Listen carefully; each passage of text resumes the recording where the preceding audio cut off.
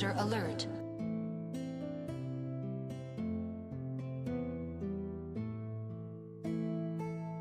User alert.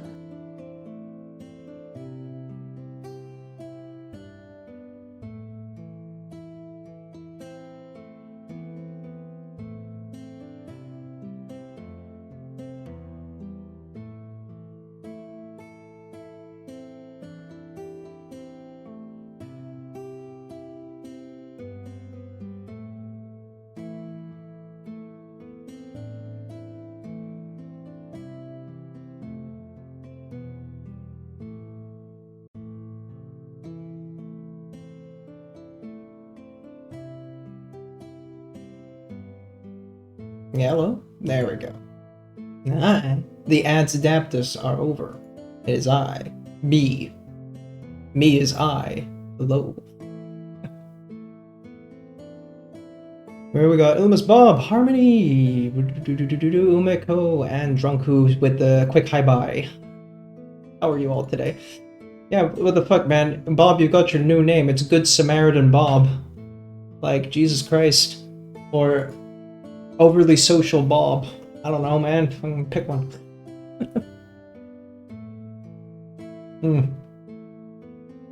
No, as alluded to, we'll be joined by Amethyst in a bit whenever she's ready to get going. But that's we had a slow start, as you see. It's 11 minutes in. Sue me. Fuck you. Socially good, Bob. There you go. Hey, Painty. I'm getting a new microphone, by the way, guys. Actually, I ordered one. It should arrive tomorrow. So hopefully on that Monday stream, you guys are gonna hear a much more aloof and ASMR version of me. So we'll see how that goes. It's not an ASMR mic. I need a better mic. This thing keeps fucking disconnecting. You keep hearing it with any stream I do with Geo, and now even in my private times when I'm playing with friends, microphone just cuts out. It's like, oh, for fuck's sake, man. So I expect that to happen, of course, today. That's great.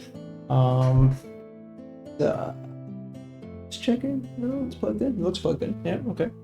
Old mic be dead. It'd be dead and do die. Private time? Is that a challenge point redeem? I can make it. You know, was it a let's think. About 500k, you get a private one-on-one session in Discord with me. We'll do whatever you want. Wait, chill. Undo. Hold up. That's kind of sus. Woo. Tomorrow is also going to be exciting, but I'll hold off on that chat with Amethyst about it because I'll have some stuff to talk about. Just transfer my Geo bullet points over. 2 minutes, no problem. Well, we accept the Geo dollars. We have a good bank transfer. In fact, he's depreciating in value, so we make more if you trade now. You know, so just get your Geo bullets, Geo money over soon as. 500k private session with Adaptus to have an ASMR disconnecting mic. Well, the mic will be fixed soon. Okay? Sassy boy. Yes, I only have around 300k here, there. Not enough. Dang. I only got to farm off that economy, you know? It is what it is.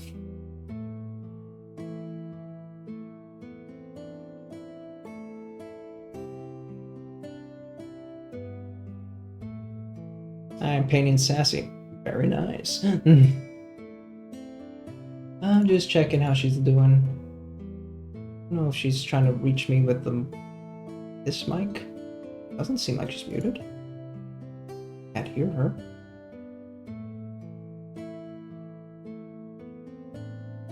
Oh, Discord. VIP account? Ooh, discount? We'll have to talk about that, you know.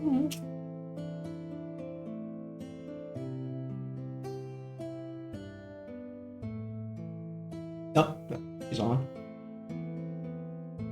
Let's see.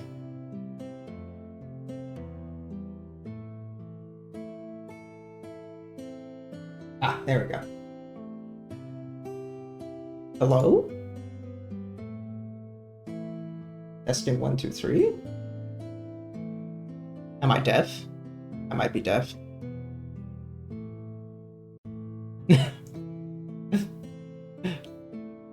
Early adapters get the worm they do. Oh, I hear you. Haha.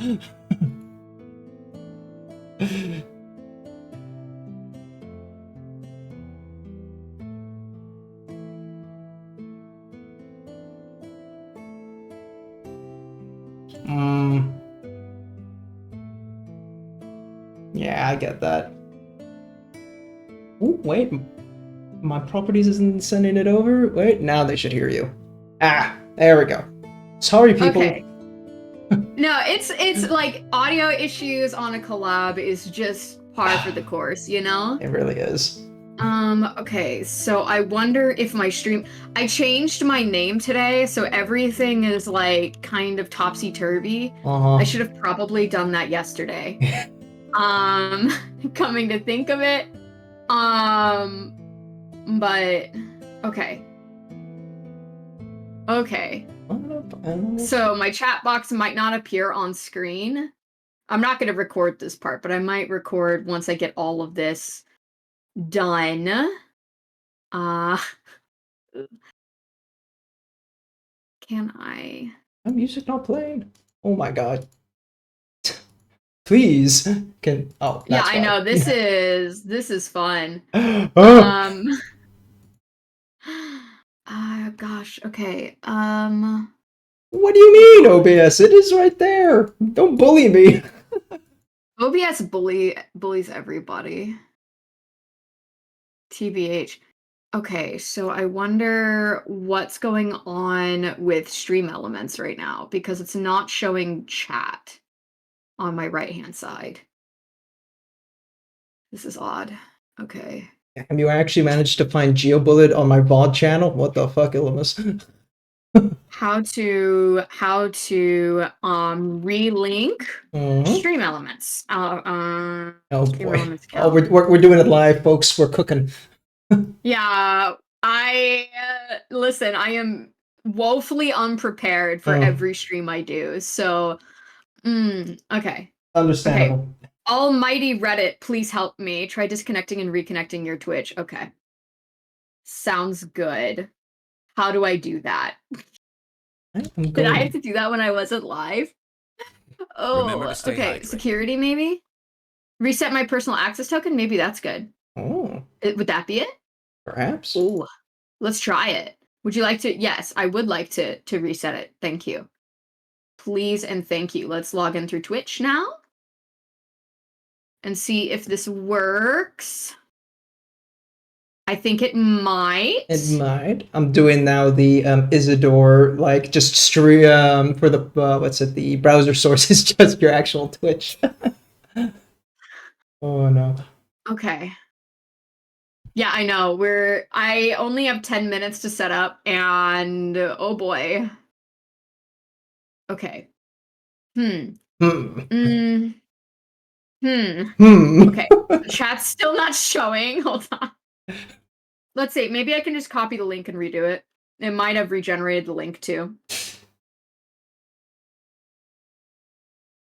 This is fun, guys. Yeah. This is also fun. The type source, I think, works, and then you can choose that. Okay.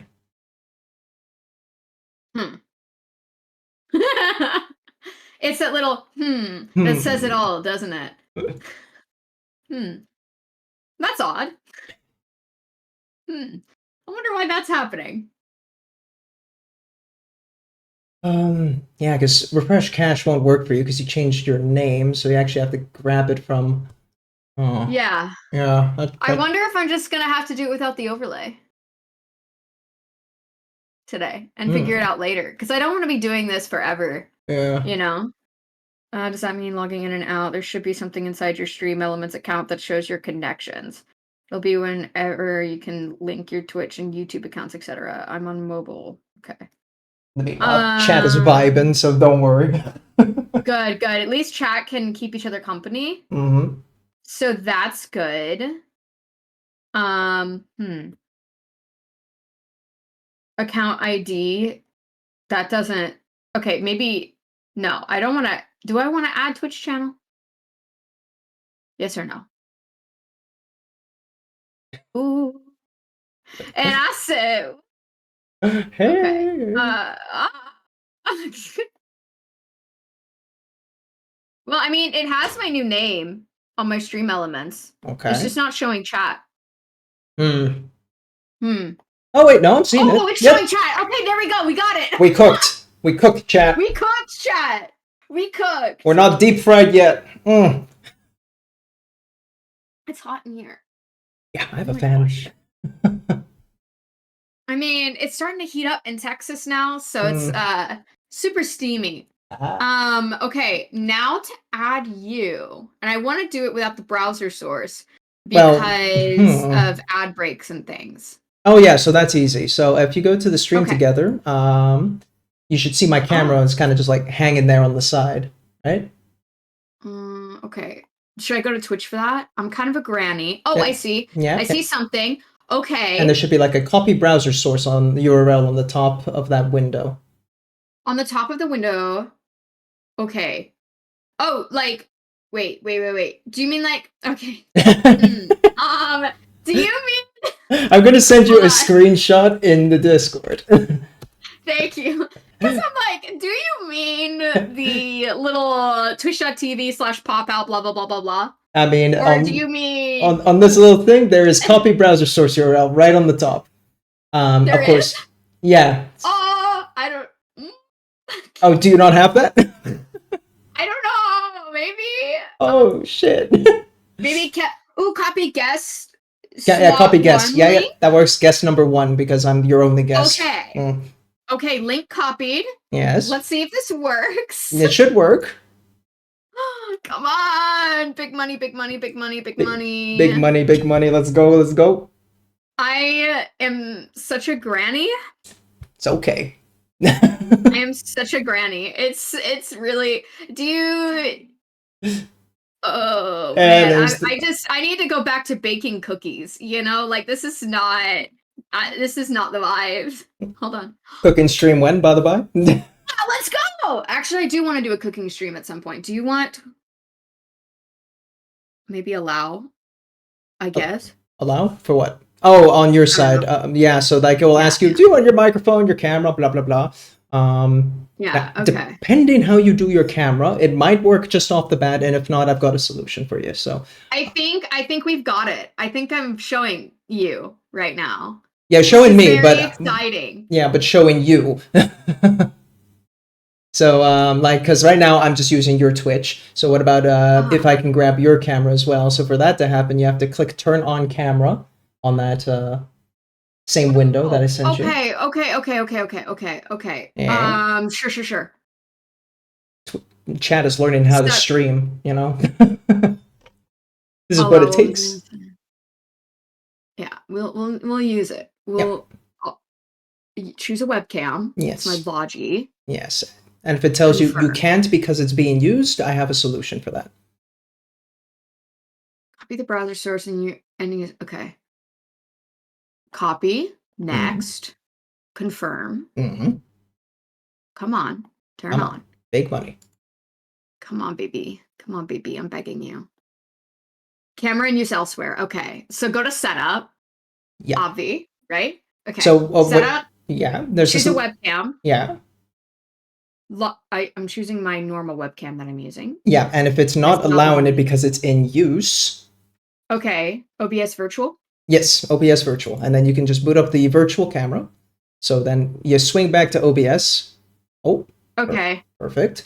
So there is a setting next, because you see there's the stop streaming, start recording, start virtual camera, right? Yeah. There's start virtual camera. But there's a setting first you might want to click. You will then go to source on that drop down for the output type source, and then you pick your camera, whatever it's called in your source. What? Okay. Webcam. Yep. Okay. And then you hit start virtual camera, and it should just go. Come on. It just works. Oh, it's so easy.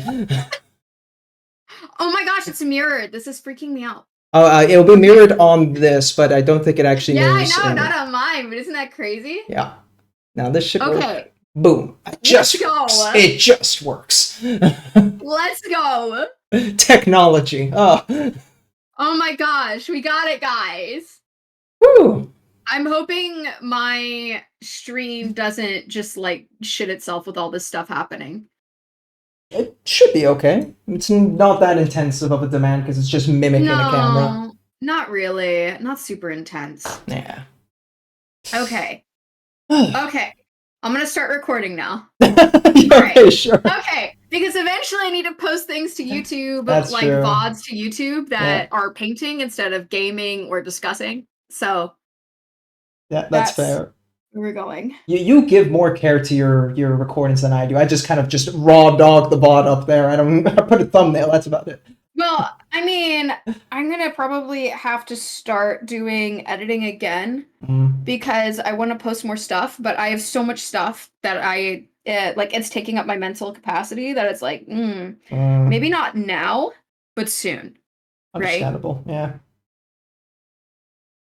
Yeah. You should record all the tech support for next time it breaks. You know, that probably would have been a pretty good idea too. TBH. So,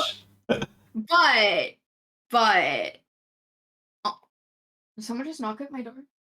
Did I ever? Okay, hold on. Let me get the project I'm working on today. Go on. Yoink. Okay. So, did I ever tell you about the time when my husband absolutely made me jump out of my skin? Was it during the stream?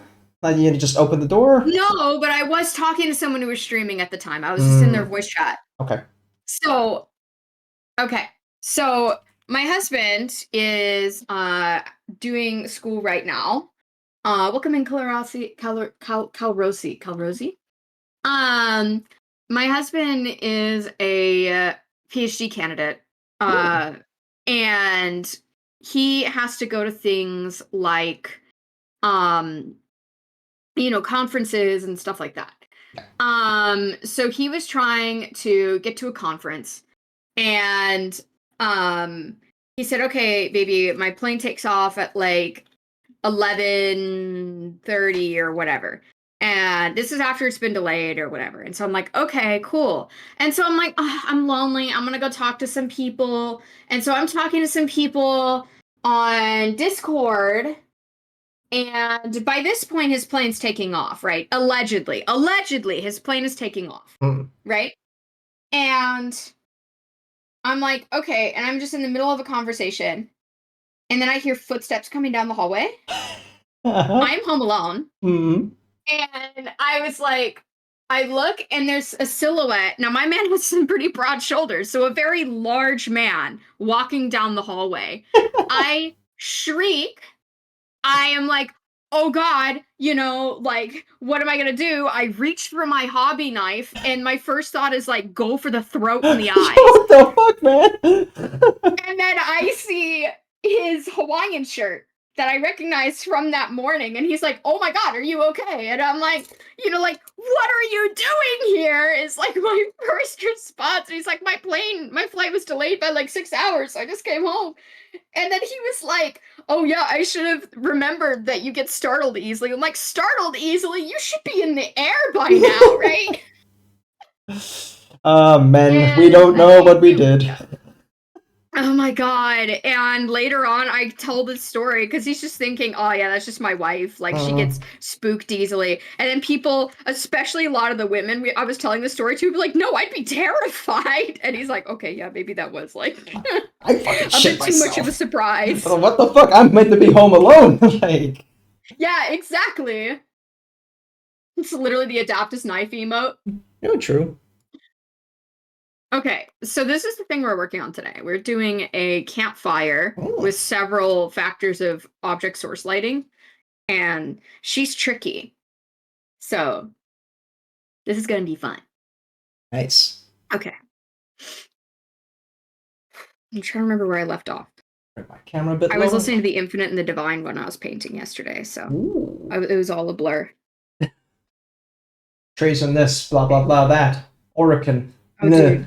It's so funny. It's so fun. I was laughing so hard the entire time. He's so sassy. people describe it, that book, like a Necron Yaoi fanfic. What's your take on that? Honestly, okay. I can see where they're coming from. I'm on chapter 5, I think. I haven't gotten to the part, I'm sure, where there's significant like tension that people point to. But like I can see even now kind of what they're saying. I mean, right now it just seems like they're frenemies. Yeah. In a way, like more enemies than frenemies, but like probably in the near future I'm gonna be like, oh, okay, that's what people are saying. Right. So when your skeletons are in the closet. Low key. That's so good. Yeah, it's really, really funny so far. One of these days, I'll read a Warhammer book. Not today. Start with Xenos if you want to do 40k. Xenos by Dan Abnett. I mean, it's kind of a, you know, like it's a starting point for a lot of people getting into the lore. Because you get a little bit of everything. The thing, right? You know, I know so much about the lore just because of like osmosis from YouTube. You know, like like I know what happens at the end of Siege of Terra. All three of the end of the Death books. I know what happens, but it's different from reading the book. You know, and like actually feeling it out the words. The weird thing about Warhammer is that because the lore is so extensive, people will often know what happens in books even before it happens. Because like, well, this is my faction. I have to know the lore about it, even though I haven't read this book or whatever. So that it's kind of a weird environment where it's like, sometimes people are like, yo, dude, spoilers. And sometimes people are like, I literally just watched a Wes Hammer video on that. So right, yeah, book's ruined, but... Yeah, so I try to avoid, like, you know, saying anything about what I do know about the books unless there's explicitly a topic we're going over for whatever reason. Or really old lore, which is like 20-something years old. Like, come now. Like, you're really...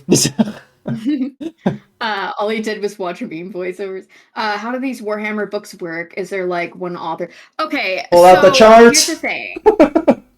Okay, so with Warhammer books... You have a lot of in-house writers for Black Library, like Dan Abnett, John French, and stuff like that, who have written many books. But there are also things like, open call, where you can pitch an idea to the Black Library.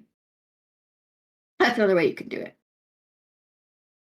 Yeah, and GW can shut the fanfics down pretty quickly, but they usually don't. It's just there's not as many as you might think, but yeah.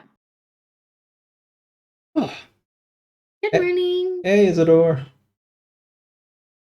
I'm opening the Horus Heresy chart for you.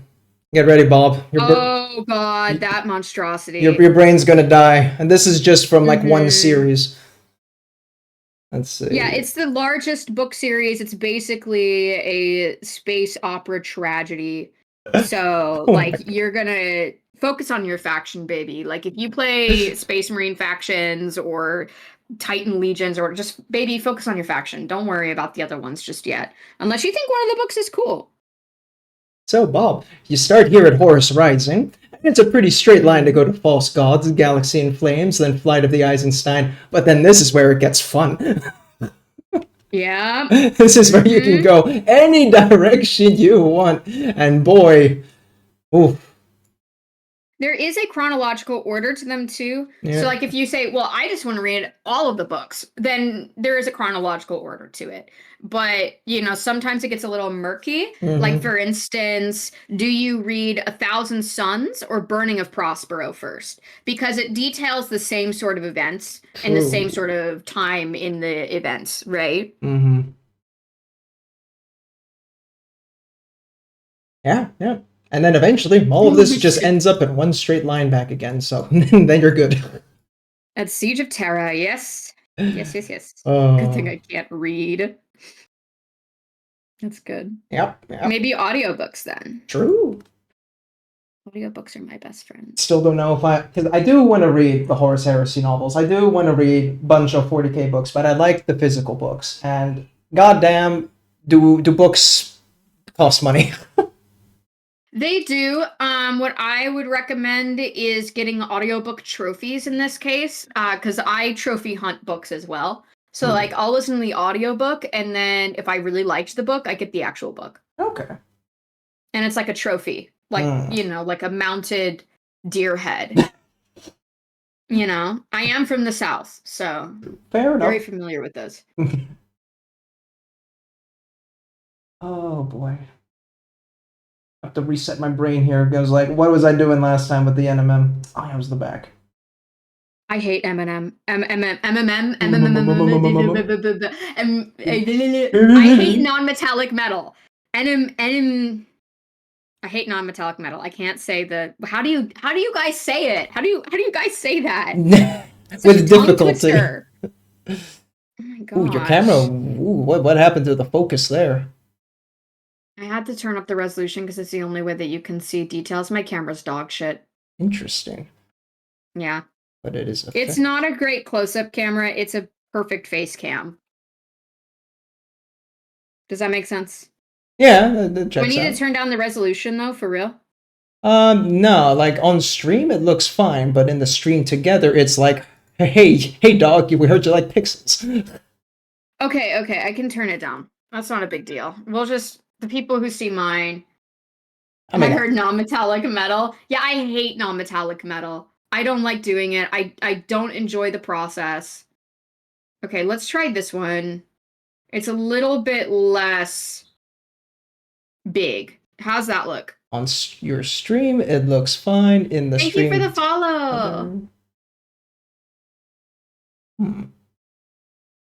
How does it look on a stream together? Do you need me to turn it down to the original? I come in.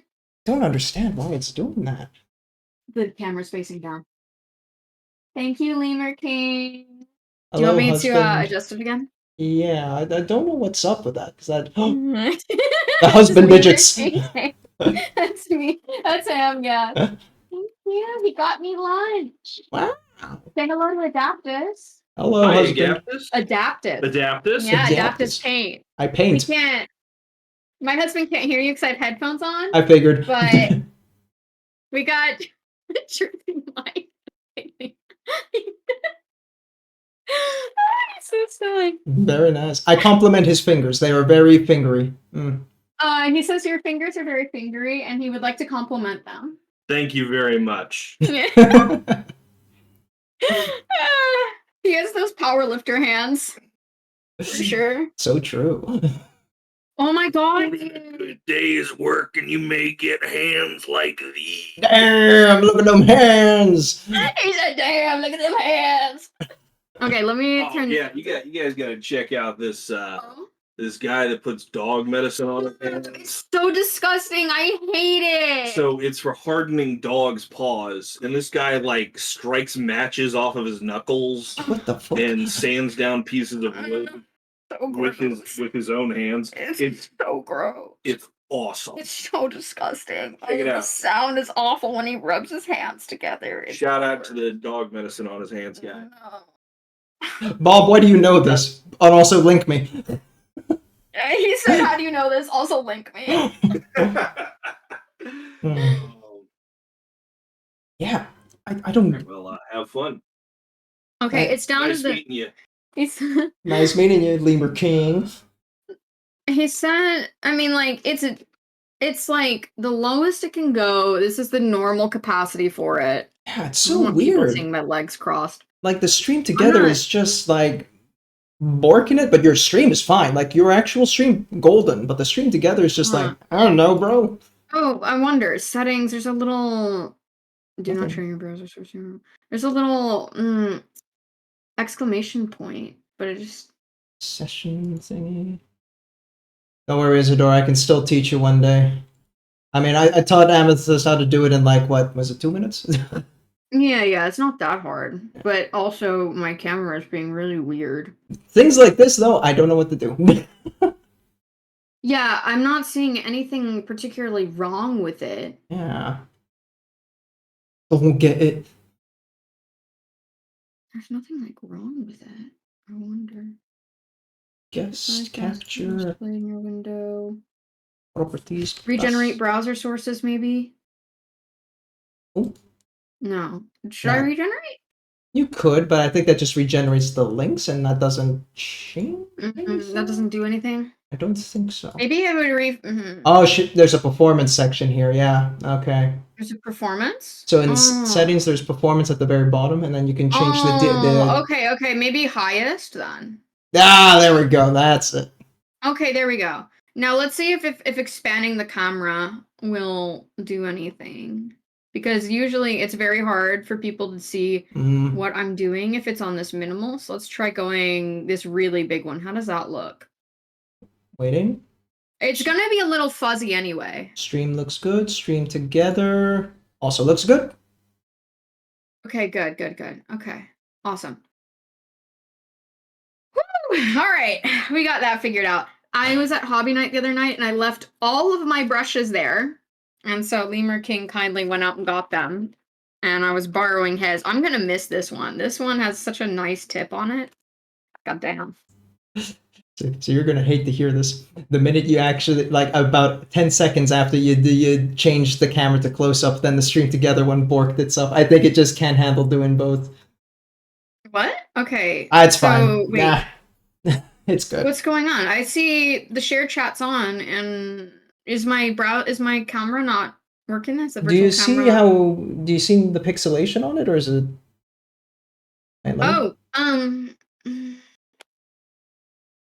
Customize performance. Yeah, mine's set to highest DPI, so I'm okay here.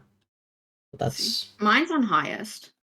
Performance issues detected. We had detected with your stream together session. We've automatically adjusted your performance setting to attempt remediation. You could maybe it just really fucking hates. Yeah, it could do. It really probably hates it. So let's go ahead and go back to normal resolution. It might just hate that. Yeah, it could be because the camera's trying to split over two different ways, right? You know, so you got that doing on the. Okay. All right, and then you have to up the setting performance again. Okay. And then we will see if it holds. And if it holds, okie dokie. Yeah. If it doesn't, then just go with your it's still on highest. Automatically optimize my settings. Should I maybe turn that off? Yeah, turn that off. Yeah. So that's probably it. It was trying to force it.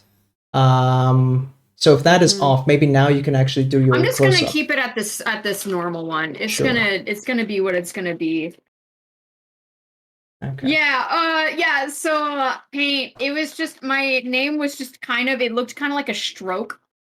So I ended up changing it back or changing it to something else that is a little bit easier for people to read. Because I noticed a lot of people really not jiving with that name. And it was a very, very long name. It took up half my chats when I was making chats. So we're doing Mystic Amethyst. Hold on, let me go grab something. I won't be able to hear anything, but I'll continue streaming. Where is my primer? There you are.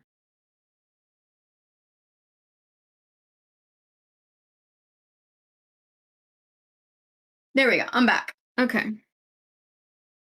Gloves.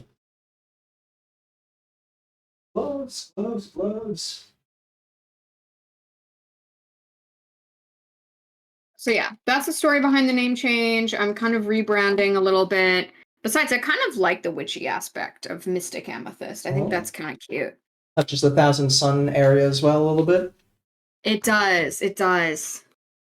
Okay, this part, I didn't realize these could come apart, so this is not very well primed, so we're going to do some footwork here. Merchandising. I heard they're making another Spaceballs. Yes, they released a teaser on that. It's going to be good. I wonder if it's going to be good. I mean, the first one technically wasn't. You know, it's the funny bad, right? You know? Yeah, obviously. But, you know, like, is it going to be funny bad? Yeah. Or is it just going to be bad? You know? It's been how many years since the last one?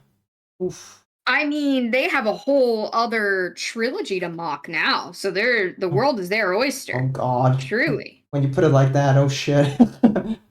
Think about it. I mean, listen, I'd go balls to the wall making fun of this special little girl, Ray, right? Not sorry. She's just such a special little girl that, like, she doesn't need to practice it. She just gets Force Lightning. Yep. Because female empowerment? Meanwhile, I'm over here struggling to figure out how OSL works. It's like, oh, right, I'm sorry. I forgot to unlock my feminine wiles of being absolutely fucking perfect at everything I do. How could I have forgotten that that's my special little ability?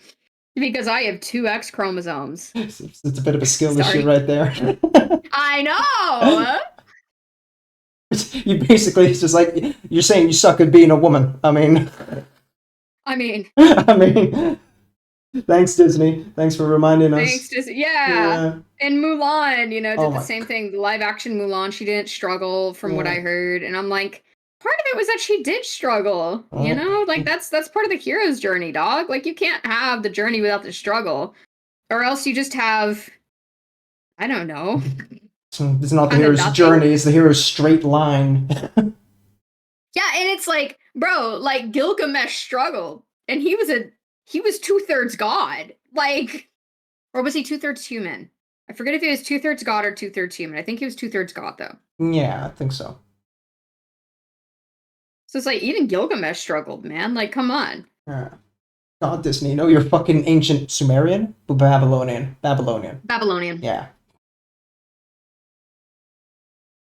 I have to hold my water down because I don't trust myself to not knock this entirely over. Oh god. If I put any pressure on one side to clean my brush. Things like that have happened to me. Spilled contrast paint so on stream, so some of my jeans are permanently stained by paint. Oof. I can't get it out. Oof. I cannot get it out. I spent a lot of money on those jeans too. They're really nice jeans. And then oops. Thank you for the slurp there, Isidore. Slurp.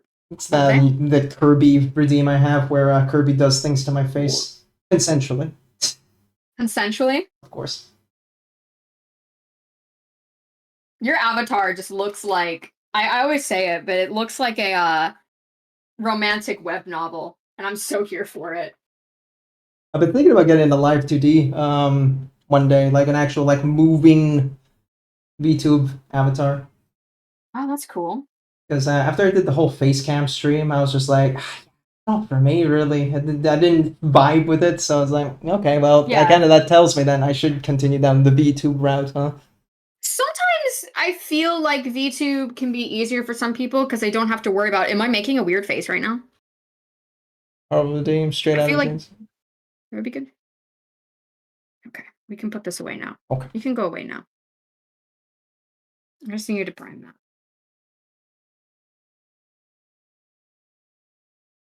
This is the right grade. Fuck.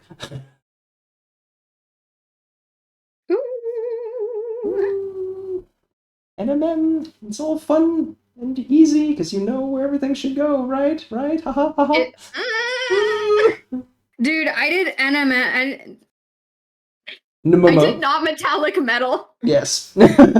For Sigismund Black Sword, and I hated it. Like, there's something about the process. Like, I'll do OSL all day. I love OSL. Same. For some reason, I just strongly dislike the process of non-metallic. I prefer true metallic with non-metallic technique. Yeah.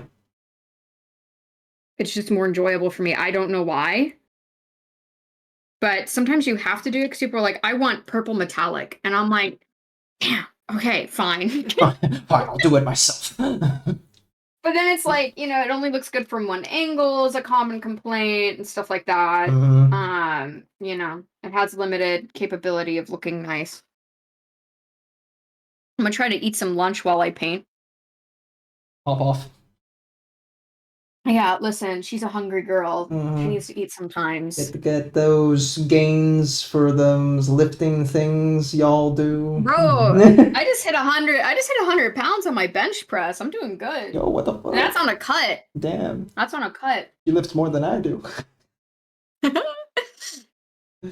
Dude, if he started lifting, it wouldn't be for long. Probably not, no. And like testosterone would take over. So what's pounds in real units? Give me the real proper metric. Un momento. Alexa, how much is 100 pounds in kilograms? 100 pounds is about 45 kilograms. Oh, I can do that. 40. Nah, it's good. That. Yeah. Mm-hmm. Yep. Like I'll I manage. said, like, listen, I'm okay. Like, you know, like, unless I really, really focus, even like a semi-trained man is probably going to outlift me. You know, that's okay. It's not a bad thing. You just have to accept it. Chromosomes, baby. It's how it works. And I mean, it's not to say that if I wasn't like a power lifter, some women can definitely lift more than men. Oh, for sure. But they've been training to do that, and usually those are fairly untrained men. Yeah. And so it's like, okay, you can't get upset about it. You know? So what? They can lift more than you. Men also are at higher risk for heart attacks, your point. Yeah. There are drawbacks. Skill issue, man. Lift more, be better. Are we sure? Yeah, we're sure. Listen, that's just science. I mean, I'm reading a women's. If anybody in here, you know, could benefit from this, Dr. Stacy Sims is a women's sports scientist expert. She wrote a book called Roar, and it has a Oh, the context has changed. It has a revised edition in 2016 with the most recent research regarding women's health and fitness, and it's actually quite interesting because for the reasons why the exact reasons why women are a little bit less capable of generating the amount of power men can, we are also much better at ultra endurance. The way we process energy, we more naturally dip into fat for energy, which instead of say glucose, right? And that naturally sort of gears itself toward endurance sports. That and we have a higher abundance of type 1 muscle fibers than men. So really just our bodies are, so if you like see the people who have the best times for say, not just marathon running, but running across the Sahara or swimming across a channel, women will tend to outperform men by at least a small margin. That makes sense. Yeah. Just science, bro. Hey, Adri. Yes. A little, yeah, I did change it because it's just easier to read for people. I think it'll be a little easier to read. It did trip me up a couple of times when I first met you. It was just like, damn, I'm a what? I'm at a who? I consider it a courtesy.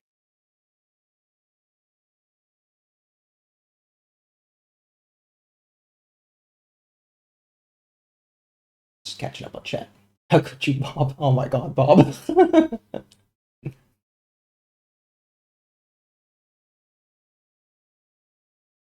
Oh. No, it's okay, Bob. I'm sorry about that. I thought that's what you meant. That's on me, bud. I mean, he is chronically handsome. I mean, he can't help it.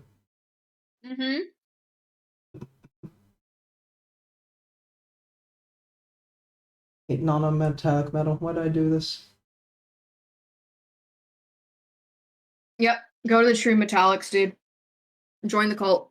Join the cult. True Metallics are the goat. Like, I did that Trajan in NMM, and like, while it was rough and tough at points, I just like Trajan. Yeah, true. I kind of got to the point where I was like, yeah, it's not too bad. You know, fine. But he was just a small ass model. I mean, yes, he's big. He's a custodian, fine, but he's, you know, still model size. This is a goddamn dreadnought. Ooh, I might be getting a 10-inch tall samurai Darth Maul to work on. Oh shit. Yeah, it's gonna be fucking awesome. Is that a commission? Uh-huh. Arr. Uh-huh. Arr. I can't wait. I am frothing at the mouth to get that. Oh my god. Shit. Fulgrim, are you okay?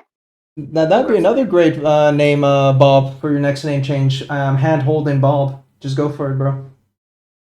Hand holding. Sometimes you just need someone to hold your hand. It's true. You know, and that's what Bob's there for.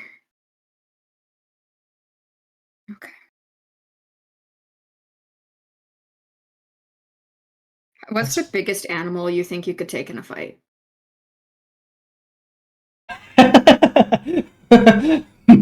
So the meme answer I feel like is going to be a wolf, mainly because a friend of mine actually had a serious conversation like, no, I can take a wolf. I can't take a wolf. And he tried to really rationalize I could see it. one wolf. A pack, you're cooked. Yeah, exactly. That was his whole I think you can logic. handle it. Like wolves are pack-based animals. You know, they rely on pack tactics. Wolf one-on-one, I can take them. I thought the meme answer was your mom. Low-key. I say a badger. I think I could take a badger. Badger's reasonable, yeah. But biggest. You see, everybody says I can't. Like, I'm talking to people in my local hobby shop, and they're like, do you know maybe like a European badger? And I'm like, nah. Nah, give me that American badger. I'm taking that crackhead head on. Little honey badger bitch. Let's go, man. Yeah. What's the biggest I could go? Send me the meme. Bring it. Put it in the meme channel.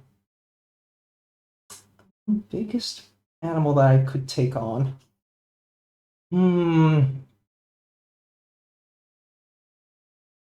Okay. I'm discounting herbivores in this because, you know, why I would always think a carnivore would attack you, but they're pretty big herbivores that are sissies. So, maybe I could take on a deer. It'd be a bit rough, but maybe.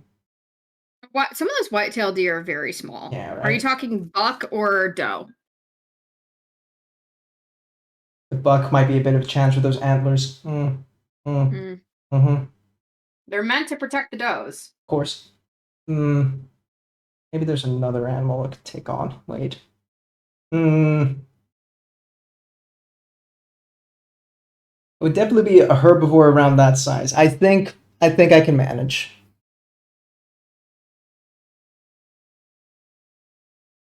Fair enough. Yeah. Let's go for it. Also, am I armed? Or is it just purely hand-to-hand?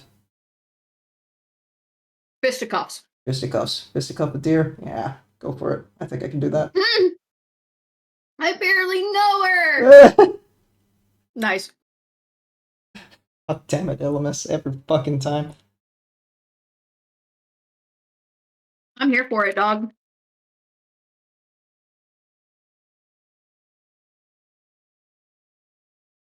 I've been wanting to ask you this because I think we mentioned, like, we briefly touched on it during one of your streams at one point, just like in chat talking, about like bad writing or like, you know, your young teenage youth where you're trying to write a book or your first book or like your first fanfics and all that horror.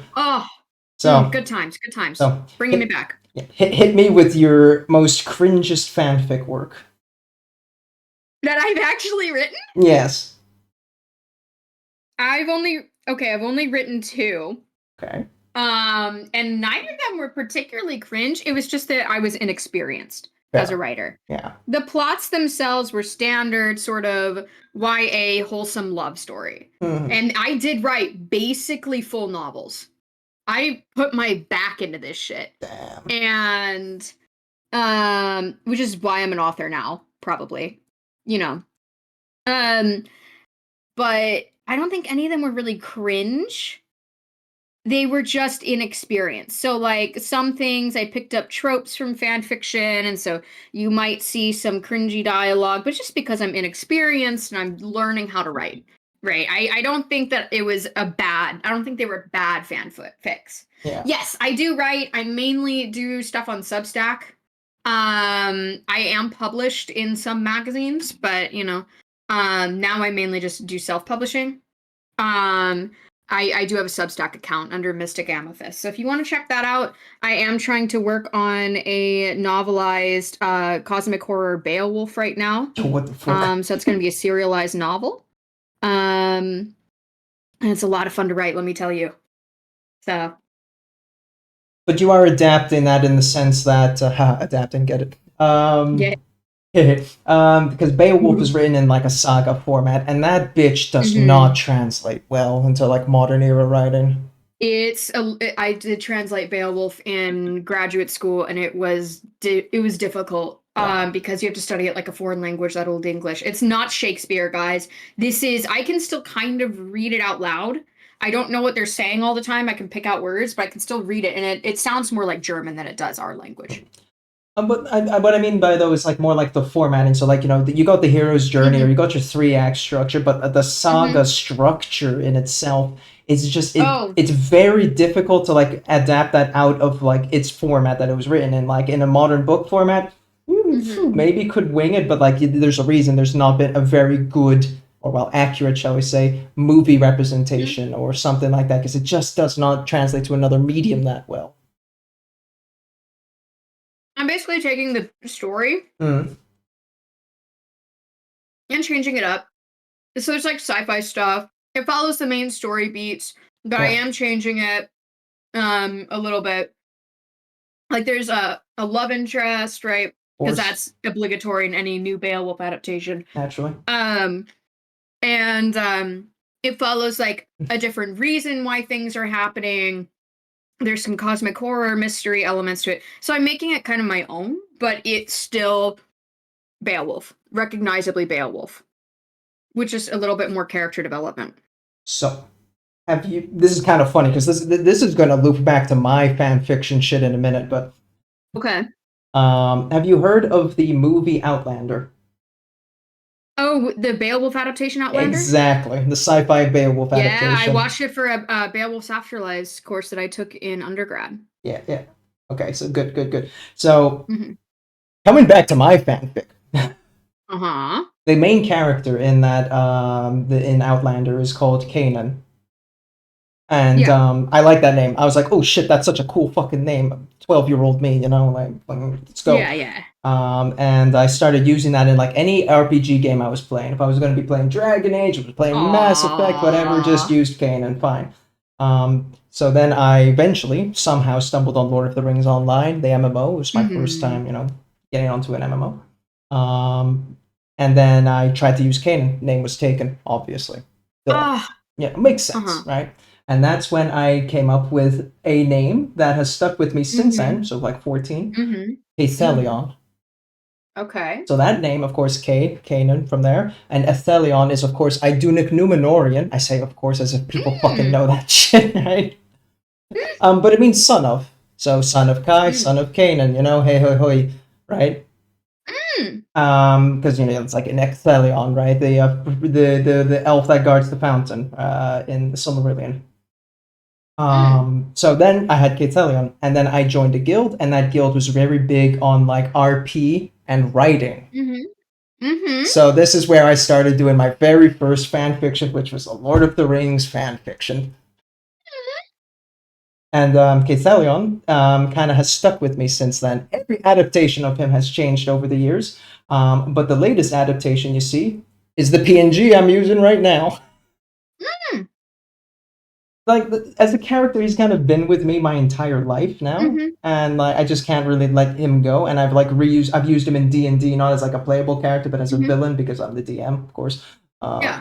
So like I've always had an adaptation of him at one point or another, and like even in the books that I attempted to write, which I never published. Right. I mean, you could always publish on Substack. That's true. I just don't. For your audience, why not? Cringe. It's not. You should totally do it. I need to get better at writing first. But yeah, so like that. You can only get better if you try. That's true. Why are you right? Shut up. Because I've done this.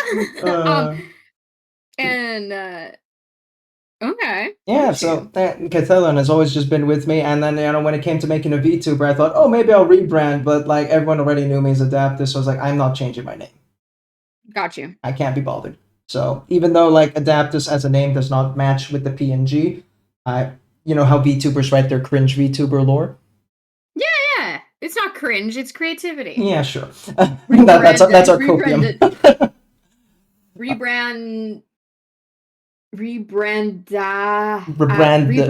Adaptus. But yeah, like so I kind of like wrote it in the lore. It's like, okay, Aethelion gets reverse isekai'd by being hit by a horse carriage kun and gets thrown into the modern era, and he has to air quotes adapt.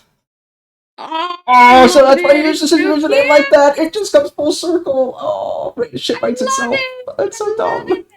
it.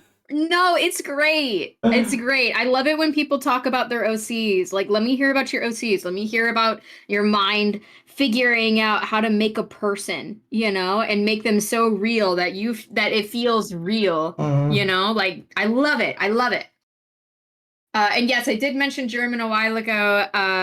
Old English has different, it even structurally, grammatically is a lot like German. Yeah. So, because it is a Germanic language. And then we get like the Norman conquest and we get, Latin conquests and stuff like that, from the Romans, and things change. We don't talk about the French side. No. No, no, no, no, No, no, no, no. Even though I think it's like the no. most predominant part of the English language now. It depends. So our most commonly used words are still Old English and Origin for the Mhm. most part. The ones that we use mostly when we speak to each other. Different things, like fancier type words, right, are gonna probably be borrowed from different languages. But the stuff that we use most in our day-to-day is Old English. Yeah, like all the academics, that's going to be French, Greek, or Latin. Mm-hmm. You're going to have. Well, the thing is like, I always find it a bit weird because there's moments where the German becomes used in upper class. Like, you would say pig, right? It comes from pork, French, fine. But then you've got swine, which is like a more posh way of saying it, but that comes from German, Schwein. So, I'm like, what the hell happened there? It's just 6 languages in a trench coat. You know what I mean? Yeah, Like just 100 languages in a trench coat. English loves borrowing. it does. It does. It loves borrowing, which is fun. It's like a linguistic adventure, It's absolutely nutty. It's great. It's a fun language to study its history and stuff like that. I didn't really do linguistics. I did uh literature. So I did medieval literature. Mainly chivalric and hagiographical. So knights and saints. That's what I did in graduate school. Oh, then you're gonna love this. I saw this video a long while back. I think it's pretty old now. It's done by Atlas Pro. He likes doing geography stuff and like just the geography of insert X here. So it could be anything from even biogeography, like where this animal migrated to or whatever. But then he did one which was about names, and in this case, he wanted to try and find what was the most common name in like the world in terms of usage, but that includes its old denominations or like where it derived from, and that naturally is John in our era because it goes all the way back to the Hebrew Yohanan, and then you kind of try and see like, oh god, okay, where did Yohanan kind of go when it entered Greece and then entered into Italy, and then it just went nuts all over the place in every direction. So like It's like the name Yeah, go Go ahead. Oh no, it's how we got it's also sort of the same thing as Jesus. His name was not Jesus. Yeah. I think it was Joshua. Joshua, yeah. So he was actually Joshua. Yeah. But over time and over translations, it became Jesus. Yeah. And that's how we get that. It's just so crazy, like, how Ivan is somehow descended also from John. It comes from Ionas, which is the Greek one. So it's like, oh, damn. It's like based on where places people can't pronounce certain things, and that changes, and then like things that fit better linguistically into the language and all of that. It's crazy. I love it. I like that kind of stuff. That's the kind of flavor of autism I'm into. Exactly. Right? And like finding out Sean, Owen, and Ewan are all derivatives of John, and I'm like, excuse you? Irish people did what? Sean, John. Okay, I can hear it. Right? Yeah, absolutely. You don't think about it at first, but then you're like, oh damn, really? And then of course then you got the gendered half in of it, and then the surname half in of it. Okay, Johnson Jackson. That's a little boring, but there's still like the Nordics, they put sons and daughters at the end of everything, right? Yeah. And then like the feminine ones, Sean of course has Siobhan, and also Celtic.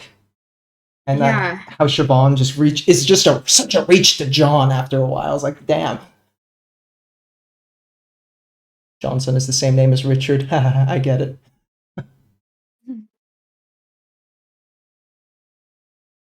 Yeah, that's my favorite autism. I love geography and biogeography and other weird, stupid shit. It's not stupid. True. That's not applicable in the most everyday thing. You're too hard on Esoteric yourself. knowledge, yeah, I guess, you know. You're too hard on yourself. Listen, being a font of esoteric knowledge is a fun thing to pull out at parties. Well, You're so hard on yourself. I want to smack you into being nicer to yourself. I want to bully you into being nice to yourself. Can I do that? we go to different parties, let's say.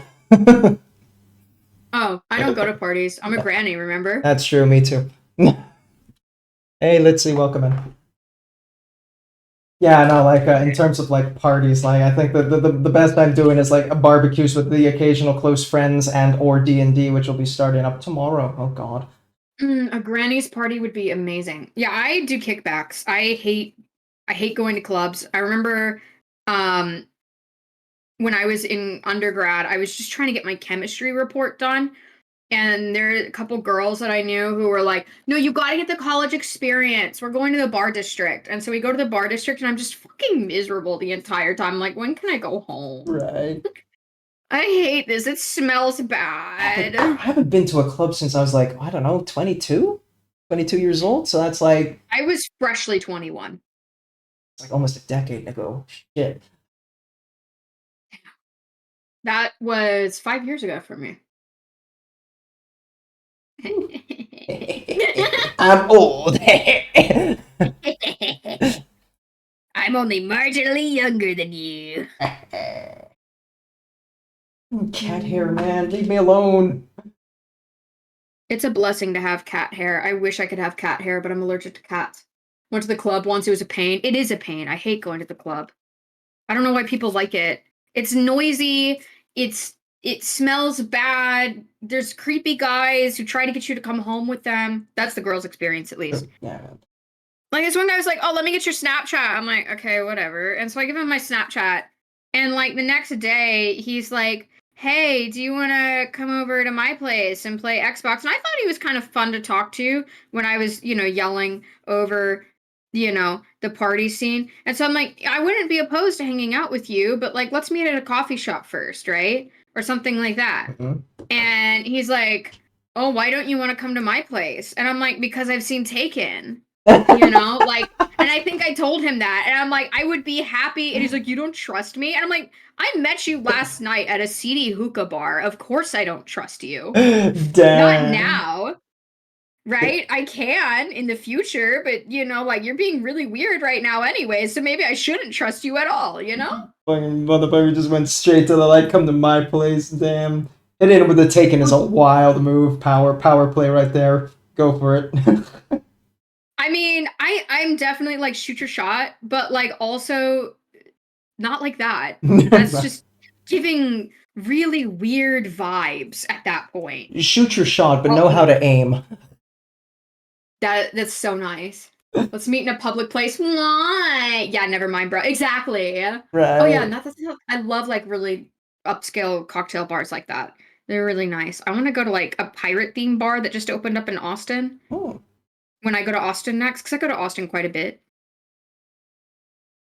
What do you mean you want to be in a place where there might be witnesses? I know, and it's like, oh really? You want to play Xbox? No, you're trying to get me to sleep with you. I know what you're doing. Yeah, right. Why don't you treat me like a human being first? But Instant red flag. Hormones. I'm oh god, the nice guy move. Like I'm a nice guy. I think he may have said, but I'm a nice guy. And at that point, I'm like, no, we're not. And then one of the girls that I went out with the previous night was like, what if he really just does want to hang out with you? Why are you being so weird? And I'm like, I'm being weird. And my sister was there with me at the time, my older sister. And she's like, she's not being weird. Do not try to encourage this. Curiously, is that friend like not gone missing? Just checking, There is a girl that I knew who some guy approached her in a parking lot. God. Like a truck station parking lot. It's like, hey, we're having a party out in the middle of the woods.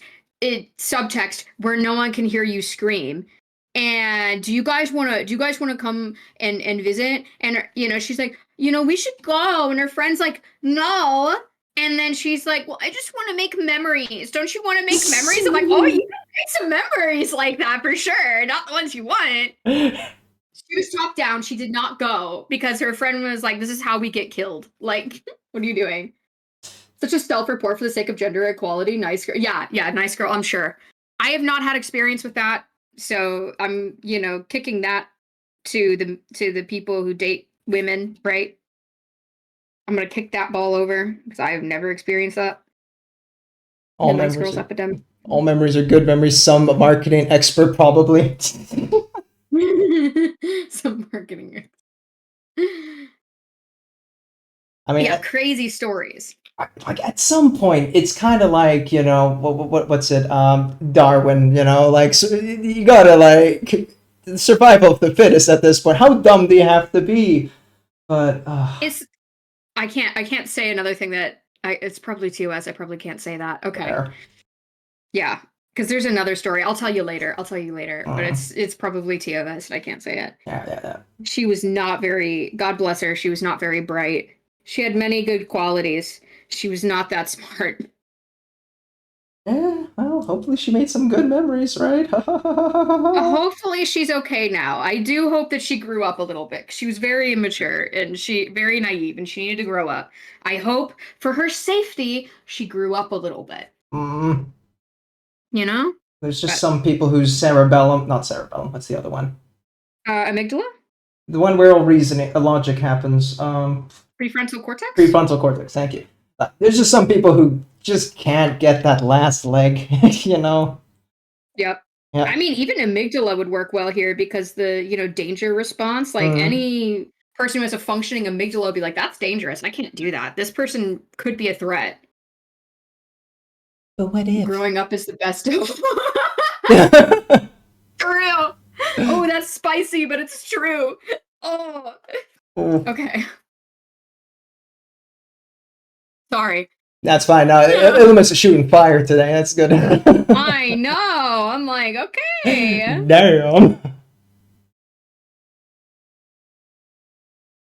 Oh God, how do I do this? No one's gonna see that amethyst. You gotta pull it up on the pot a little bit.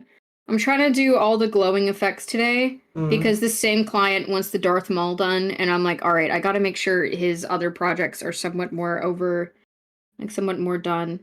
I have a bunch of stuff, and I'm like, I need to chill. I need to do my own stuff sometimes, but I mean, this new one, they want for, their significant other, and I'm like, oh, okay, you got me. You got me in the feels. All right, I'll do it. Hey, Box! This is why I'm still single? What do you mean? Please don't pull the nice guy card box.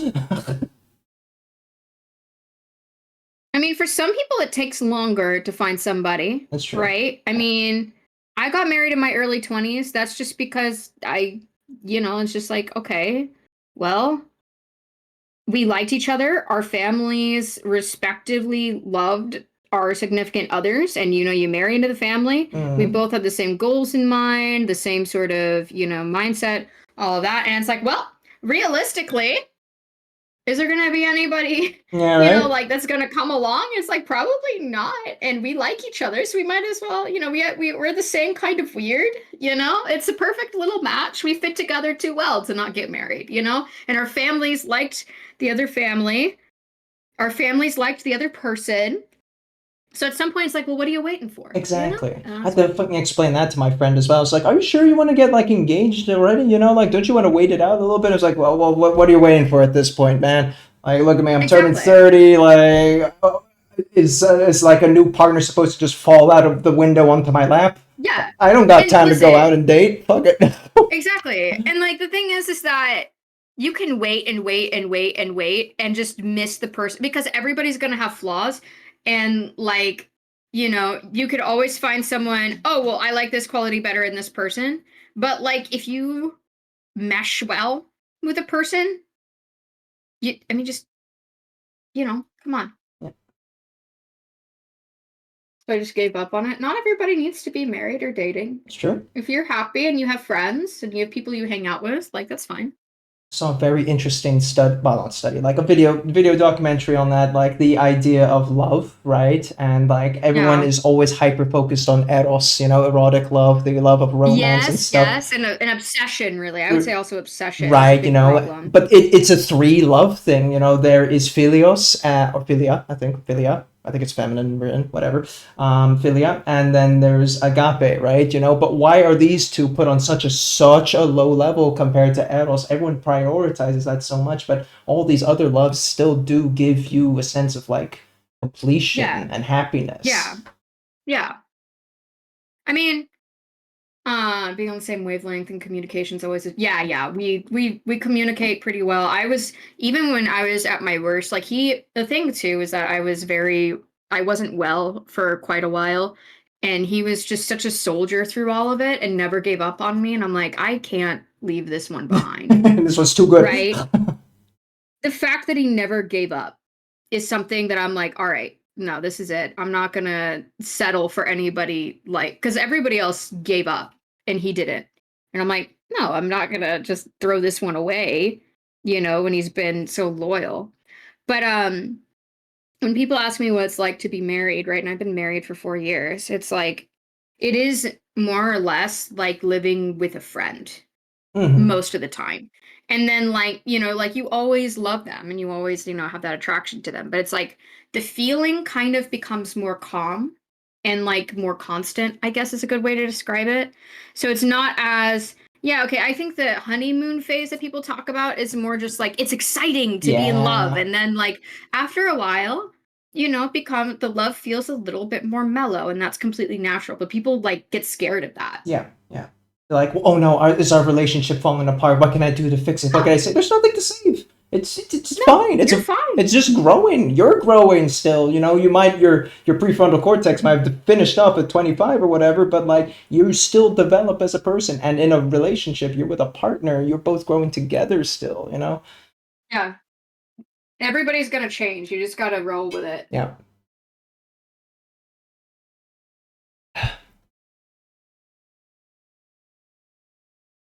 The brain gets used to dopamine in so many other contexts, but rarely to the honeymoon period being in the same boat.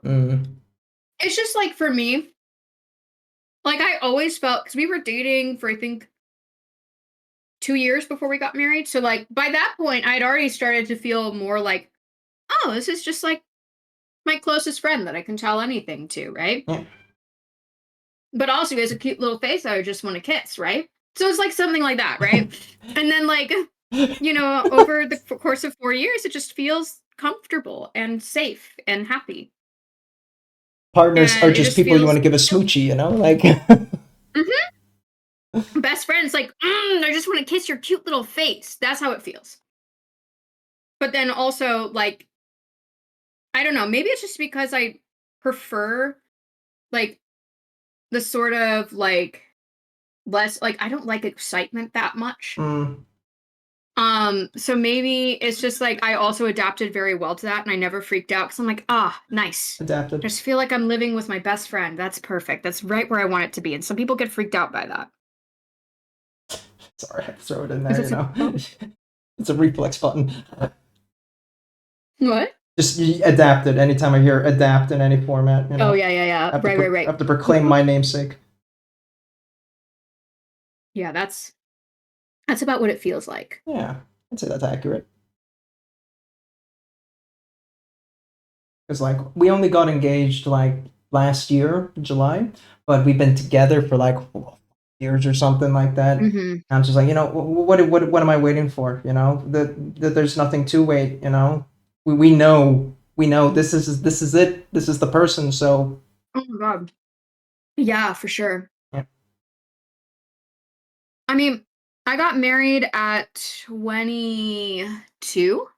And people were like, but you're so young. Don't you want to play the field? I'm like, why would I want to play the field? The field is awful. The field's full of shit. The field is awful. Like, the field is being fertilized by manure. This guy's the only one that had the balls to stay with me.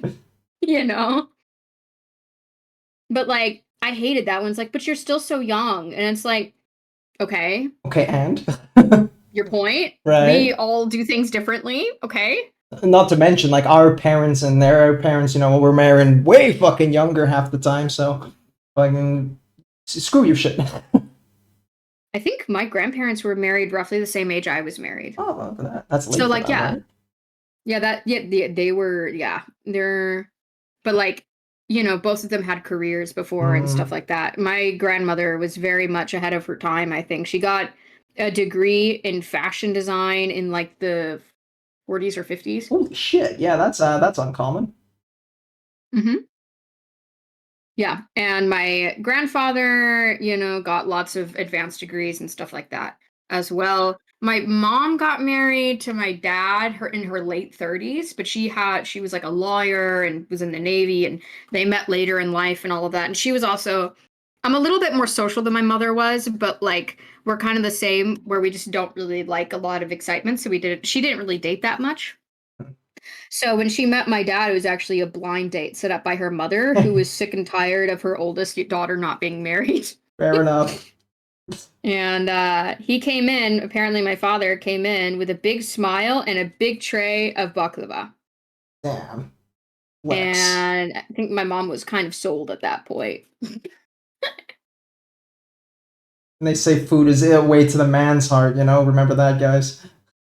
Bro, no, I'm telling you, like, one of the things like that really appealed to me about Lemur King was that he could cook. Like really well. Like he's amazing as a cook. And that was like, okay. Yeah. Nice.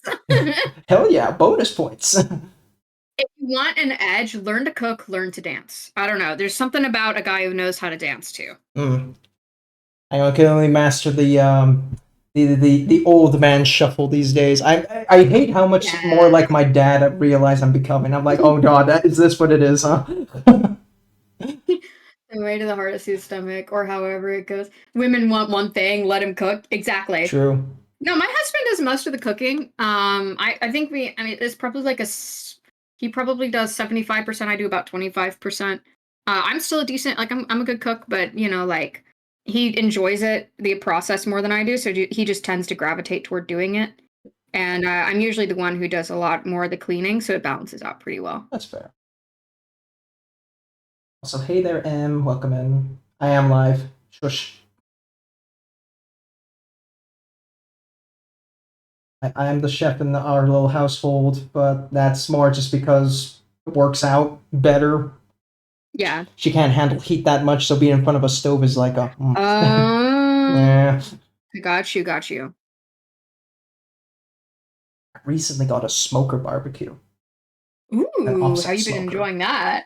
I need to grill some more because I'm doing it old school fashion. Like hardcore grill fanatics would get these sealants and everything to kind of like really tightly seal all the bolt holes and stuff. But I'm doing it the old fashioned way, so you just grill it, let the grease fat clog all the tiny gaps, and then voila, you can start smoking with it. So okay, I'm still in the grilling phase, but I'm looking forward to smoking some ribs soon. I mean, in Texas, you got people who will baby it for like 16 hours, right? Crazy. Or more. Yeah. Until the fat basically renders into butter. It's barbecue. We take barbecue here very seriously. I looked up so many tutorial videos, you know, like learning a bit, like, you know, do some research before you buy it, right? And like, it's all Texan videos. We know how to do it, dude. We just know how to do it. We know how to do it better. And just even your like seediest little gas station will have good barbecue. Like after a while, I'm just suddenly like reflexively doing the accent, like okay, so we're gonna get the grill out, we're gonna open up the lid, we're gonna put the wood chips in there, hickory. Like damn. Smoker, yep, there it is. Okay, I don't even need to look up. I know.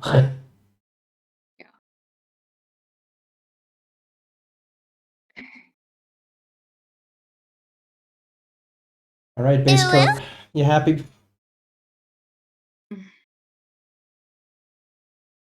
Woo. Okay, girl, come on, you got this. Persevere. Fighting, let's go. You do your OSL by dry brush? Huh? You do your OSL by dry brush or airbrush? Dry brush, right? It depends. I've been kind of fighting to learn my airbrush, so I haven't been doing a lot of airbrushing because it's been a little bit confusing for me. I'm still learning, but like if I have to do big swaths, I'll definitely use airbrush. But tiny things like this, I don't yet have enough control over my airbrush to do it other than by hand. Right. So I haven't learned it well enough to do tiny details like this.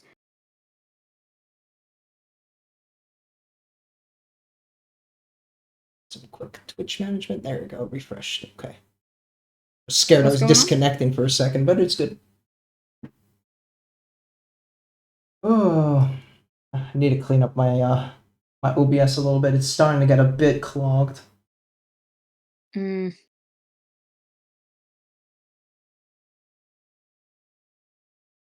I normally have a pretty clean OBS. Like I have a friend who also streams, Tim, and he's like, he's good fun. Man does not know how to use OBS though. Oh, dude, OBS can be so tricky though when you're first learning. But he's been streaming for like 2 years now, 3 maybe. Fucking guy, use your sources properly. But why do you have a different scene for every game you play? You madman. Bro, no! Right? Okay, my thing is that sometimes, like, if I have my browser source, my OBS will just forget where, like, let's say one day it chooses Discord, like, to be up there, the next day it'll be gone. I've changed nothing, but I can't find Discord, and it will not let me. I have to, like, exit and then reopen in certain weird combinations, maybe do a little dance, sacrifice a goat, and then maybe I can get my source back. But built. Random question, are any of you familiar with... I used to write on Wattpad. I'm very familiar with Wattpad. It's like the bougie fanfic place. Ooh. And that's where you go to get bougie normie fanfics. AO3, Den of Iniquity. Or Archive of Our Own, sorry. Archive of Our Own that's where you get the fanfic.com or net or whatever. Ooh. Now you're getting into the trenches, baby.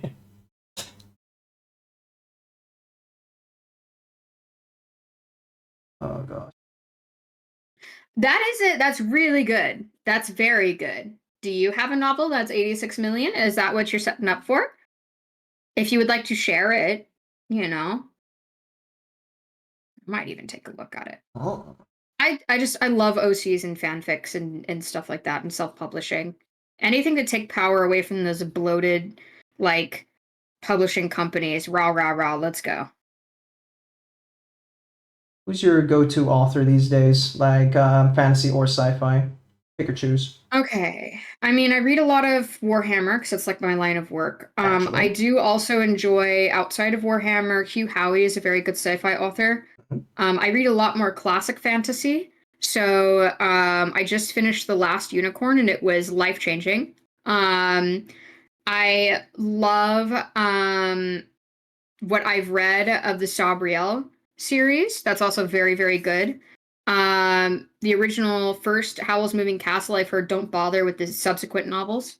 So. Oh, congrats to your friend. That's a very good number to reach. Ooh. She should be very proud. Look at that. I just don't have time not to contribute to the writing. Well, it's the issue of I have too many hobbies. Yeah. Right. I will listen to audiobooks on my off days when I'm painting because this is what I do for a living. So I have to do something or else music gets boring. Just like, I want to paint. I now want to work on my TTRPG stuff.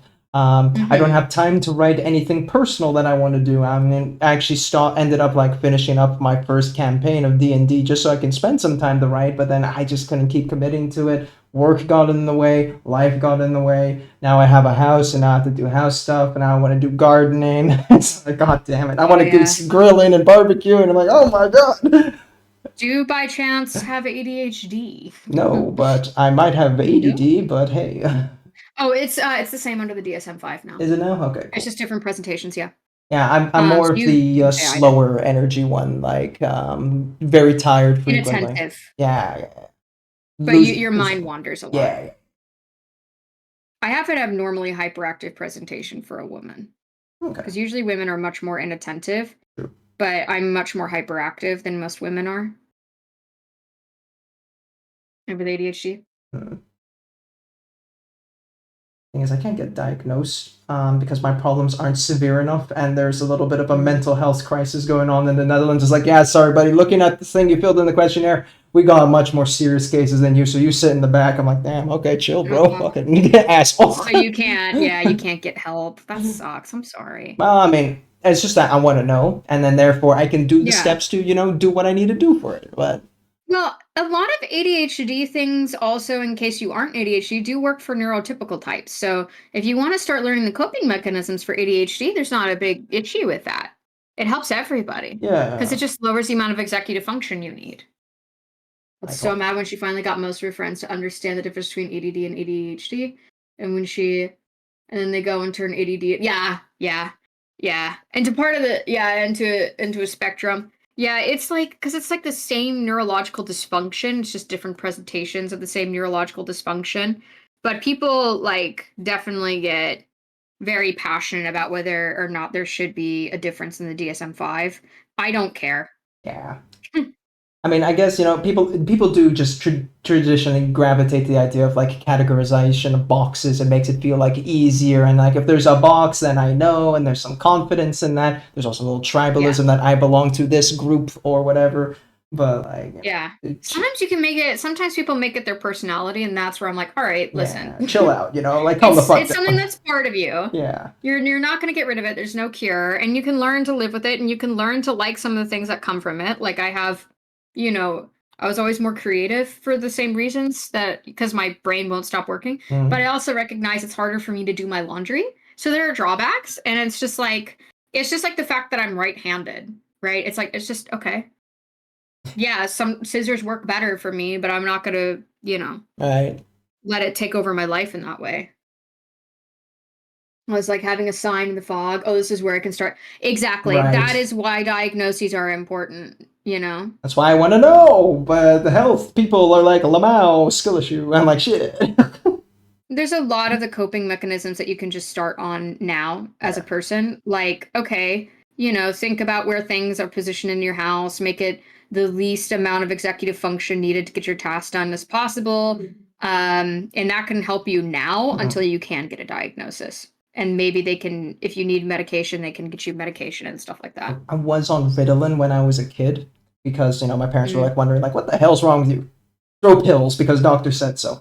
Cool. And like, my God, my brain like went to fucking town when I was on Ritalin. I was like, damn, maybe I should get some Ritalin back in me. But then for that, I need the diagnosis, and for that, you would need different stuff, because you would need a different kind of medication because you're an adult now. But probably.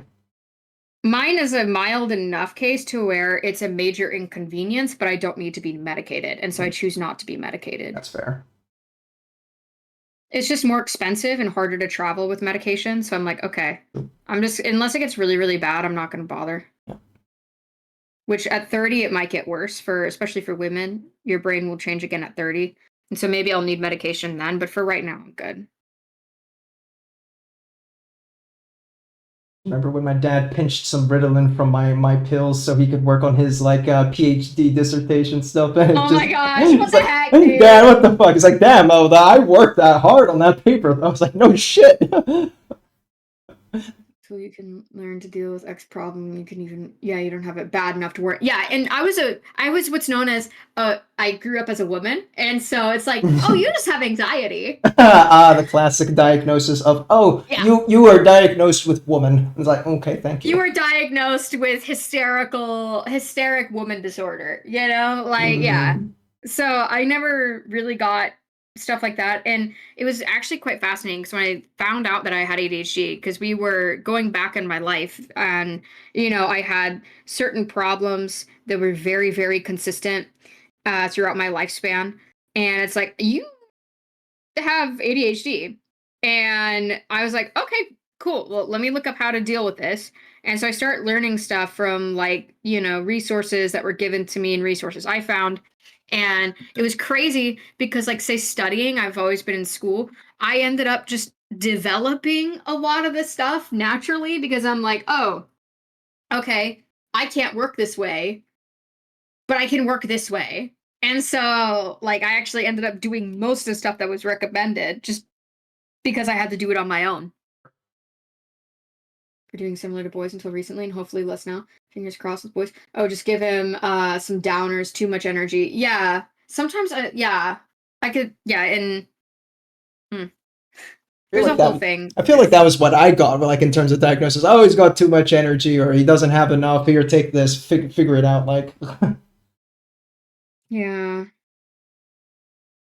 Also, hey, Skoda, welcome in. We're talking about mental health ish, kind of a little bit, I suppose. Yes. Yeah. Why not? I mean, like, you know, some people will need medication as kids and stuff like that. But I think from what I've heard, at least when I was growing up, in the decades when I was growing up, people looking back, like psychiatrists looking back, were like, yeah, that was way too high of a dose Yeah, right. for these kids. That was insane, the doses we were giving them. Right. So, like, we're learning more about it. It sucks that children have to be guinea pigs through it.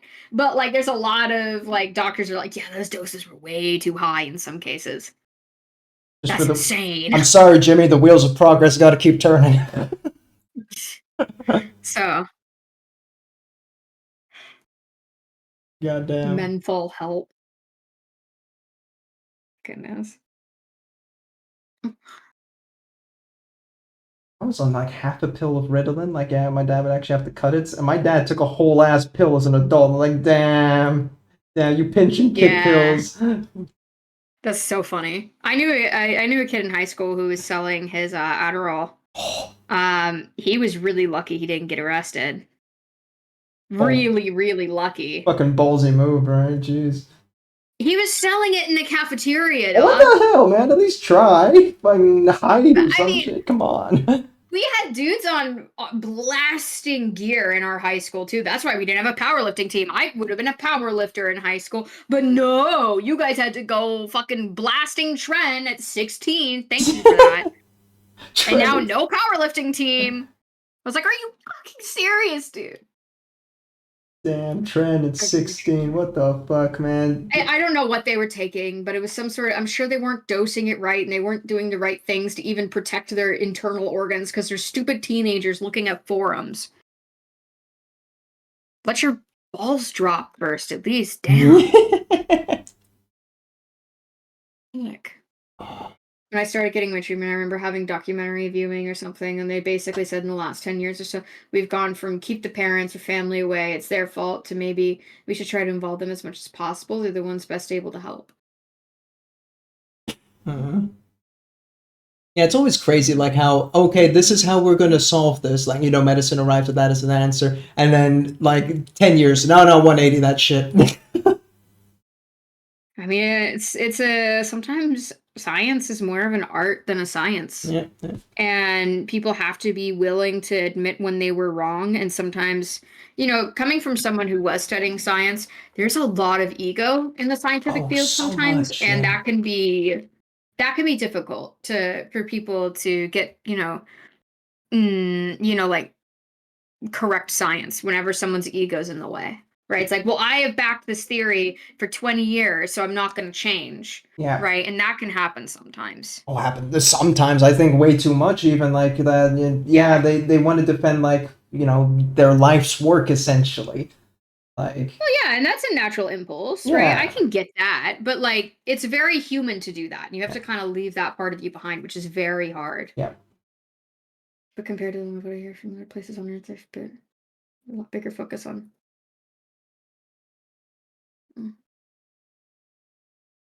Humility? We don't do that here.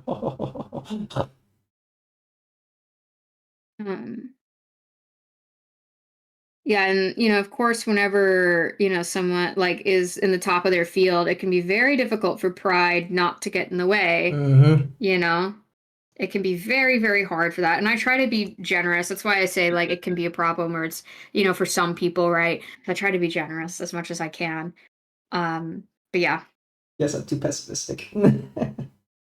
I just always try to, you know, like, give people a little bit of grace, because I know I personally need a lot of grace. I can be very prideful as well. And so I try to, you know, whenever you're throwing stones from a glass house sort of thing, That's how I feel. I think okay. So I always try to, yeah, mince my words a little bit. I get that. I think I just approach it from the more Asian parenting upbringing way because that's my upbringing and it's more discipline focused. Like hey, do it right or don't do it at all. Slap. Like oh shit. Okay. I know that doesn't work for most people. So and that was something that I really had to learn. It's like just because mom raised you that way does not mean you can do that to other people. Like oh shit. My parents were pretty. They were definitely no nonsense. I mean, my father's family is not very much removed from the motherland. My mother's family was also very tough, very old fashioned. So that's the kind of way I was brought up too. And I'm like, all right, as I've matured, I'm like, okay, let's calm down a little bit and try to treat people, okay, you want the benefit of the doubt when you've been wrong. So let's do that. Let's not just be catty. Right.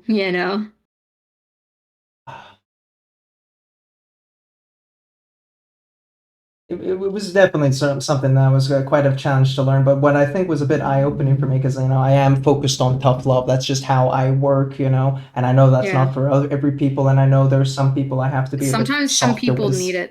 Right? Sometimes you need it though. Exactly. Sometimes I do need to be told I'm being a bit of a bitch right now, like a little bitch right now. Sometimes I do need that. Right. And the eye-opening thing was my friend is a therapist. He's a licensed therapist now, and he's the tough therapist. He said, like, yeah, in my little group that we work in, whatever his little office, there are some cases where they need a softer hand, and they go to that person. But if they need a rougher hand, they have to go to me because they need that.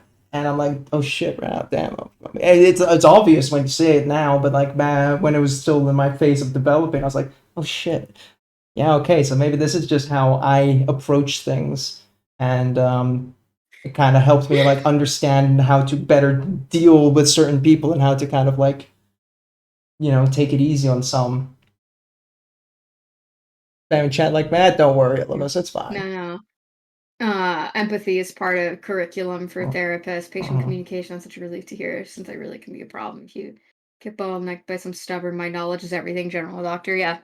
Oh, trust me, I've had bad experiences with doctors. I think every girl has a story of it, especially. Sure. But I mean, I remember one time I said something so dismal, my therapist literally looked at me and said, "Oh, give me a break." Yeah. And I'm like, okay, yeah, that's fair. I was being Eeyore there for a minute. My old therapist was like, basically like, don't be an Eeyore. Is kind of where he was coming from. And I'm like, okay, yeah, that's fair. Don't be an Eeyore. What an approach for therapy there. I mean, that's how I liken it. He didn't say it like that, but he literally said, "Oh, give me a break." And I'm like, "Oh, okay, yeah, okay." That was a little. Listen, I was crashing out.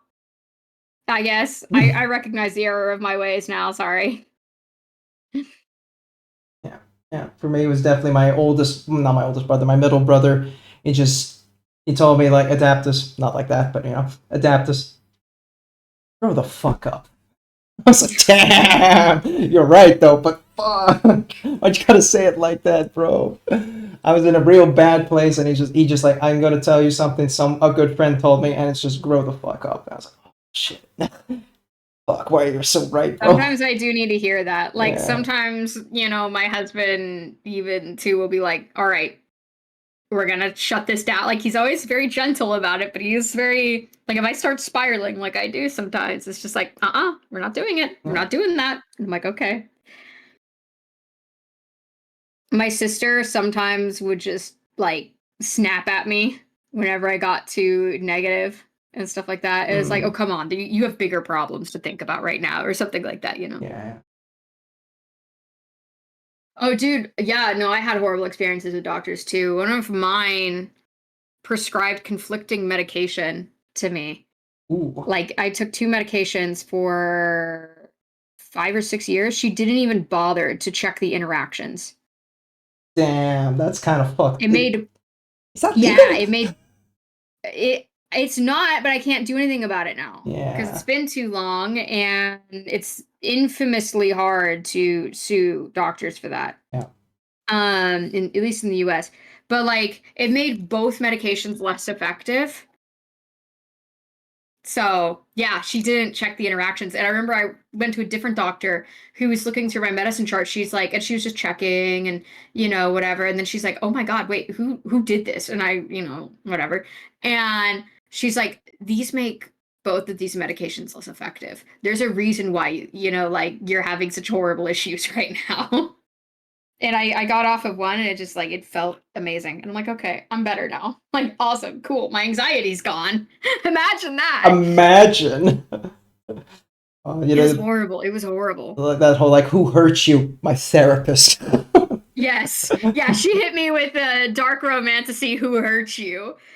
Love that doctor. She's great. But, yeah.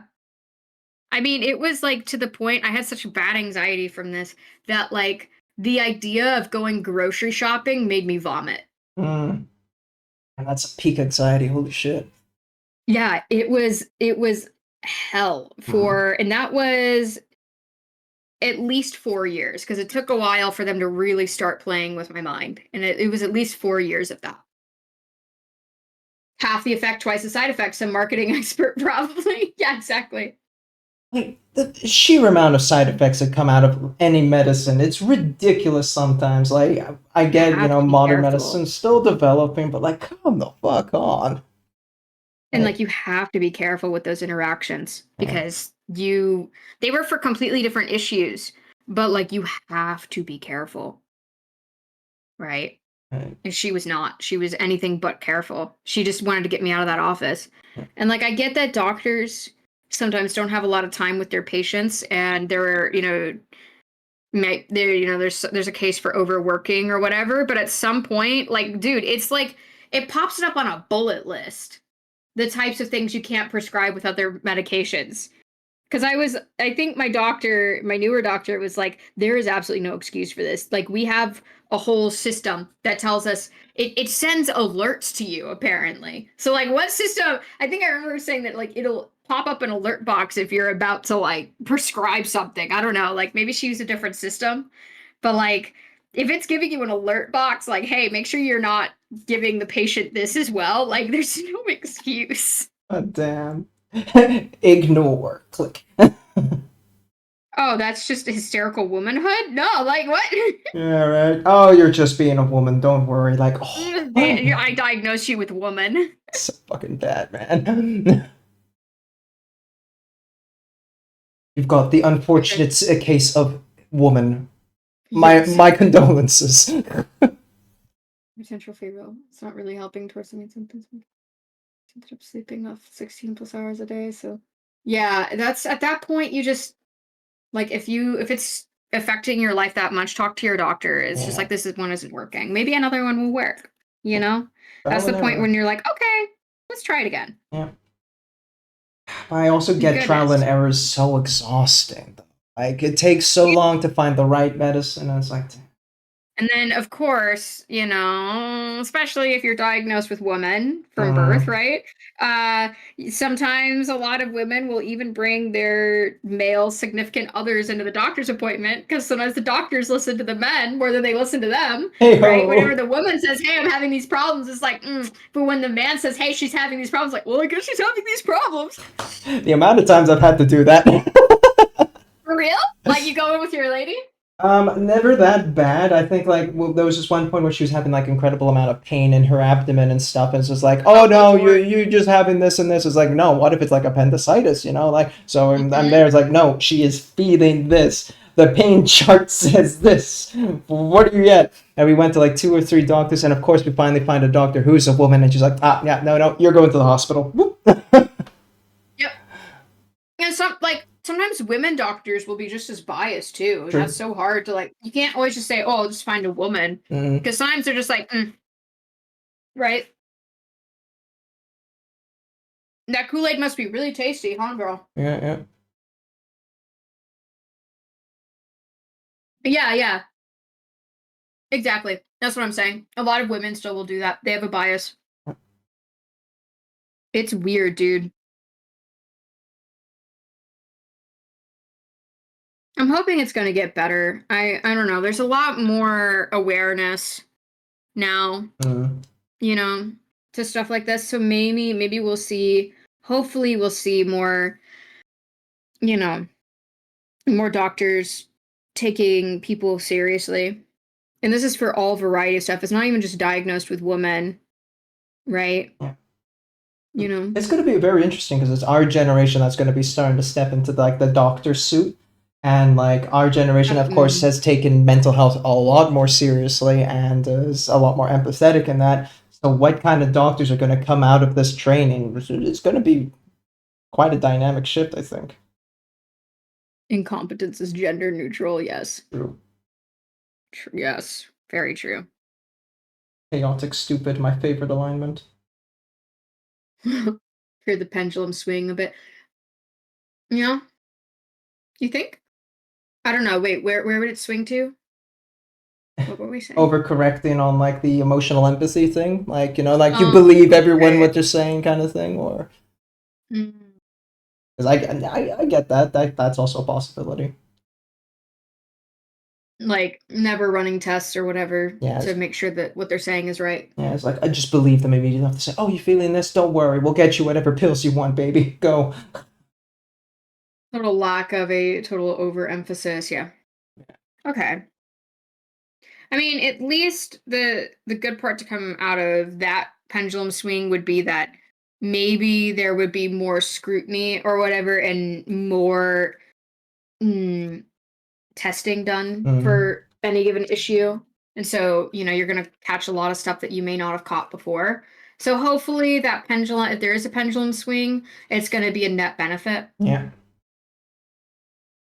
I mean, because that's also just in general with pendulum swings and anything from science to like politics and whatever. Like it will happen, and you just gotta roll with the punches and hope you get the best out of your swing. But the swings will always happen. And not everybody's going to get the best out of a swing. Like some swings are better for some people than others.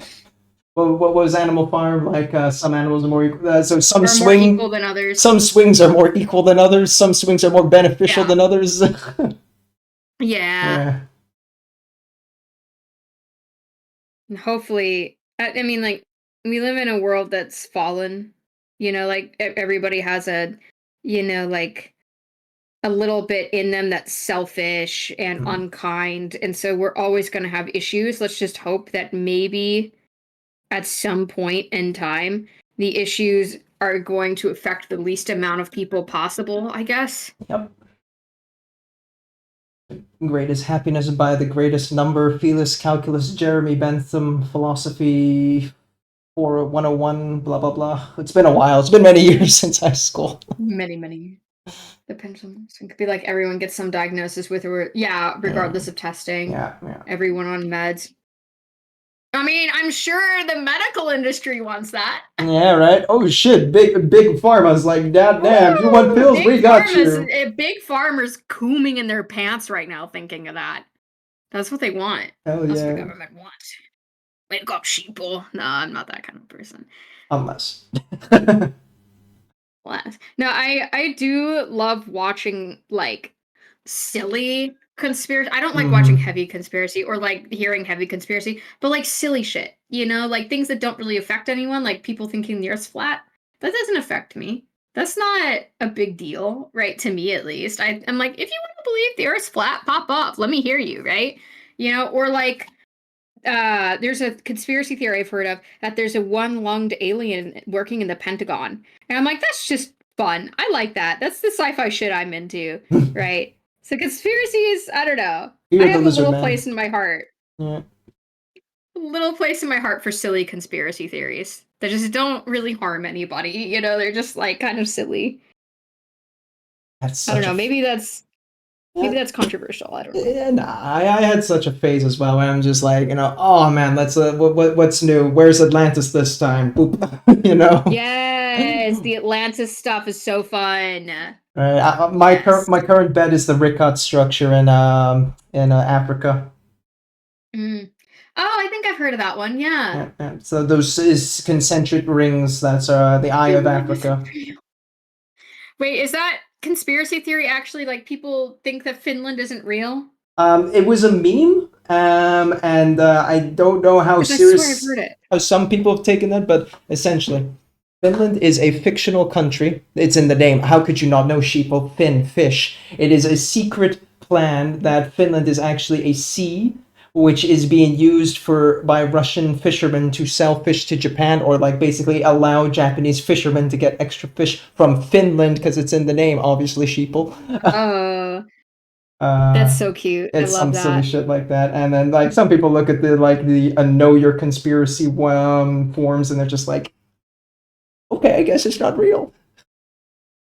That's so cute. I love it. I don't want to like disparage anybody. Hey, cosine. Is Finland a bird? Birds aren't real. Birds aren't real, you're True, right. true. I have a Finnish friend, and I keep hitting him with the whole, yeah, you're from a fictional country, though, bro. So whatever. I don't care about your opinion. How does he feel about that? He's just like, yeah, fuck you. It's all jovial, poking jabs. Yeah, But yeah. Well, I mean, I have people in like different countries who tease me about being Texan or from the US or whatever. And like as long as it doesn't get rude, I'm okay with it. I'll laugh with you. There's some times where it's gotten a little rude. I'm like, all right, guys, I still live here. Like, I get it. My country has problems, but like, this is still like where I was born and raised. So let's calm down a little bit. But Jay, you can very ban rarely. him. Bad mod. Down. Slap.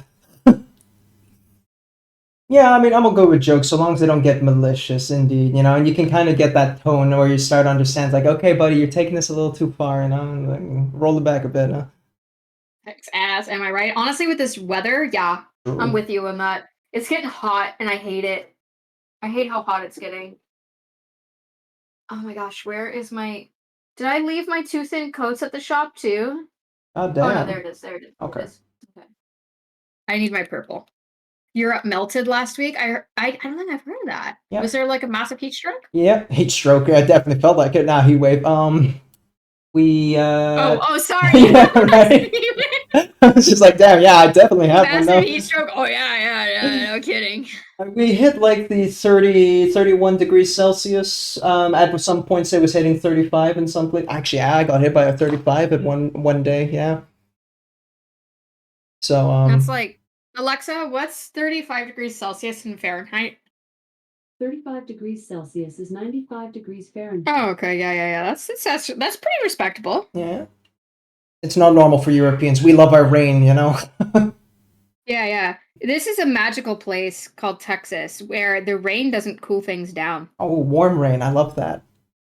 No, it makes everything hotter later. Oh, shit. Rain, no, So, please. Yeah, so like whenever you feel rain in the summer, you just have a deep-seated feeling of dread that comes after. It's like, oh no, it's gonna get hot as balls, isn't it? Mm-hmm. And this is this magical little place called Texas. Yeehaw! Pulls out revolver, shoots it to the sky. Yippee-ki-yay, motherfuckers. Maybe if you shoot the clouds, they'll stop raining on you. I wish. So. Okay. Come on now. I'm trying to get a few more projects done this month before I take that Darth Maul. Because I'm like, I don't want to be swamped mentally with all the projects I have to do. And that's where I'm at right now. I'm just, the rest of the July, I'm trying to get as much done as I can. Wasn't as bad as a couple of years ago. I think it hit 41 degrees Celsius in Belgium. Yeah, I remember that year. That year sucked. Oh, didn't people like, I think that's the year that people like into a steam room. Exactly. Yeah. Didn't people like lose their lives in one of the heat waves in Great Britain or something? Yeah. Because people just don't have AC the way that we do. Yeah, no, I mean, the big difference is like, yeah, okay, now here's some funny European-American, like, hoo-ha-ery. A lot of the times, Europeans give Americans a lot of shit because, oh, you guys make your house out of wood, enjoy that tornado, blah, blah, blah.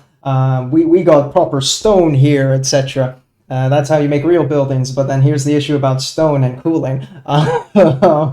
It can, yes, okay, keep a lot of nice cold air in if you got the AC, but if you don't, hope you like heat, buddy, because that shit ain't going nowhere. I mean, wood at least kind of lets it out a little bit, but stone, nah, stone clings to that.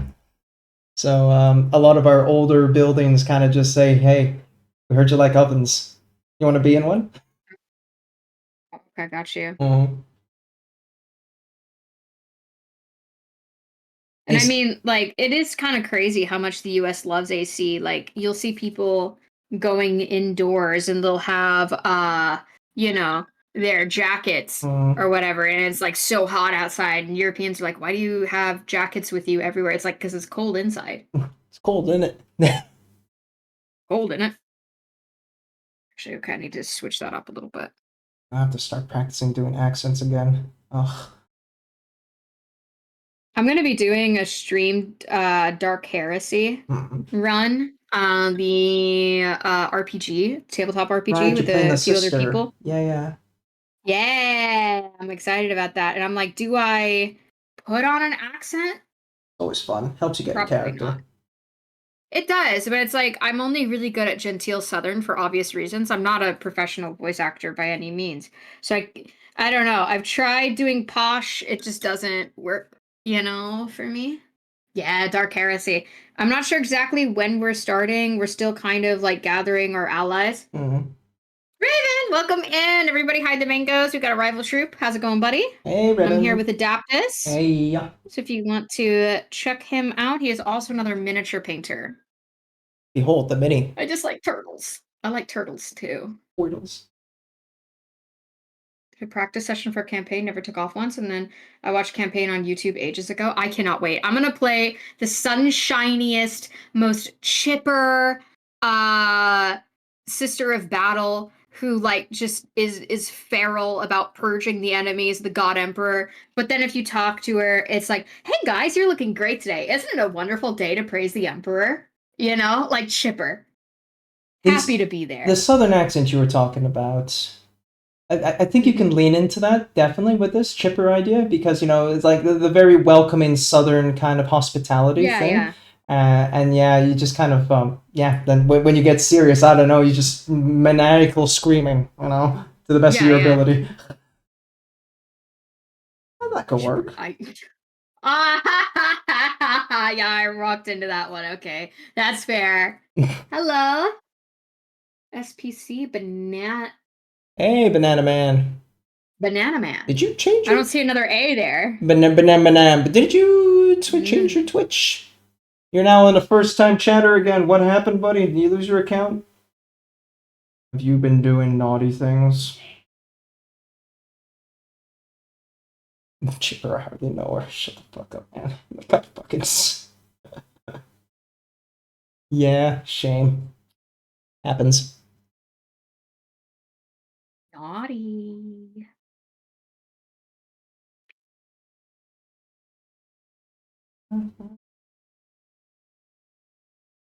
Yeah, I of course was forever DM, so I had to learn to do all learn air quotes, attempt accents from whatever way to try and make things a little bit more unique. But then I started learning about just doing inflections with your mouth. Just moving your mouth to the side can already give such an idea and definition of what this character can sound like. So I started practicing that more, just like, okay, what can I do with my mouth that's a little bit more funnier? If it's an orc, okay, he has tusks, so I have to move my lower jaw more forward and start talking to people like this, kind of thing. How was your Rogue Trader campaign? Oh, sorry. No, I cut you go. off. They made it so get Solomon earlier now in the beginning of Act 2. Good. He is such a cutie pie. I can't wait. Solomon is... He's an Arbites. He has a pet dog, like a Cyber Mastiff. And he gives the Cyber Mastiff little scritchies. And he's the goodest. I'm dating him for his Cyber Mastiff because I want to pet that dog. I want to baby that dog. Gonna pet that dog. He's when you see him first, like whenever you see Solomon, he's like, oh, talking to you, and then his dog barks, and then the companion just without even looking shoots somebody, right? One of the heretics or whatever, and I'm like, oh my gosh, it's such a good boy because it's like, Dad, there's a heretic, and it's like, bang, thanks, buddy. Dad, he's right there. He's just a good dog. Don't pet that dog. I think you can in game. I don't know. I heard that from another streamer. You might be able to pet the dog if you're romancing him. Oh, I mean, I get enough dog mastiff petting in Darktide lately with that Arbarides update. Like, goddamn, everybody playing that class now. Whew. I love how even the IRS is strapped in this universe. That's hilarious to me. Yeah, right. Pet that dog. That dog. He's a good boy. He's a good doggo. I think his name is like starts with a G. What is his name? What's the dog's name? How could I have forgotten the dog's name? Unbelievable. I know, Unfollow, I'm a horrible unsubscribe. person. I know, I forgot the dog's name. Gore. Starts with a G though. It's very. I like to think that my rogue trader, when she's going to be romancing, is like, it's okay. I'll take him to the groomers today. It's like he gets his dog back. It's like, why does my dog smell like blueberries? Gaddis. Also love that they're talking about how the dog has almost as many skills as Solomon. I know. He's a good boy. Such a good dog. He's gonna sleep in bed with my rogue trader. You know.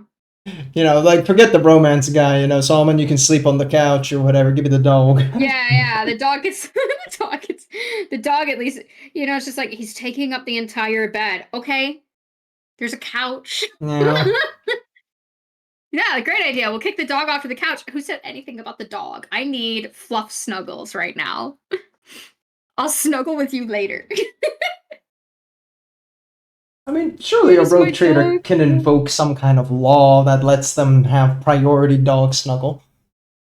Exactly, Right. exactly. I think listen, he seems like the type of romance where he's big and tough, but he's like, no, that's my girl. She gets whatever she wants, right? So it's just like I need puppy snuggles. It's like I'm coming over. I'm coming over right now with my dog. He seems like the type to treat his girl like a princess. Mhm. And I love that for him. Everything in the Red Cat system I've been on for 5 hours. I don't want to. Yeah, oh yeah. You'll get your own dog? I know I'll get my own dog if I'm Arbides, but I also love his dog. I'm getting a dog so that way they can play and be friends. And kill He's heretics. gonna have another together. cyber mastiff to play with. Yeah. Yes. Play dates. More like they'll play forever because Solomon's never leaving. I don't want him to leave. I don't want him to leave and be at Arbides. He's gonna stay with me. I want a hubby. I made Heinrich leave the Inquisition. I'm gonna make Solomon leave the Arbides if that's what it takes. And they legally even? No, probably not. Yeah, like At least with Heinrich, he is labeled as a heretic Mm. if he leaves the Inquisition for you. okay. But you can do it, and you get the true love achievement. You found your true love. So it's so funny too, because I'm playing a heretic, and if you're enough into heretic, you'll leave the party. And it's like I can't stand being with a heretic, right? I gotta leave. And it's just like he leaves you for being a heretic. And it's like it's so funny because in another possible universe, when he says, oh, I could never do the things you do, it's like in another possible universe, you are a heretic. Mm-hmm. It's so crazy. But I mean, I did sacrifice dozens of people to the dark gods. So, you know, I get the crash out. I get it.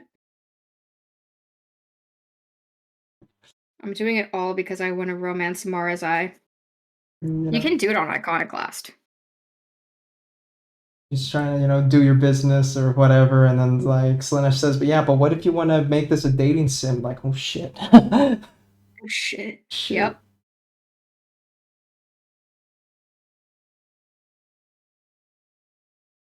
You're feeding a deer to the Inquisition. I'm gonna get the achievement. I'm gonna feed her. Like I'm doing the dogmatic run right now, so I'm gonna feed her to the Inquisition, and I'm feeding Irliet and Marazai.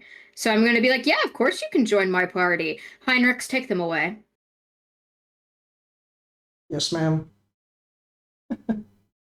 He's such a lapdog. Like Heinrichs really is just such a big softy on the inside.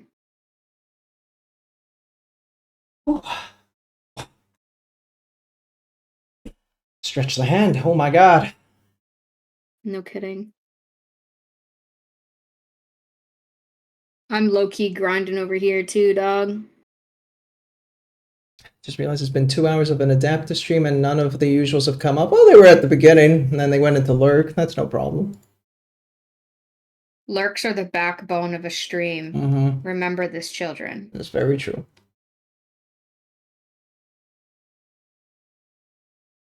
Up until my mid-20s, I didn't know what a backbone was, but I do now. Hey ho! That's character development right there, baby! Woo! Oh, yeah. I know where you're talking about, yeah. Yeah, for sure. Lots of mental health stuff. Check the mentals. I'm a little mental. I love the new post I've been seeing recently on social media where it's like, I'll find you in every life, in parentheses, threat. Yo, what the fuck? Wait a minute. I love it. I send them to my husband all the time. That took a turn. Threat. Oh. Hi, I'm a little mental. Yeah. You like dad jokes, huh? That's fun.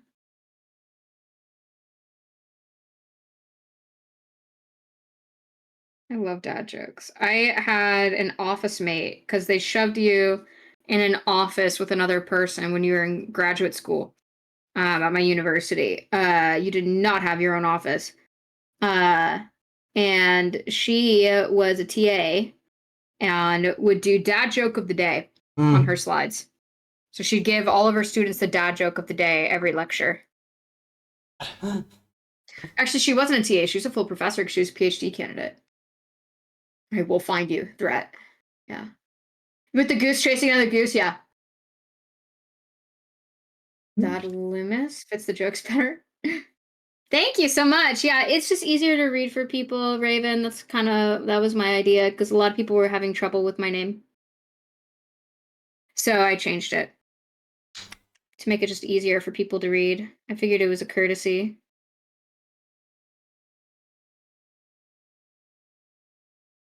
And I wanted to do it before the Dark Heresy campaign, that I'm going to do kicks off because there's going to be promotional stuff that goes out.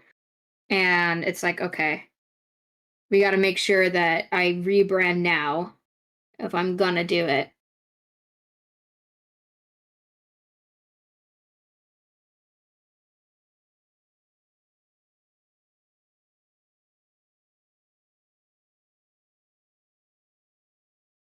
How much does a hipster weigh? An Instagram. That's a good one. Yeah. Do you have a dad joke bot? It's just Seribot. Seribot is built in with it, so.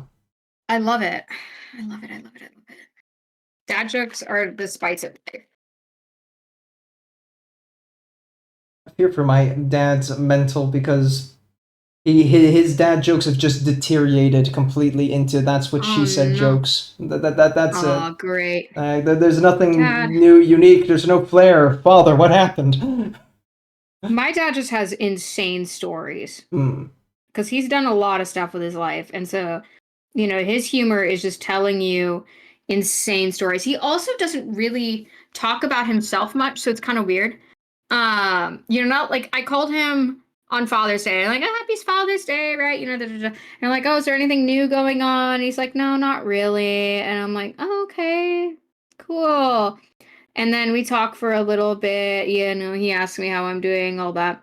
And he's like, all right, honey, well, I have to go. I'm at a livestock auction. I'm catering an event today. And I'm like, wait, you cater? And he's like, yeah, I've just been catering for some friends or whatever. And I'm like, and I pause and I'm like, Dad, when I ask you if there's anything new, you can tell me things like that, right? And he's like, oh, I just didn't think it was that interesting. And I'm like, why don't you just let me know what you're doing with your life, dude? That's such a fucking man reaction. There's like, oh, but this is just same old, but okay, I guess, Let me in! Nah. It really did blow my mind though when I learned that when you ask them, "Oh, what are you thinking about?" and they say nothing, it might be true. Yeah, we really do have our mental nothing box. We just like to And I'm switch our like, brain off. oh, my nephew chewing on the electrical cord. I grounded him immediately. He's doing better currently and conducting himself properly. That's an extended dad joke, but that's pretty good. That's good. I love it. That's good. I love it. Keep Oh that my one. god, that's great. Oh, that's great. Oh, sorry. Okay.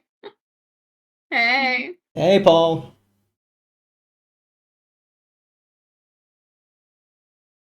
My nurses like red crayons. Sometimes they have to draw blood. Oh, hoi, hoi, hoi, hoi, hoi. Oh, dude, I would like pass out if people have to draw my blood. Like, there's a good chance I'm gonna get super lightheaded and maybe like possibly pass out. Damn, thin blood? No, terrified. Okay, so it Oh. started when there's an origin story to this. Oh boy. So when I was younger, I had to like stay a few nights in a hospital. Sure. And they had to run some tests or whatever. And I remember them waking me up at 5 a.m. Mhm. And this was after I'd gotten my blood drawn for the first time. But there was like a phlebotomist present or whatever. But this is like later on. I'm in the hospital and they're like, oh, we need to draw blood or whatever. I'm like, okay. And they had to draw 2 vials. Okay. And so the first time they put the vial in, I hear, oh no, I missed. And then they start digging around in my arm for the vein. And it hurt really bad because there's a needle digging in my arm. And I think they had to do it again. And so they went into an already sore area, missed again, and then dug around. And I think there was like something that just snapped in my brain. And now I have a weird response to it. What do you mean weird response? That's called trauma, Amethyst. Yeah. What you have is called PTSD. Oh, wow. I didn't think of it that way. No shit. A student nurse decided to stab the side of my arm instead of the usual spot. I got a bruise. Yeah, I had a massive bruise. Like, if you saw, like, my forearm here, I would probably have a bruise from, like, maybe a little bit below the crease to, like, almost to where the bicep connected. That's how bad they were digging in my vein. Fucking hell. It was for at least, like, a few seconds that they were just digging. And I have good veins. What are you guys doing? Is she like my dad bod? I looked her dead in the face and said, it's not a dad bod, it's a father figure. Oh, it happened to you 3 times in a row? Yeah. I'm keeping that one though. That's a good one. Hang on. That's a good one. I have a father figure. Copy. Paste. You shouldn't dig around when trying to use. I heard that. Like it could hurt the vein. After my failed attempt at growing vegetables this year, I decided to become a music producer. I've got a ton of sick beats, buddy. What are you doing? As I'm talking about my medical trauma, I got sick beats. So funny. Oh my god, it's so funny. Yeah, so that's probably my worst experience. Yeah, no, so now when I get blood drawn, people have to be there as emotional support. Yeah, Sorry, continue. I get that. No, like that's reasonable. I think I was 12 at the time. No. So very young. My parents weren't there. I was terrified because it's just white walls all around me. It was terrifying. Fuck, man. They're telling a 12-year-old, yeah, I missed now. Yeah, and then digging in the vein, and yeah, I thought I felt nauseous then. And like, I think it didn't like really, I didn't know until much later that I had this issue. Because, okay, where I found out about it, because I'd never really looked at a lot of blood or like really hurt myself in any, way that, there'd be a lot of blood. I didn't see anything like that. And so this lay dormant for a while, right? And HDMI. That's good. So it lay dormant for a while, and it's actually the way I found out, believe it or not, was in my anthropology class. In undergrad, because they were showing like this medical, like spiritual healer right? That happened to me too when I was young. Yeah. Maybe it's just because kids' veins are smaller and they don't know how to pull it. But yeah. So I was in anthropology, and they were showing like this spiritual healer, right? And this guy basically just cut into people, and that's all he did, right? That's basically, and there was just blood everywhere on the video, Yeah. right? And my professor said you're not allowed to leave, but you can look away, and I'm like, oh, that won't be so bad. I can handle this, right? And then I start feeling a cold sweat, right? Come on, and I'm like, oh. And like my saliva started getting hot. I'm like, I'm about to throw up. And I had to I bolted from my dorm after class was done. I was a little soldier. I stayed there for like 15, 20 minutes watching this guy hack into people. And then I bolted from my dorm, got there, threw up, right? And then I had to get blood drawn later, right, for medical stuff. And I felt like I was gonna pass out. And so I'm like, oh shit. Like as an adult, I'm like, I think I have an adverse reaction to blood. Yeah. I can understand where that I diagnose you with blood fear, if that makes sense. Yeah. Yeah. I'm terrified of I guess. Or if I cut myself in the kitchen, if it's bad enough, I have to step away and my husband has to, figure it out or whatever. But take my there are bloodstained times where I knife. just have to sit down. Yeah. I was like, hey, it's done. So- Welcome in. Sorry, I yap a lot. Nah, it's good. It's good. But I just let you finish. It's fine. It's no problem. This is the whole point of stream. They come here to listen to us for some strange reason that I don't understand. What's a hippo and a zippo? One's really heavy and one's a little lighter. Oh my god! Oh! Okay, now we're getting to the groaner jokes. Oh, I haven't spoken to my wife in years. I thought it would be rude to interrupt her. Yeah, I'm sure Lemur King would agree with you there. He's a man of few words, though. Hilarious, but he doesn't talk a ton. Or at least maybe not as much as me. Always someone in the relationship who's more dominant in the yappage. That's pretty normal. I mean, I'll ask him, oh, how was your day? And he's like, because he'll ask me, oh, how was your day? And I go through the whole stories, right? Till, oh, and then, I met up for coffee. And I'm like, how was yours? And he's like, good. Yeah, man after my own heart right there. Yeah. I'm like, well, that's good to know. Can I get some details? Nope. Oh, okay, no. The proper answer is I had this for lunch. Yeah, exactly. Or just one word. You need a topic. Yeah, exactly. Yeah. Maybe I should start saying, is there something crazy that happened to you today? And he'd probably be like, no. And then I might look on the news later or whatever, and it's like, pigs flew over, the physics building today. I'm like, he was there. And he didn't tell me about literal pigs flying when I asked him if there was something crazy that happened today. It seemed pretty normal to me. That would also be something. Yeah. It's just, I just didn't go to my mind. Oh. Steady decline. Oh my gosh, you guys need to be more positive. No.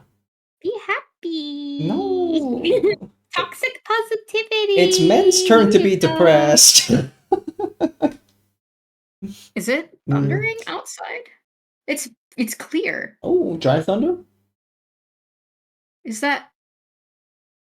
I shouldn't be concerned about that, right? No. Dry thunder just means there's not enough moisture for for it to actually do rain, but it's still got enough of a cold updraft that the cold and heat will still rub against each other to create the thunder and electricity and all that.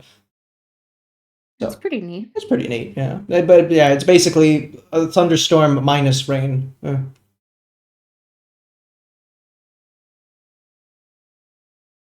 You can hear it too? Okay. I'm not crazy. I've been trying to be nicer toward myself recently.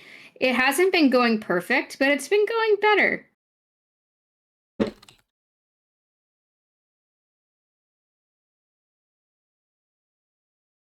Ooh, do you like London fogs? Like the London fog latte? You ever had one? Box. One Google in a moment. Watched some video recently where a few of them complained about being ability to gossip. Something like they'll go, "What happened today? Oh, nothing much." Sharon did get to. Wait, what? Yeah. I didn't ask about that. No, to answer your question, no, don't know that. No. At least. Oh, dude, because there's a cookie, like, you know the Milano cookie companies where they have little sandwich cookies? They're kind of bougie.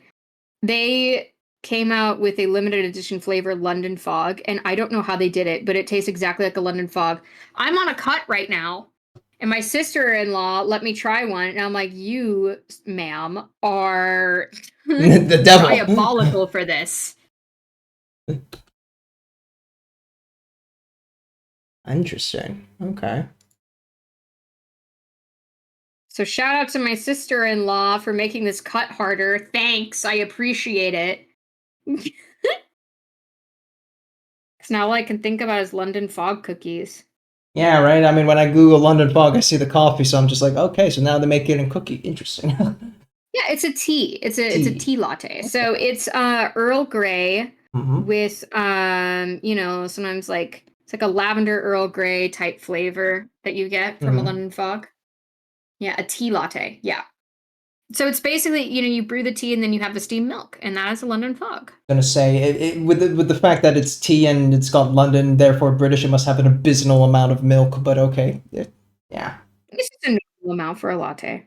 So what you would get in like a coffee latte, you'd get in a London Fog probably. I've made them as an ex-barista. Ooh, I have some stories about that. Baristaing is fun.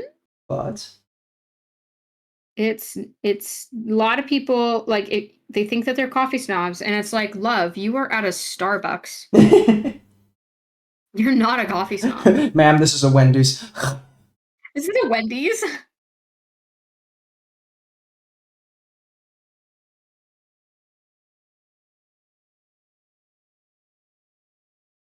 It's moments like that where I feel like, am I a Nepo baby? Like, I didn't have to have any, like, real summer jobs or anything like that because my parents were just that well off. Like, Yeah. I had one summer job, and it was working at the university. I was just moving boxes for them, but that's about it, really, so. I never mind if someone is like, oh, I'm in university and my parents have enough means to pay my way through. Why not take advantage of that? Right. You know, like, yeah, focus on studying. Now you don't have an excuse. And of course, those people who do have all that money don't focus on studying. Some of them don't, that is for sure. Huh? Oh, please, that thing that is laced with sugar coating. Yeah, exactly. When I got back from home, and that's what's new with him. I don't know, probably nothing much. Literally 15 minutes later, I see on Instagram he reposted his girlfriend posting a story to his story. That's how I found out. I mean, what was I gonna say? Shoot. Dramatic pause. I don't remember. I don't remember. Oh, men will like hang out with each other and they'll be like best friends and not even know each other's names. Yep. Easy. Right? Yep. Like I saw this video of these guys and they were like playing lightsaber duel in like a parking lot or whatever. And people, like, I don't know how it came out, but you know, the wife who posted a video of them playing with lightsabers out in the middle of the street was like, yeah, they don't even know each other's names. Don't need to. Man challenged me to a duel. That's all I need to know. Women will never understand a warrior's bond. Exactly. Hey, heck. Imagine knowing your friends' full names. Dude, I live by the thing. It's like, if you forgot someone's name, take them to Starbucks. I do that. I buy people Starbucks a lot. A lot.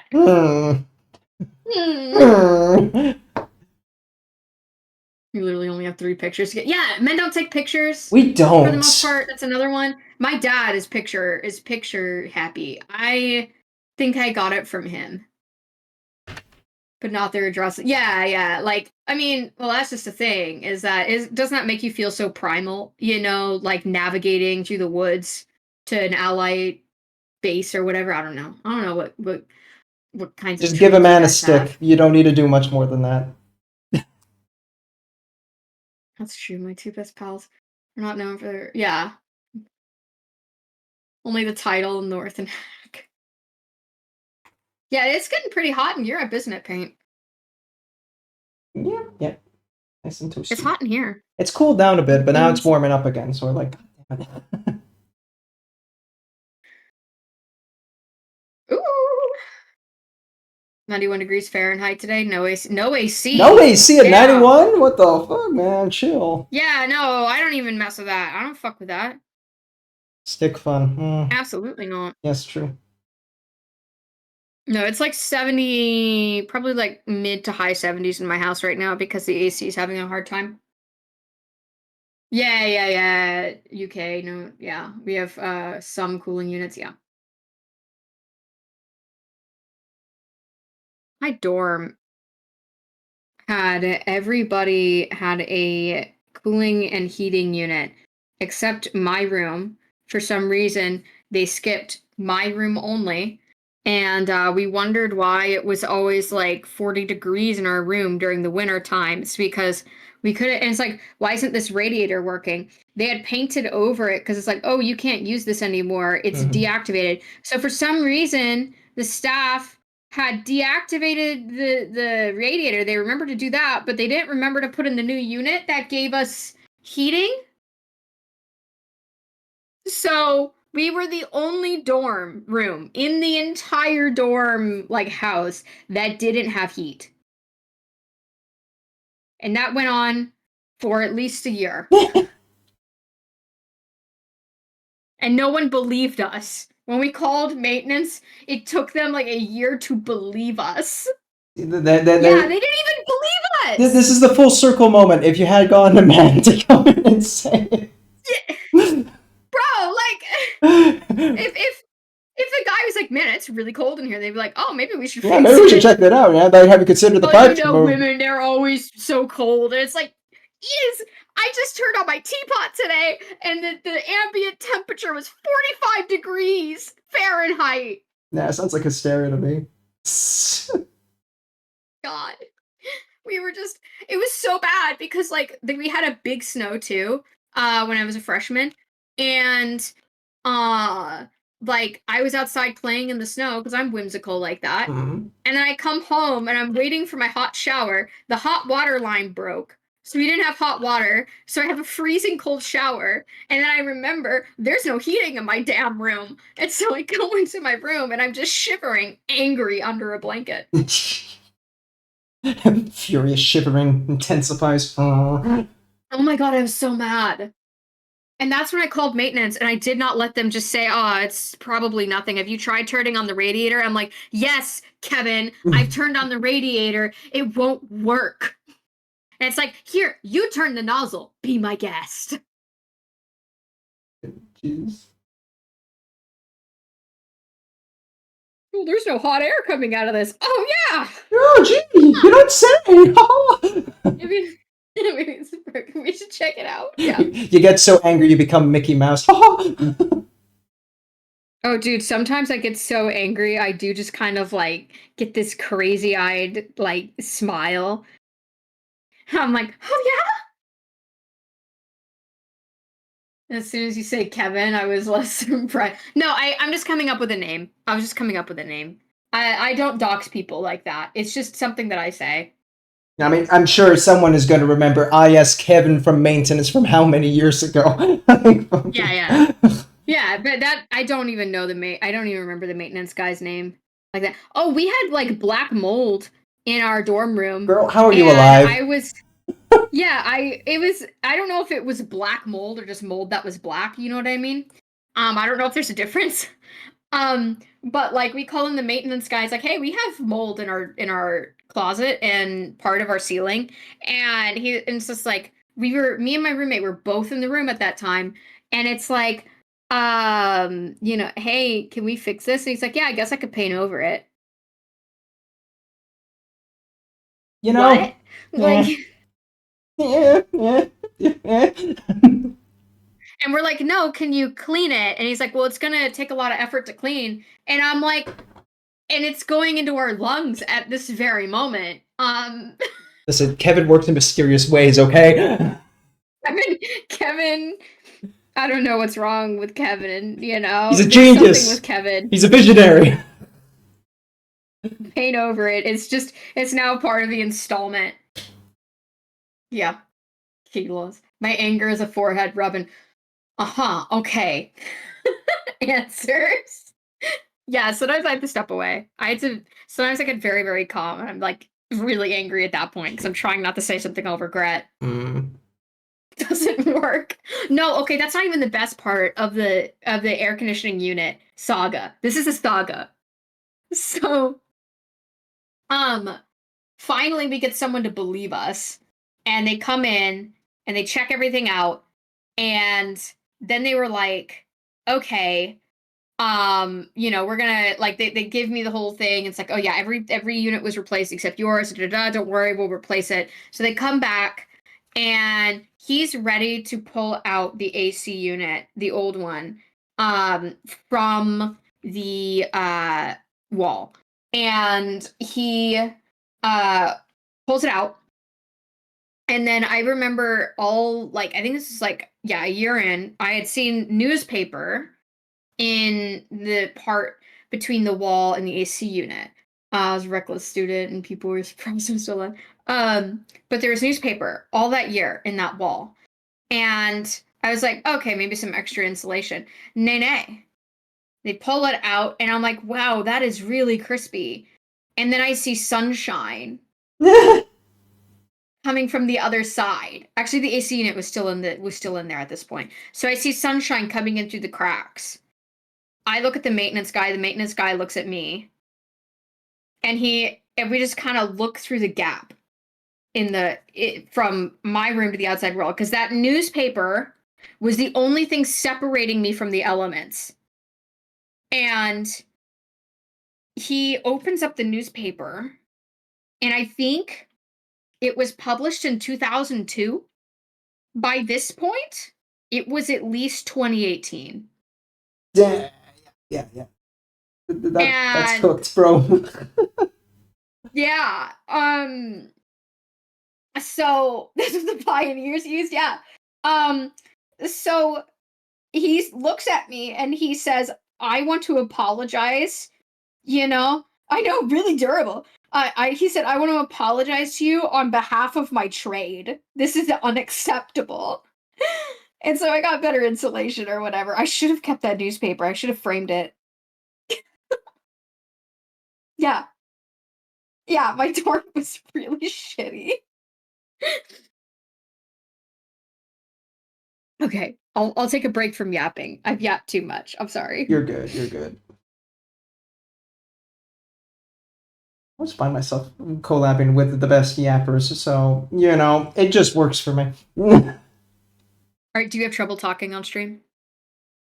Sometimes not. Like always the first hour or two, I'm like, I'm good to go. Like, I'm fucking full rev, right? But then my brain slows down. I'm like, and then I have to actually try and do something with my miniatures. So hyper focus kicks in at points. So. I get that.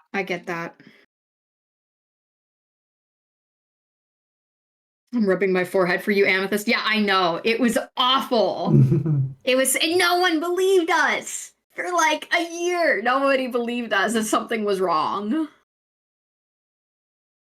I'm trying out the stream stuff as being able to hold a conversation going on. It is very hard, especially when you're first getting started, because sometimes you might not always have someone talking to you, and it gets harder. Sometimes it can help if you have stories to tell from your youth or whatever. Yeah, absolutely. Go to sleep. Have good sleep. Good night.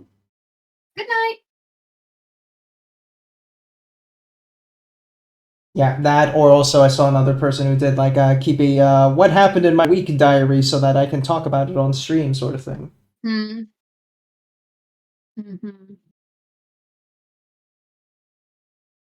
Wondering if I'm actually not suffering from the man syndrome of, hey, what's new? Not much. And no, that's just translating into streaming there. It's like, I don't got nothing to talk about, even though the fucking world was burning earlier or some shit. Yeah, people ask me all the time, like, oh, how do you, do you have to talk the whole time? I'm like, not all the time. Sometimes music fills up the dead air. But yeah, I have to talk pretty consistently. Yeah. And honestly, the thing that I found that helps too is sometimes I'll sing on stream. Mm-hmm. And so I'm singing along to the music, which is why I don't usually record VODs. Ah. Yeah. Gaming, it can get easier if you're a gamer because you can just talk about your decisions in game. Yeah. It gets a little harder with painting. Oh, recap until someone comes around to listen. Got you. Yeah, that's good. I mean, it can transfer to minis. Like if you're doing a certain technique, like for instance, Adaptus is doing OSL right now. Uh-huh. Adaptus could be saying, this is how I like to do OSL. Right. It's pretend that I know what I'm doing and then hope it works out. The best technique. Wing it. That's valid too. Yeah. You're so real for that. Thank you. So real, King. Yes. So real for that. Remember to stay hydrated. Yeah, I just have some crazy stories. I also grew up on like a little homestead goat farm, so there's a lot of stuff there to talk about. You ever get headbutted by a goat? All the time. All the time. To various degrees of success by the goat. I don't suppose by any chance you had fainting goats. No, Okay. they're unethical. Sorry, don't breed those. Oh, damn. It's a genetic flaw. It's a genetic flaw, and it actually stresses their heart every time they pass out because they're basically getting a mini heart attack every time. Yeah, they're irresponsible. Do not get a fainting goat. Yeah, I know it's funny, but it's not good for them. Yeah, we need to right. stop breeding them to do that. So, but I had dairy goats, and man, they have different personalities. One of them, you had to give her muzzle scratches at the beginning of milking her, or she would stomp her hoof in the bucket and ruin the milk. You just can't use it. She'd aim for it too. I saw her little eye going back. I'm like, oh no. One of them needed to have grain every second she was being milked, or she'd aim for the bucket and stomp in it. So petty, bro. They're very petty. So like I was on grain duty while my mom milked the goat, and like when it started getting low, I had to immediately fill it up, or else we wouldn't have milk. Well, I mean, we had a grocery store. We weren't so destitute that we relied on our goat's milk, but like we preferred it. Yeah, save your pennies too, like it's there, literally. And it tastes better. It just tastes way better to get it fresh. I mean, people don't notice that they don't know that there's a difference until they've had actual fresh milk. Nothing scarier than being chased down by a flock of cows, not gonna lie. Yeah, they're big, and they don't care you're in the way. They might run over you. Physics is eternal law. The bigger object always wins. Mm-hmm.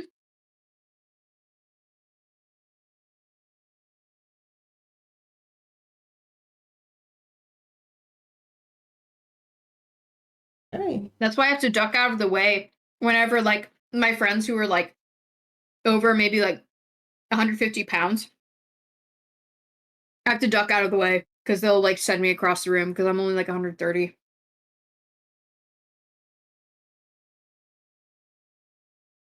Okay. Can you hit Alexa with what's that in kilos? Alexa, how much is 130 pounds in kilograms? 130 pounds is about 59 kilograms. 59? Damn, okay. Yeah. Yep. Not bad. Yeah, okay.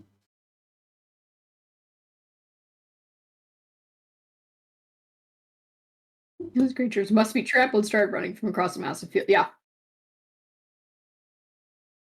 Yeah, they're scary.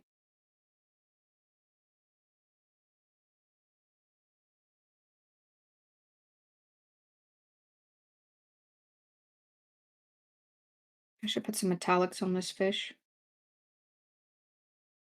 Christ, an NMM. I'm only doing it to myself. I know. Well, I mean, it's if you want to master it, I'm sure doing it over a big canvas like that's gonna do it for you. Just makes me sob. I mean, yeah. The worst part is I'm I'm kind of doing- committed to it because I want to make this a diorama piece. Yeah. I want him facing off, shooting a plasma ball shot that I'm going to have to figure out with some green stuff or whatever, and some wires. And I want to have that be hitting a Saturnine Dreadnought. Oh, fun. I'm basically trying to redo the trailer thing where it's the Iron Wars versus the Salamander. So I want to get a Saturnine Dreadnought painted in Salamander, and I'm like, oh fuck, that's going to be expensive. Yeah, and you're gonna have to wait for those Saturnines. I'm sure there's gonna be lots of demand for them. Yeah. And it's only box sets coming out first, not the individuals for a little bit too. So there's a lot of weight on that as well. So Almost done with this campsite. I want to get this done soon. I really, really do.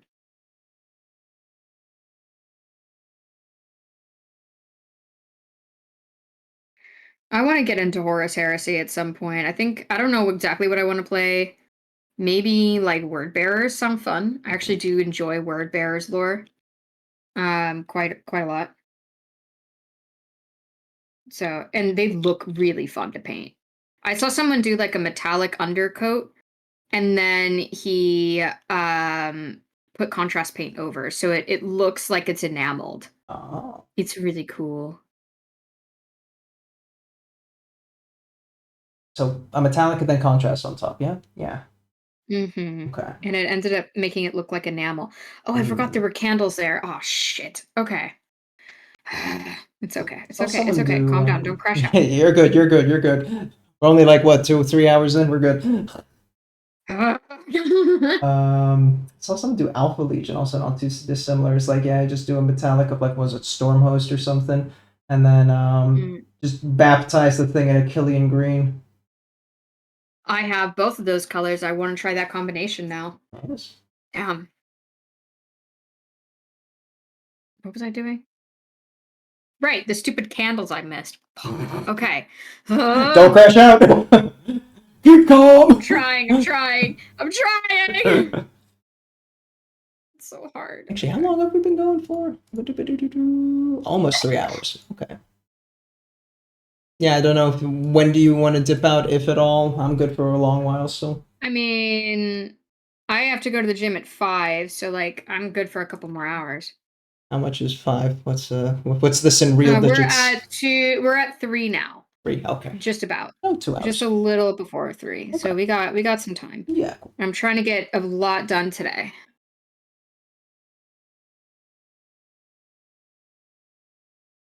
Going on tomorrow until like the afternoon. That's when we got to do session 0. So ho. And if you need to cut out earlier, I don't care. You can absolutely do that. It won't bother me a bit if you need to cut out early. I'm good. I want to finish this shit too. I want to get this gun out of the way. Maybe if I'm lucky, get a leg in. But I'm gonna get legs in today, but different. Yeah. I have 2 leg days a week. I get it. I understood that reference. Yeah.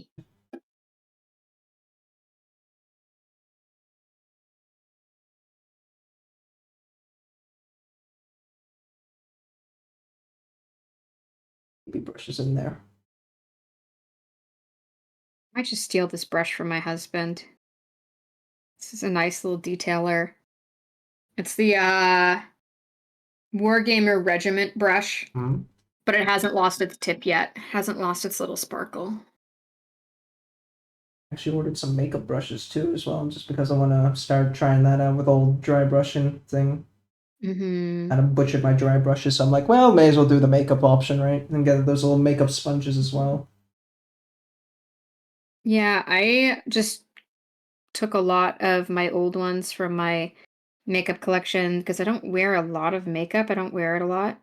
And so I have a lot of makeup brushes because I had a lot of times I thought I was going to wear makeup or just wanted to get a certain brush set because I liked who made it. And, then I just have a ton of brushes I never use. Or like I needed it for a certain type of style I did in the past, but I don't do anymore or whatever. And so I just use my old ones. I don't have that luxury of makeup. Now my husband does. He didn't used to, but now he has open access to old makeup brushes. So that's nice. Didn't used to have that. Then he got married, and I came into the relationship with a lot of makeup brushes.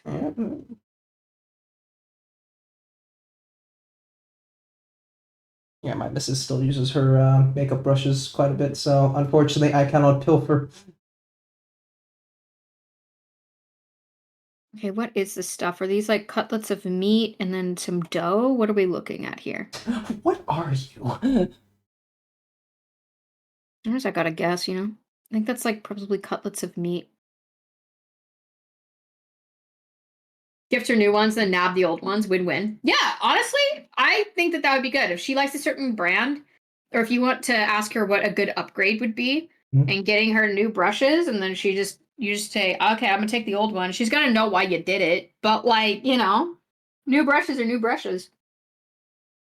This is where I don't want to call it inner because it's very outer. My outer utilitarian kicks in. It's just like, yeah, but she doesn't need that right now. We gotta save money. I mean, there's some good ones. Like Elf Cosmetics has good cheap brushes that aren't, you know, or affordable. Yeah. Good affordable brushes. Oh, like it sets me back. Like the worst case, what a makeup brush that goes to like what 50 euros? Like worst case. Yeah, they can get really insane for sure. I mean, I'm probably going to be getting some really, really nice, you know, mini painting brushes here soon. So I can't talk, you know, because that set's going to be a good amount. Do you have any artist opus? I'm hopefully going to get some. Actually, somebody is, I'm wanting to get like a nice, like detail artist opus number 2, M2. But one of my friends actually was like, hey, what's your dream brush set? And so they're actually getting me the Series S Damn. artist opus. So very generous. Very, very generous friend. So that's like and I'm 100 so excited. That's $200 maybe, give or take. I know. Right? It's 130 something. 130 I got. Oh shit. Yeah. They're amazing. I love them. Yeah, you could file it off as a business expense. True. Hello, Darkest Sun. Hey, Darkest, welcome in. Hello, Illumus. No. Don't do it. Don't pull out the dad joke. There's a dad joke. Hello, son. I'm dad, you know. Oh. You know, the classic, like, hey, my name is this, or whatever. I'm hungry. Hi, hungry. I'm dad. There you go. Okay. Do you want to get Whataburger? Like, one of my favorite things to do is when I'm going out and I'm like with a friend and I'm like, oh, do you want to get boba or whatever? And they're like, I don't know. I can't really be spending money right now. I'm like, did I ask you if you wanted to pay for it? And they're like, oh. And I'm like, yeah, I asked if you wanted to get boba. What's one of my favorite things to do? Boba tea. I love boba. I heard it means boobs. Yes. I'm like, that's insane. Not in actual, like, the Asian language, but, you know, just boba. Boop. Internet lingo. Huh. What does it actually mean, though? Guess as good as mine. I honestly don't know where boba tea originated from. Honestly, boba's so good. If you've never had it, you need to try it. I love boba. Yeah. What's your thoughts on taro? Love it. I don't know if I can get by it. It's just, it's so chewy, extra chewy. And it's like, it's not bad chewy, but I just like the, you know? Wait, do you mean... Wait, you said taro, like as in the root? Yeah, Like so actually- like, yeah, there's like a, you know, taro kind of like boba instead. So it's more of a chewy kind of. Oh, I don't think I've had that. Really? Oh, okay. Yeah, we have the tapioca boba. We don't have many. I mean, I live in Texas. We don't have a lot of stuff. And especially where I live, which is a little bit, you know, sleepier, you know. Now I'm Googling just when to I make go sure. to Austin, that's when I get things like that. Boba tea. Just making sure I'm not clinically insane or driving myself insane. Yeah, there's tapioca per blah blah blah. Yeah, taro powder to make taro versions. Yeah, okay. Yeah, I think I've had it. Maybe the newer shop, which is a little bougier, will have it. Bougie boba tea. And that's a business idea They right do there. have some bougie boba tea. Swing on by bougie boba. There's like a couple that have opened up in the past 6 months. Ooh. So it's getting super popular here, which I'm stoked about. I love boba.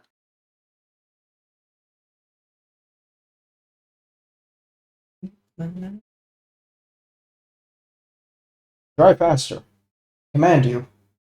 Okay, can you just give me a straight answer, dude?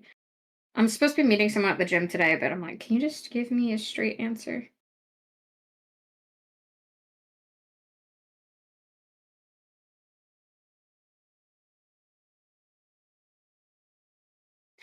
He's trying to communicate through gifts right now, and I'm like, just tell me if you can make it today. It's such That's a... all I need from you. I fucking do that as Okay, well. we should be good. Okay, good. Thank you. Thank you. That's all I needed. Oh, he's silly. He's a silly little goose. And it's like, okay. He's But- just a silly goose. All right, can you make it today? But the GIF funny though. GIF being haha ironic, right? I do. It's so silly. I love it. But like also please give me an answer. No, but the GIF should tell you. Look, see the smiley face there meant yes. I don't read hieroglyphic. I don't read hieroglyphics. Oh, you! Oh. I know. Pointing at camera. Oh, you! Oh, you. Oh my god, where is the corn red? Did my husband steal the corn red again? He plays World Eaters. Of course. He comes in here a lot, gets his little hands on my paint pots, and then And it leaves. He's just a little gremlin. Sorry, honey. Paint for It's the so paint funny dots, because sometimes he's like, "Oh hey baby, can you finish up this corn for me?" Okay, I can fit you in today. Thank you. Finish it yourself, man. Come on. I mean, I'm much more dexterous and I do this all day. So like the really tiny details I'm just better at. And if he wants his HQ to look really good, I'll finish him up, right? Fair.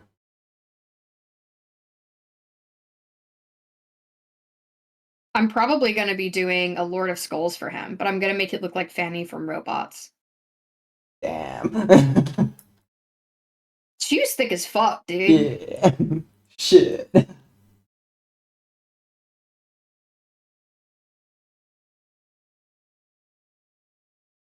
Very thick. But yeah, I kept asking him, can I please make it be Fanny from Robots? And he finally caved. It's like, okay. Guess you can do that. Oh, their skulls is huge, though. It is. I'm gonna get lace. Put the lace on there so he has lace panties. Nice. It's gonna be awesome. He's gonna love it. He has no choice. He will love it. Yeah, you have to love it, or it's a divorce. Sorry. I'll Me or the Lord at of Skulls, least put him in honey. the doghouse. I'll at least put him in the doghouse for that. True.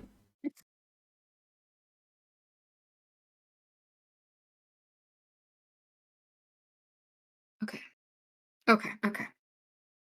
Oh, Maybe a purple shade would be good here because of the moonlight. I'm going for a moonlight firelight effect. And so I have to like dull things down and do certain like shift colors more toward blue. And it's actually quite difficult to figure out how to do that with things like meat that's red or bread that's beige because this is way too bright right now and I have to figure out how to take that down a notch. right.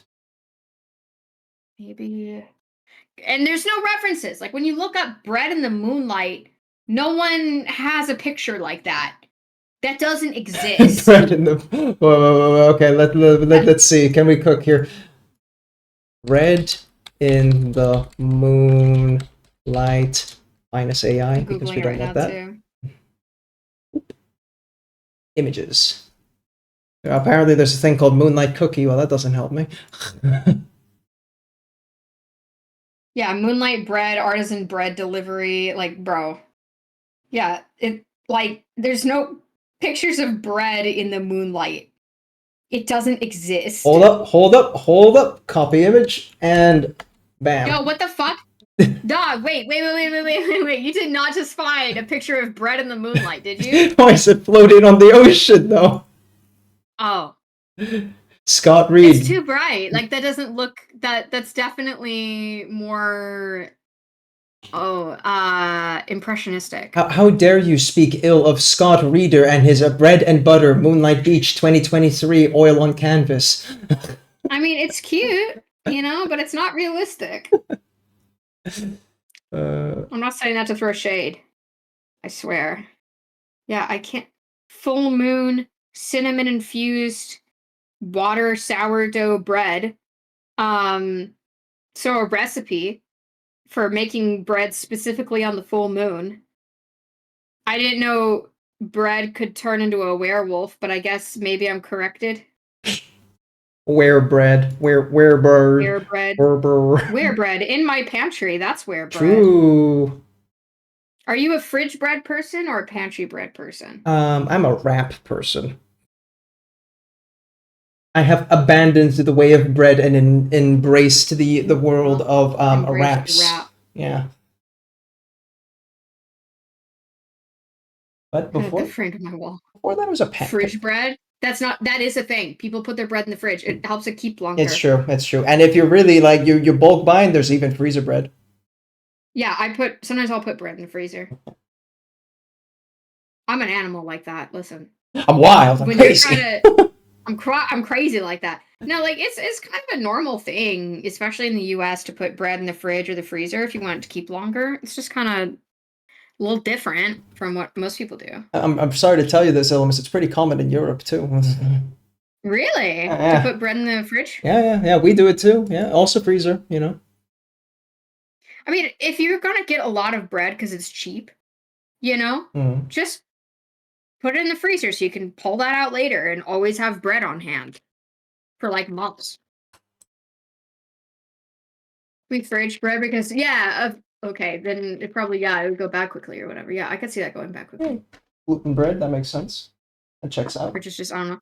Yeah, fridge will help it keep, I think, for a few more days. So, you know, like if you have a lot of bread, you can just keep it in the fridge sometimes. It's a smart way to do it for sure. I just usually keep my bread in the pantry because I'm used to keeping it in the pantry, right. But like sometimes I'll get a bunch of bread. I just don't eat it much anymore. I don't really have much bread anymore. Well, it's just not something I go to. Illumis, imagine this, you know, like fridge bread, you know, okay, freezer bread, like cool, you know, it stays for a long time, good bulk buy, yippee, right? But then like you want the bread kind of soon, then you're gonna have to defrost your bread if you want to eat it. No, it takes so long. So then there's where fridge bread comes in. It's the middle ground, you know. Yeah. It's a smart thing to do Yeah. if you buy a lot of bread, you know, especially like for big families and you gotta buy in bulk because a lot of kids gotta eat or whatever. Big families will do that a lot.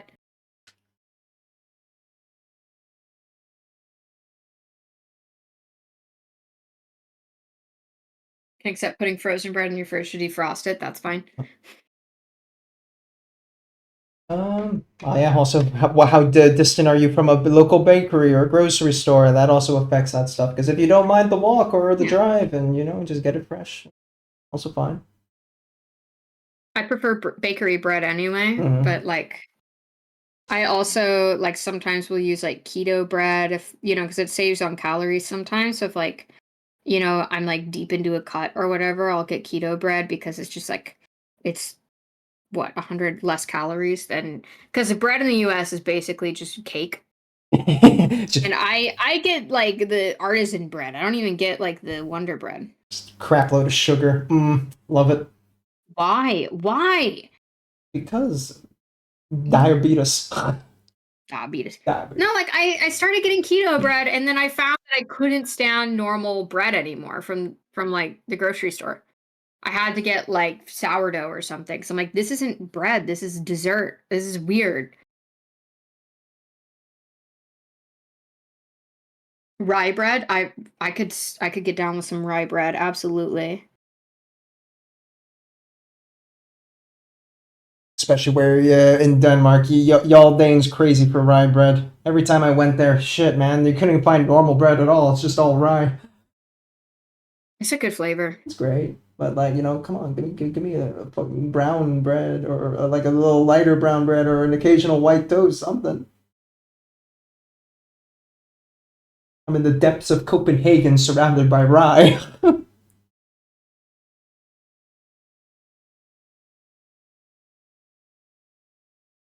Completely forgot these sources of OSL. This is driving me insane. It's like every time I turn this thing, there's a new candle, and I'm like, now it's just playing with me, right? You can't be serious. I want to scream. Scream. I'm tired of this, Grandpa. I'm tired, boss.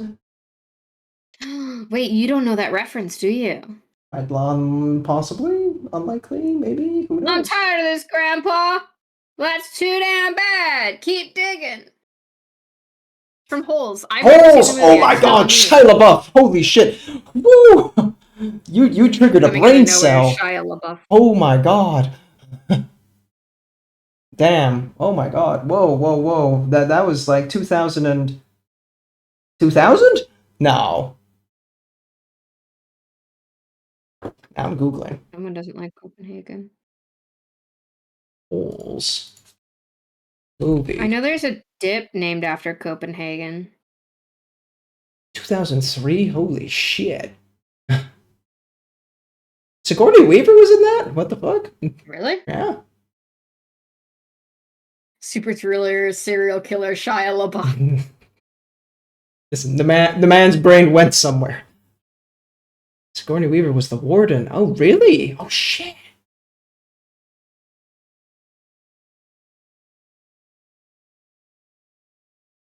Why did they have to dig holes again? The whole premise. I don't know. I've never seen it. I just know the meme. Just like a bunch of kids being thrown into juvie to dig a hole in a desert somewhere. I haven't even seen The Matrix yet, so that's where I'm at.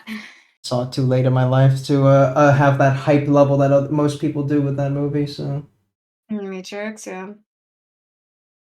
I recently watched Phantom of the Opera, and I'm obsessed with it. I love it.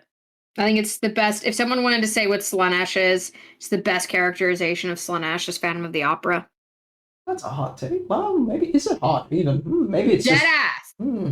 Dead ass. You seen it? A long time ago, so brain no worko on that, but yeah, just watch Music of the Night, like that scene, or Point of No Return. oh, That is how Slaanesh tempts people, for sure. That's kind of, it's less about, let's have a good time, and it's more about losing yourself to art and perfection. And yeah, there's a bit of carnal seduction in there, but it's more of an undertone.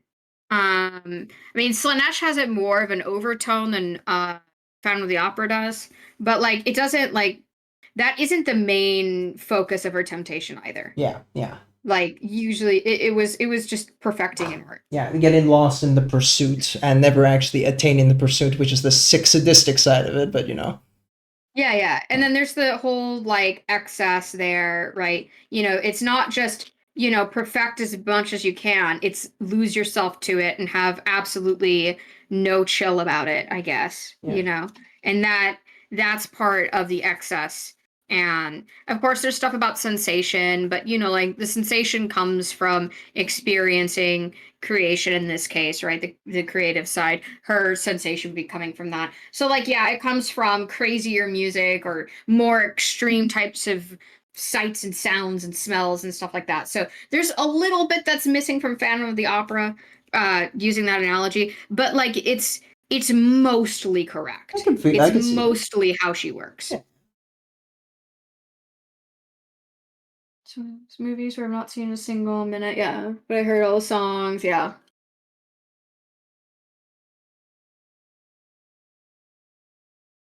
Pop culture and memes. I listened to stuff from Jekyll and Hyde before I knew there's a musical because of TikTok. Oh, Great Showman. That one's fun. I haven't seen it yet, but I Same. need to. I listen to a lot of the music. It's just thought I was gonna say Hugh Grant. No, Hugh Jackson. Wait, Huge jacked man. Hugh. Yes, big jacked Wolverine man. Huge jacked man. He is so huge and so jacked. Yeah, and he's gotten bigger over time because they've put him on stuff, I'm sure. It's okay. Like, like that's just Hollywood. Yeah. And, him not saying anything is also a choice that he's allowed to make. And I'm sure his publicists won't want him to say things, maybe don't want him to say things, right? Yeah. I'm not going to fault him for it. On top of that, then they dehydrate the motherfucker so much just before the shots. So, like, God. Yep. Like, Chris Hemsworth has turned down roles because he's like, I cannot do another cut. Yeah. Like, I can't do more chicken and brown rice. It's great show in the first Marvel crossover movie, Wolverine and MJ from Spider-Man.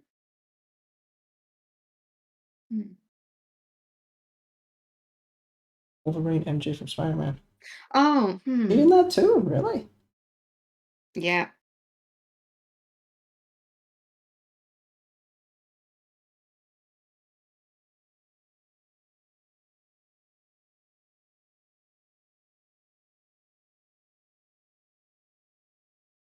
Zac Efron's in Greatest Showman as well, right?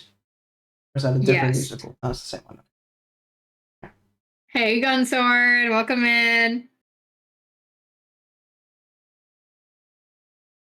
Yeah, I think that works. Cool. I am going to do something I haven't done so far in a while, and that's quickly go to the toilet. Holy shit. Yeah, absolutely. I'll keep everybody company. I won't turn them against you, I promise. It's understandable. They're already against me anyway. If anything, you might just hasten the demise. So, be right back. All right, go piss queen. Yas, queen, slay.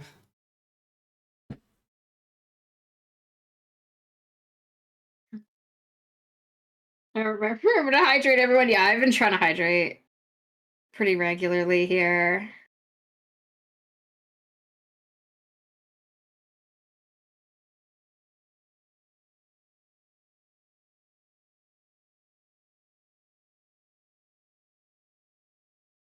Man, it's like so hard to see what I work on. Like, either I have to blow it up to where the pixels are like not behaving like pixels anymore, or it's just very hard for you to see what I'm doing. I swear I will get a better camera eventually. It'll probably be a little bit from now, but maybe you can see a little bit of what I do. There you go. There's a better close-up. I'm having a moment of realization that perhaps this is killing the vibe for some people. So you brought it up.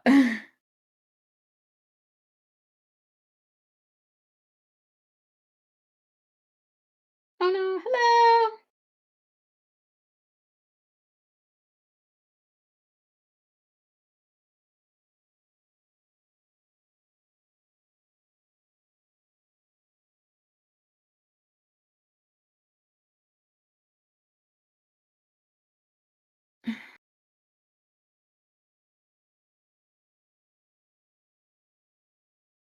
I think I just need a little bit more brightness. Just a teeny tiny bit more on certain areas to be just slightly brighter orange. Trying to coerce my cat to come into the room. Also, hey, Tice. Yeah. Hey, come here. Want to come? Yeah. Cuddle the staircase. That's good. Yeah, there you go. I wish I could have a cat. I love kitties. Here comes the cato. Cat! Kitty, kitty, kitty, kitty, kitty! No, don't you run away! Kitty, no!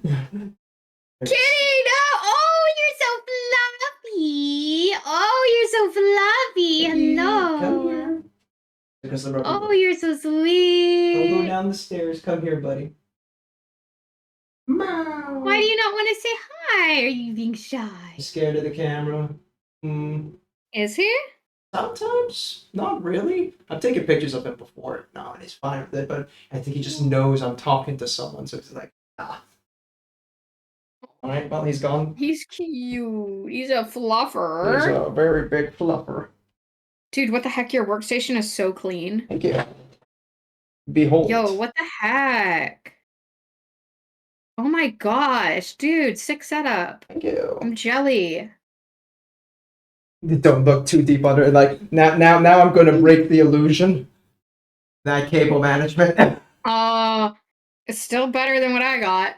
I want to get a proper rail so I Same can, IKEA table? hide it all there. Was it? I think someone has the same IKEA table as you. Oh, okay, fine. Yeah, it's an IKEA. Wait, we can get a name. Oh, it's up here somewhere. Ugh. I have my PC on the floor. What's wrong with keeping your PC on the floor? I thought that's where it's supposed to be. Oh god, the camera's gonna twist. Just read it upside down. There you go. It's the lag captain. Like you're experiencing words for the first time. It's great. I'm reading upside down and it's pseudo-Swedish.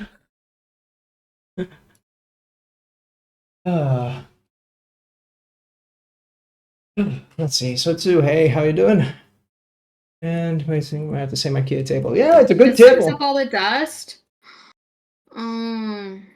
Okay, I need to get mine off the floor then. Yeah, so I actually don't have it directly on the floor. I have mine on top of a stand on the floor, and I have my fans set up in a way that it pushes the air downward. So it cycles air through the back and the top and pushes the air downward. Yeah. I don't know how my fans are oriented. I just helped my husband build it. He did most of the work. Just ask him what's my orientation, and he'll be like, eh. He basically was like, all right, what do you want it to do? Because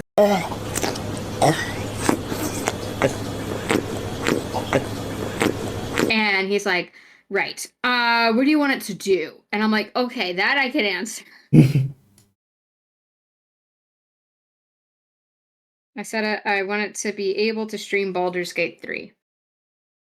So, that's all I cared about. So it shall be. Big graphics boy. I got the itch last night. I had to play Baldur's Gate 3 again. Fair. Just a little bit. Sometimes I'll just get the itch. My guiltiest lie, I've never finished it. Oh my gosh, you've never finished Baldur's Gate 3? I know. How many hours have you put into it? Not a lot. It just wasn't your jam? I don't know. Like, I was getting into it, and then I had to fall off for a bit because something happened in life at that point I don't remember. And then I just couldn't get back into it. And I know if I could just click my brain and get into it again, I could probably be sinking immediately, like 200 plus hours, no cap, whatever. But at this point, I mentioned earlier, like I got so much shit going on between all my hobby and all the stuff I have to do around the house. I'm like, I can't put Baldur's Gate on top of this. It's so fun when you see someone open, like, oh, X person has started playing Baldur's Gate for the first time, and you're like, all right, I'll see you in a few weeks. Farewell, friend. It was nice knowing you. Yeah. Yep. My husband once posted on Twitter, everybody pray for my wife. She lost her husband to Elden Ring this weekend, and I did. He just played Elden Ring. Yep. That was what he did in his spare time. And so I caught up on all my Disney movies that I wanted to watch, or like my dramas, my animes, all sorts of stuff. I think I may have played my own games in that time as well. So it's like, okay. And then we reconvened that next Monday. Not seen the D&D movie either. It's very good. Yeah, I heard that. There's like for once an actual reasonable representation, and as well they dump all sorts of references everywhere. I mean, already from the trailer, I'm like, oh shit, I know that. It was one that released a while ago, right? Yeah, a much older one, and I was kind of like.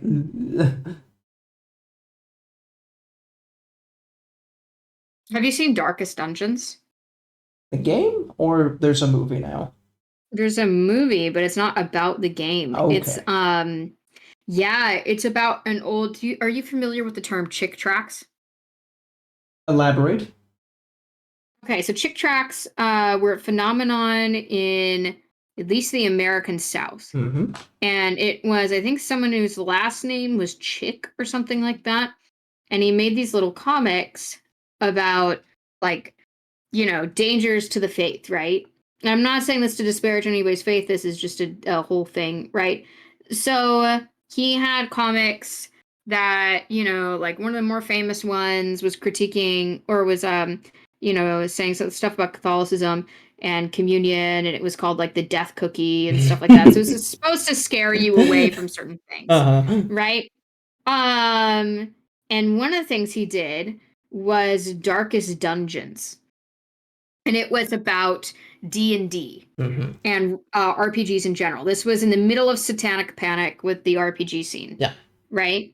Later on, some creators made a movie based on it, on these chick tracks. And I think they're actually RPG players. So they got permission. I'm thinking maybe he thought that they were actually going to make, like something that put it in a good light or whatever, but it's just so fun. It's like these girls are, good Christian girls until they go to college and join the bad boy RPG group, and then they summon Cthulhu or something in the movie, at least. I don't know if this happened in the chick track, but it's basically about how they're corrupted, and one of them decides, no, I'm gonna come back to the faith or whatever. It's just, if you play RPGs, it's a great laugh. So it's just fun. Digging through my pile of junk in the background because what you just said triggered a brain cell. What? Oh, you're finding it? I believe a friend of mine gave me a mini comic of Darkest Dungeon during Halloween many years ago. I was tempted to buy it last year, but it's pricey. Yeah, I've heard Elden Ring's really good. It's like Dark Souls light. But yeah, so it's just great. Like one of the things that it's like you're ultimately corrupted when you start LARPing or whatever. That's like an ultimate source of corruption is LARPing or whatever. No, couldn't find it. Shame. But yeah, as you were describing it, my brain just was like, oh, I know what she's talking about. Yeah. It's a riot. I love it. I think it's funny, because, it was just in that middle of D&D where people were getting really terrified. And like, okay, I get it. If you are a religious person and your kid is playing a character that's half devil, you might be a little freaked out by that until like you are more familiar with the game or whatever. And some people may never be comfortable with that. And that's fine. That's okay. That's not, like unreasonable, I guess. I can see that is basically what I'm trying to say. But, this whole chick track thing was just like basically it was meant to terrify parents into not letting their kids play D&D. So that's, whenever you start making blatant mischaracterizations because you haven't actually figured out what this thing is about, that's when I start having a bit of a problem.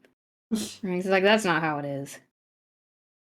Make pretend at your age, child? Oh, clearly you're being possessed by the devil. Yeah.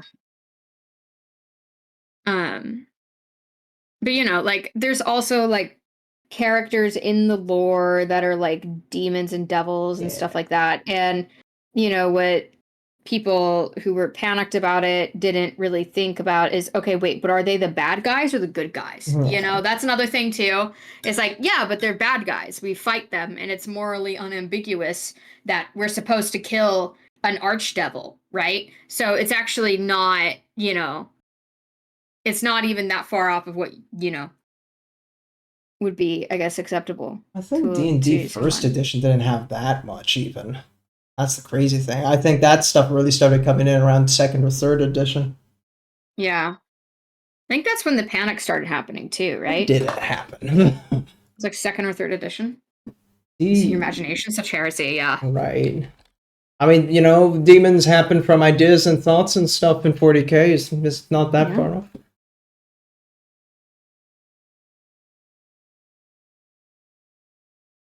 Well, why not just do a Satanic Panic? Trying What to make edition? this meat look like it's in the moonlight. This is hard too.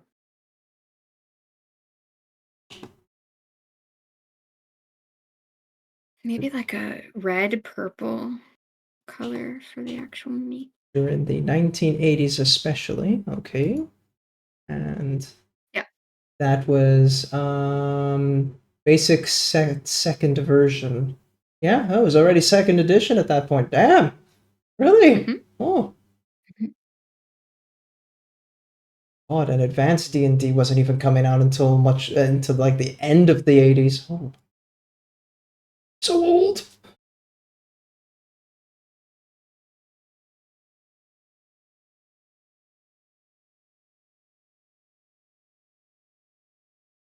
That's nutty.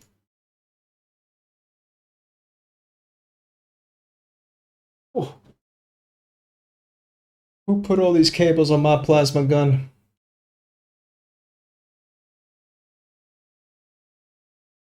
Hey, Drunken Wolf. I'm gonna play with a pen and book. Too violent can corrupt you. Take weapons and go play in the street. Yeah.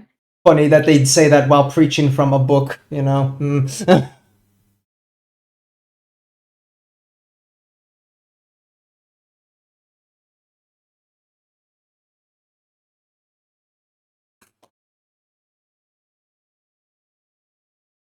I mean, like, I'm very much like, if a parent is like, I don't want you, like, I've heard of like some parent, like, I didn't really play video games, but like, like, there's some games some parents will be comfortable letting kids of certain ages play, and there's sometimes they don't really want them doing it. Yep.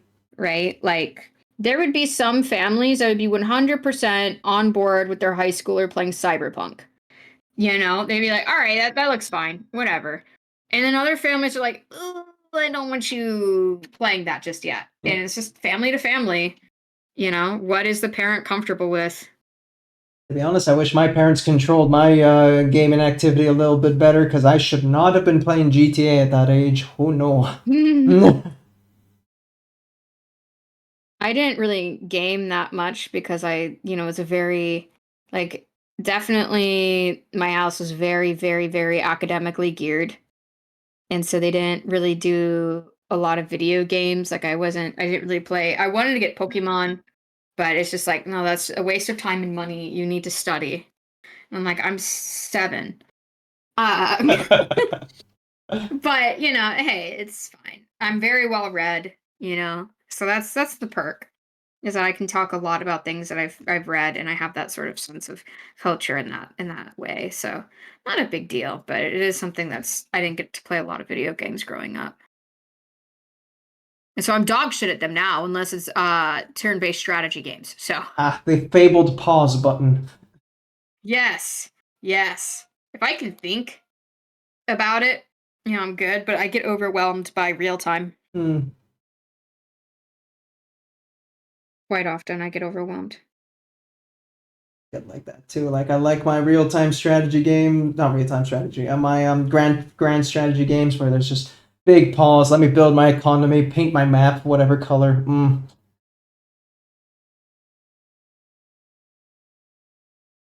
I used to play a lot of almost like Civ style, not like Civ because it wasn't as intense as Civ. Okay. But, it was stuff like, you remember like the Tycoon games? I would play those a lot. Yeah. I was all over that shit because like I liked building empires and stuff. And it's very, very minimal like interactions. And so like a kid who's very young can still do very well. And I would run those games out on the free trial, basically. Like 2-day free trial or 2-session free trial on Wild Tangent Games. I'm done with that game. Mm-hmm. I've completed it. Yeah, I did Chocolatier Tycoon or something. Grand Strategy. Yeah, that's what my husband plays the map simulators a lot. Man, he really is a man after my own heart. What the hell? Yeah, he is. Yeah, he's a Sigma male for sure. Yeah. I married a Sigma. I'm just happy I get his attention at all, really. True. Like, I mean, I want his attention right now. You want his attention? I'll let him know. Maybe bromance can flourish. Like, senpai noticed me. Yeah. Yeah. Like man likes Yeah. real-time strategy. He lived, he's built, and he Mhm. collects corn. I mean, shit. Like, Yeah. Yeah. He's a Sigma male for sure. Is just a little bit more feral than the rest of the Sigma males I've met. Yep. He's a little feral. It's okay. He plays poker a lot too. He's a big poker player. too deep into the Sigma for me. I can't handle that. You can't do the poker? Okay. That's too strong for me. Well, maybe you can aspire to be a greater Sigma male, you know? I mean, like, Maybe he can be your muse. my power play in poker is go all in. Theme Hospital? Oh, Theme Hospital. That's old. What's your favorite story? I can guess what games he plays by getting the answer to one question. What's your favorite starting date? Do you want me to ask him that? I don't know the reference. I just want to ask him. Should I ask him that? Correct answer is always going to be 1444. So, like, should I ask him? Yeah, go for it. I'm going to go ask him. What's your favorite starting date? Hold on. I'm curious. I'm going to let you know, chat. I'm going to let you know. Hold on. Yeah. I mean, he could go with 867. That's also a good one. 1066 if he's feeling a little bit more boring, but you know, whatever. What's your favorite? Better say fucking 1444. Like this reference? What the heck? Yeah. Are you Something that would immediately that I play 1440. Motherfucker's gonna say depends. Play brand strategy, you What are you hoping for?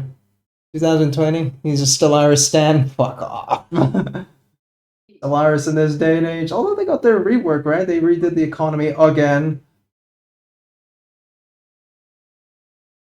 Should really get back at the Stellaris. I tried doing that so many times now. Okay, I got an answer. 1444. My man! Yes! Baby, Adaptus says my man. He says, yeah, let's go. Let's go! Everybody in the chat is like, let's go. Let's go! Batera and Victa, when it came out, I want to get back into it. I was thinking about getting into a grand strategy game at some point. I don't know, maybe I should try it. It seems interesting. I would say Crusader Kings is the I too would easiest. like to execute my son because he's a threat. Exactly. There you go. Crusader Kings. Just do Crusader Kings. That's the best. And I am a medievalist. Yep. I should do Crusader Kings. That is the best one. Yeah. A great time to get into it. They're having the China update soon. Oh, cool. They are adding all of China because it usually stops at the Mongolian steppes, and now they're like, nah, let's get all Asia. So you're getting all of China, Japan, Southeast Asia, boom, all in there. I asked him, what's your favorite starting date? And he's like, 1444. And I'm like, you just know what I'm talking about? And he's like, yeah. Yeah. Duh. I feel. Yeah. Duh. What? Woman. Crusader Kings 2 is more roleplay. Yeah. I think I might like 2 a lot then. That's true. Two also has. The thing is, if you want realism, 3. If you want to fuck around 2, because 2 has like these extra DLCs they added where there's like, you know, you got cults, satanic cults, scientific cults, kind of thing you can join. Neat. And they also have the little crazy DLCs where it's a little too paranormal. If you it's okay, but like you can It's interesting. You can cheese your way into getting immortality kind of thing, you know. It's some exploity things that go on there. But I did definitely have a lot of fun into. I did sink quite a lot of hours into it, but I have been enjoying 3. I think 3 is just much more optimized. But you know, it's pick your poison. I just feel like a little baby when it comes to gaming. I haven't done much yet. It's like Sims, but you get to murder your family. Wait, no, hang on. It's like Sims, but you get secure your lineage by murdering your family. I played when I was like when I was younger, I played Kudos, which was like Sims. I don't know if anybody remembers that game. I played that sometimes when I was much, much younger. I wonder if it's out. I'm gonna look it up. I'm gonna look it up on Steam, see if they have it. Because at some point, maybe I'll bet it's like so cheap now that I could just like get it for like $5. Because it's like it wasn't popular when I played it either. I'm so curious. Oh, dude, yeah, like Kudos 2 is $5. Like it's $6. I'm thinking about getting it for nostalgia. Pop off and go for it. Oh my god. The ad is a PowerPoint. What? Damn, now you know you've gone back in time. Holy shit. Oh my god. Like, look it up on Steam, dog. I'm telling you. One Is it the second. original? Oh, dude, I want to get this. It's like $6. I could totally just get it. Did I play 2? I remember it being more realistic. I don't remember it being this, you know. Huh, maybe this is the one I played. Maybe I just remember the avatars being more realistic than they were.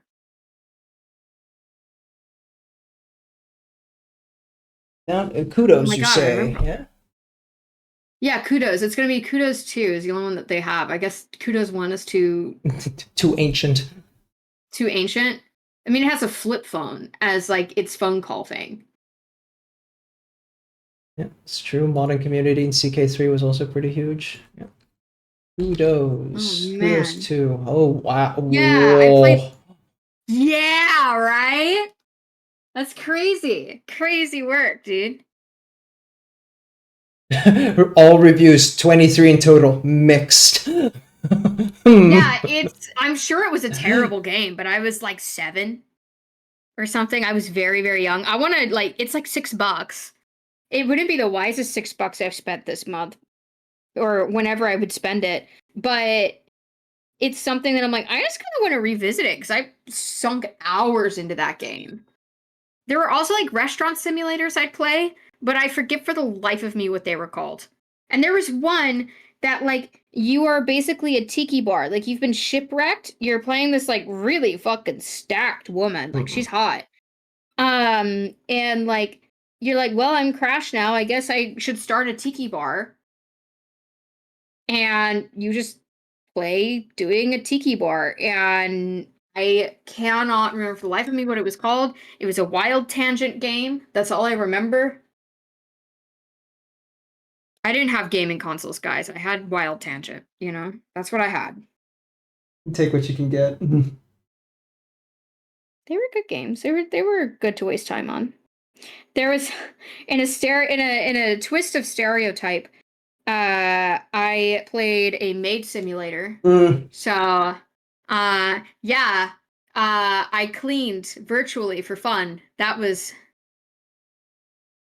I don't know. There's something cathartic That's about it, you know? Like there's Power Wash Simulator, Yeah. you know? Like there's... The English title was Pink Panther, Passport to Peril. Yeah, like crazy, like old games like that. I think I'm gonna get that. I think I'm gonna get that shitty little game that I played as a kid. It's $6. You know? I just want to revisit it at some point.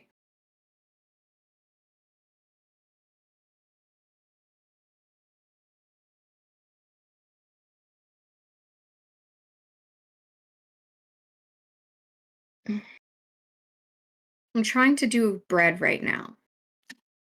We're trying to make this bread by painting bread. Failing at dry brushing again because I forgot how to dry brush. Mm. Like also, this dry brush itself is past its prime. It's very split. Yeah. Probably need to replace it. We got another fella who's willing to step up. But you. Yeah, I know, right? Maybe you should get some friends like I got. Okay.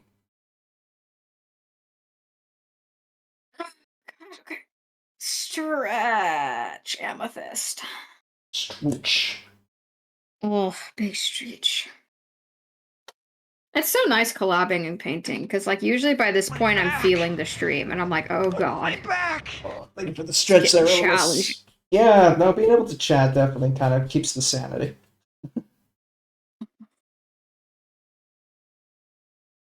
Oh.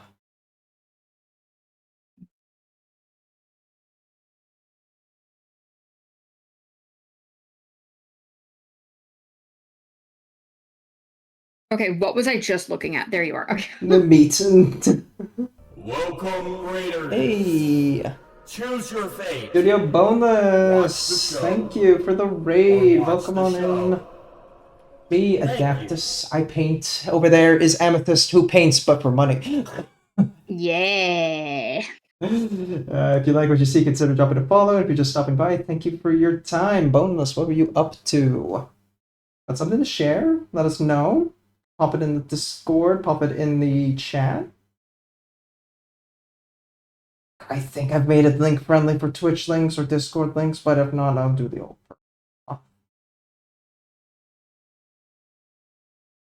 Sell better. Come on.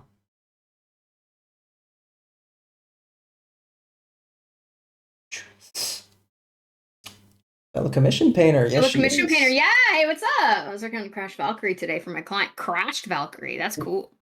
Is this for a diorama? Diorama. Hardly know her. Wait. Whoa. That how you do that, Elemis? I've heard alternatively you could also do In My Pants. Mm. That's another one. Nice, Adaptus, you're learning. Hey. But wouldn't that be more like diorama? Barely know her. Probably. There's It's a regular an old terrain piece. inflection. Gosh. Thank you for the follow. Welcome to the Lemur Gang. You may have one of Zinch's mangoes. May or may not come with a flesh change. Why does Zinch have mangoes? Because I said he does. Fair enough. We're the Lemur Gang. Zinch likes lemurs. There is no lore for this, in case you're wondering. I just like lemurs, and so Zinch also likes lemurs So because I serve Zinch. So it shall be decreed, so it is. Yes.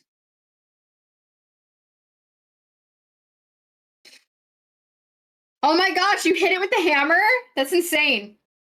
I saw someone like, oh, look at this nice, it was on TikTok, it's like, look at this nice Imperial fist, and they step on it. What the fuck? Like, they had fully painted it. They stepped on it, broke it, and then put it on their Iron Warriors base. And I'm like, that is a good... Oh, That's the kind of hook I need to do for my videos. That- Damn, that dude. fucks. Holy shit. Yeah, wasn't that a good intro? Right? I was like, holy crap, dude. You cooked with that one.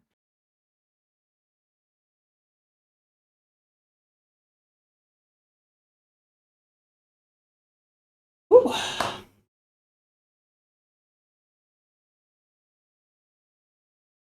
How much longer must I suffer? NMM hell. Leave me be. And it's never perfect, so you never feel like it's done. I feel like I planned to do a hazard strap on this claw, and I'm sorely regretting that planning. I got the truth. I I should. am kind of enjoying this multi-source light, though. This is fun. I'm gonna do some spooky now. I'm gonna start spreading the blue onto the chest piece. Do I feel brave enough to do that? Oh god. A little at a time, baby. A little at a time. You got this.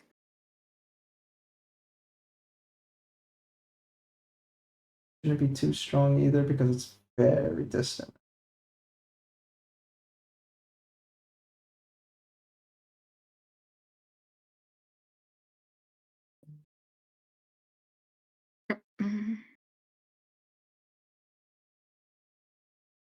Ah, it's a little too thick.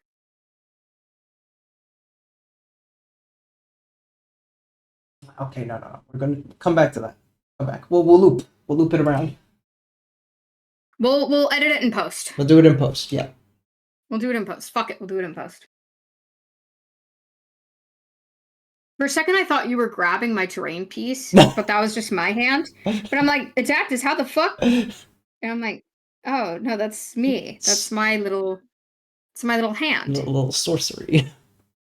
Yeah, I was like, how is he? I was actually kind of panicking there for a second on the inside. I've been streaming too long, haven't I? Oh no.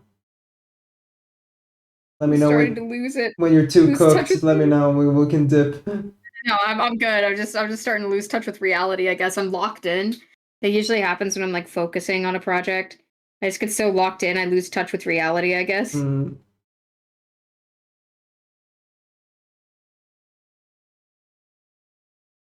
Can anyone relate?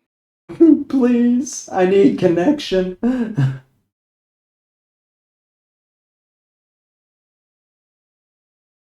man. Are you kidding me, game? I think Drunken Wolf agrees. Maybe I should get some Earl Grey, some little cookies, some of those little Sammy cookies. Little cheese snack. A little snacky. Should I get a little snacky? I don't know. It's tempting. Mm-hmm. Those London fog cookies do be slapping hard. But the cut. But the cut. But the cut. But the cut. My costume's coming in soon, and I need to be ripped for it. God damn. I know. I did this to myself. It's my fault for wanting to show tasteful amount of tum-tum. Yep. Shame, but oh well, you know, the things we do. Yeah. Well, one cookie's not gonna Snickerdoodles. kill you, Yeah. isn't it? One Well, cookie, I mean, surely. you can't just have one, can you? Gotta have a couple. Because, Yeah. like, it's with those little Sammy cookies, right? It's like you never appreciate how good they are until they're gone. So you need a second hit because then you realize you were too reckless with the first. You guys feel me? You're channeling a lot of excess there for a Zinch worshiper, I'm just saying. I know, I would fall to Slaanesh. I would fall so hard to Slaanesh. I realize this. I would fall to Slaanesh because she would promise me Magnus. Yeah, the Like, I Magnusi. can get you that man. Yeah. Give me that hot red nerd. Even in 40k, I like my Sigmas. I like them Sigma. You can punch my heart out anytime. Why does nobody remember that? We do, buddy, we do. Age of Sigma. It's so fucking hot in here, God. And I'm like, let me open a window. Wait. Just make it worse. First use thermodynamics.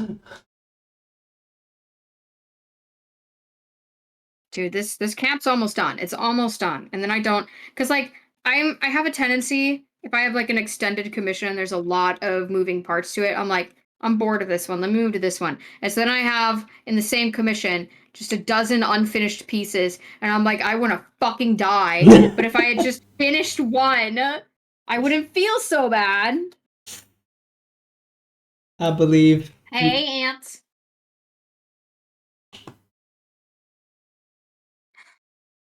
Oh, God damn it.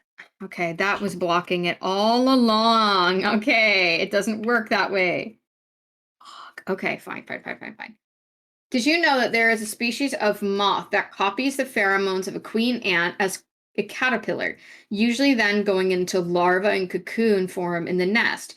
Interestingly enough, the moth, while fully grown, does not have this scent and needs to get the hell out of Dodge before the colony attacks them. Thank you, Typing Ant. That was very fascinating. Typing Ant comes in every stream and then gives me an ant fact. I remember. Yeah. Mm-hmm. I was just like, what? Where's this coming from? But then I looked at the names like, oh, of course. Okay, now I have to do OSL on, like, Firelight OSL on this campfire. Let's go. I didn't know there was a lantern there. Yippee! Type in ants. Do you know Ants Canada by any chance? YouTube channel, just for your reference.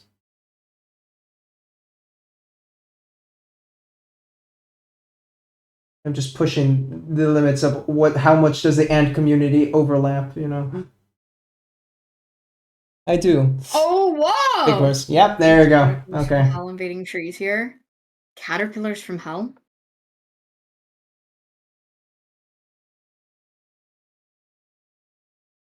Yeah, I'm wondering what's Ants Canada up to lately. I've not checked in a long time. I remember he bought a house and he turned it into a giant ant farm, essentially. Wow. Yeah.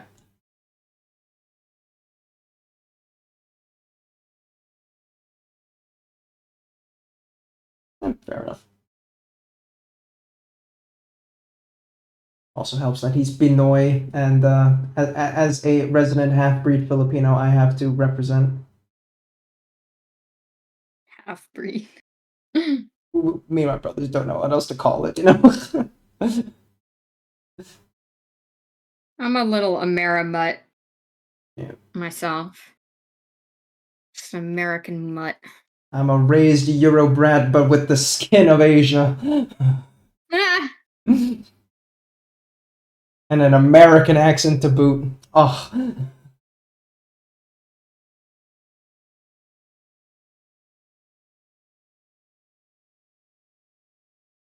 Mr. Worldwide. Mr. Worldwide. Yeah. Don't watch him anymore? Ah, fair enough then.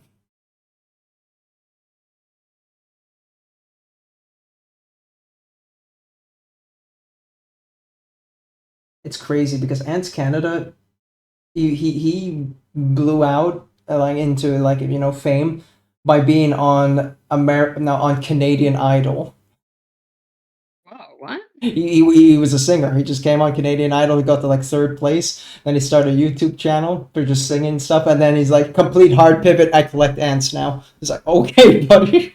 You know, rebranding goes hard. Like, goddamn though. 6 mean pixel glasses to come down for your face. That'd be great. Oh, Ant didn't know that. Yeah, no, really. Yeah, he was on Canadian Idol. I remember also that many years ago seeing him too, because he was a big craze. Anytime Filipino gets like on some form of media, every Filipino mother talks about it. So that was an easy reach for me. But yeah, no, he got to 3rd place or something like that, runner up maybe even on Canadian Idol, and yeah, he made a YouTube channel, did some music for a while, and I don't know why he's pivoted to ants, but he just did. And He likes ants, I guess. he likes ants a lot. And I mean, maybe he just didn't like music that much, preferred working with ants, and so now he's like, I want to do ants now. That's true. Yeah, maybe.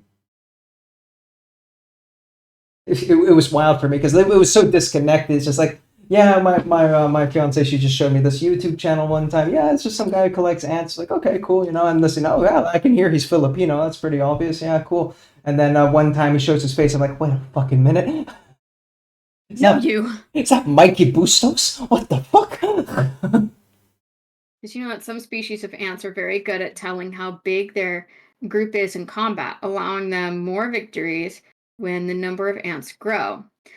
The simple ability to tell how big their group is allows them to know when to take riskier moves and how cautious to be. It even allows them to beat ants that have the same amount of ants in their group, since most ants struggle to tell how big the attacking group is beyond a point. So the ants usually act more conservatively.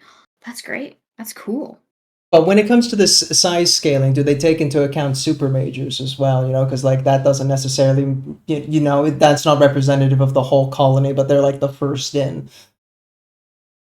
Sorta? Okay, fair enough. See, I remember my ant facts. Thanks, Ants Canada. That's impressive. Super majors are like the utility big soldier boys of a colony. They got like these extra larger heads. And then multi-purpose thing, could either be for snipping stuff or blocking tunnels, whatever. Neat. Yeah. Ants thinking of starting a Tyranid army. Like low key Naming it though. after ants.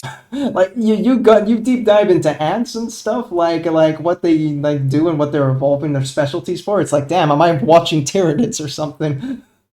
Maybe people who do, like I always say, the 40k people who make the lore are very well read.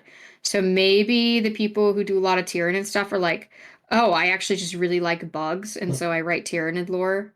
Yeah.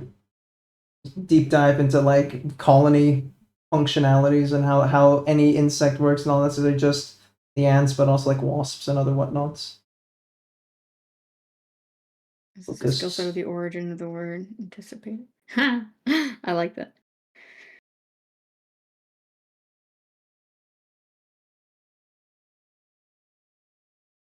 Their invasion sounds like an Argentinian ant attack. Yeah, low key. But they hit like bullet ants.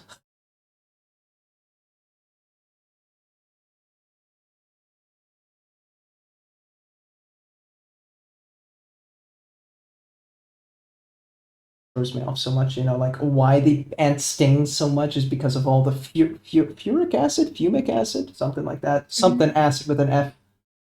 That's just such high concentration that, you know, just a little bite of that, just a little nibble, and you're like, God damn, ouch.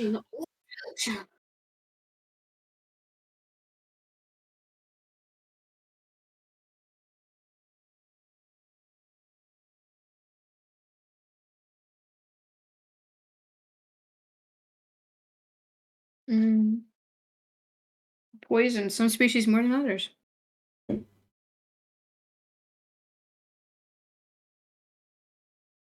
I know fire ants can go right back to hell where they belong. And they'll come back with more fire. They probably will. They're that vindictive. Just timing when they bite you is crazy work.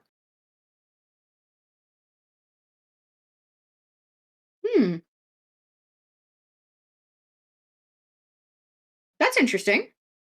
Some things are just not allergic to the poison, so they don't feel the pain. Maybe that's why anteaters can eat ants that sting, I think, right? Can they? They'll just lick them up, yeah.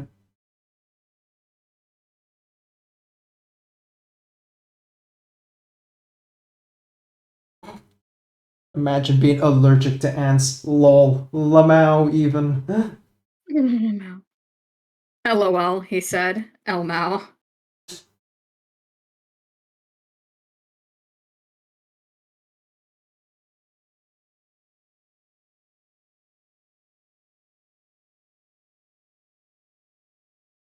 So the text file? That's good. This continuity is making me want to scream. Just like, why is... Oh my god. So serious. So much continuity I have to worry about.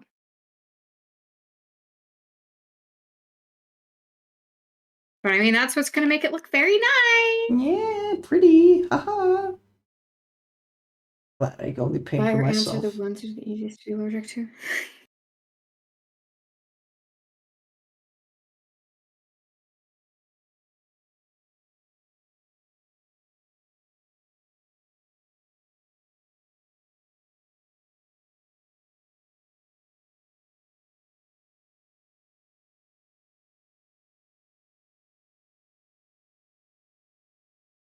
Ant is independent, and pendant is independent, and dependent is independent. Fucking what else? Yo, are you okay? Do you want to talk about it? You okay there, champ? Can you smell toast? That's funny. The room smells like burnt toast.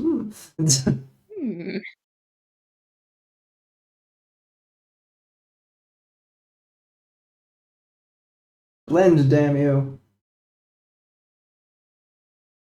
Mood. How I get my glazing. Smells done. like ants. Yo. Yeah, don't get coffee if it's late. It's half-life. It's half-life. So for half of it to get out of your system is 10 hours, I think? Damn. No, 5 hours? It's a 5-hour half-life? Yeah, it's a 5-hour half-life. But it takes 10 hours total for it to get out of your body completely. Some people can drink ants. I don't know if that's a very fun fact, but it is a fact. I don't like the idea of people drinking ants. That somehow makes me uncomfy. I want to try that. Smell, not drink, smell. That's very okay. These are some very different words here. Okay, I can handle that. I can handle that.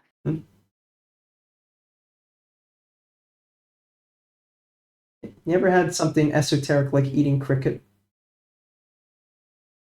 I've eaten, yeah, I've had them in like little crunch bars before. Ah, okay. Just not raw Yeah. dog to the cricket on like a stick.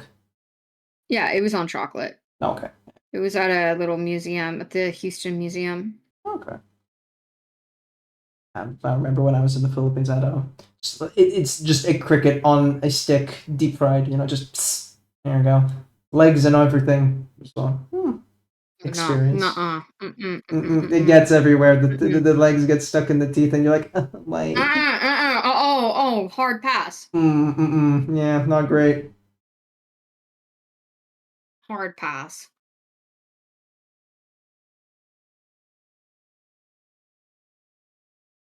Cricket powder is decent. Goes good on burger. Okay. Cricket barely know it. Bro, you need to talk to your viewers about being naughty like that. They're being crazy. This is a good I day. love it. It's okay. It's fine. I will feed you ants. Please don't. Don't do it. On bad need to do days, that. my audiences call me Adaptussy, or other things that Adaptussy. involve the ussy word. Oh, so they're on their best behavior. Yes, yes. This is as good as it's gonna get. I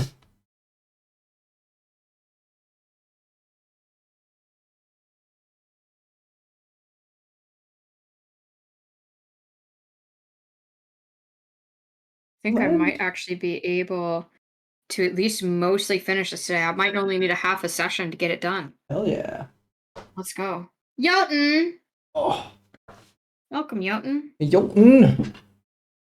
Shit. Oh. I would not mention even Mpreg today. God damn it. I'm not explaining Oh, that. wow. You do it. Excuse me, right? It's not lore accurate, but there's a deep connotations.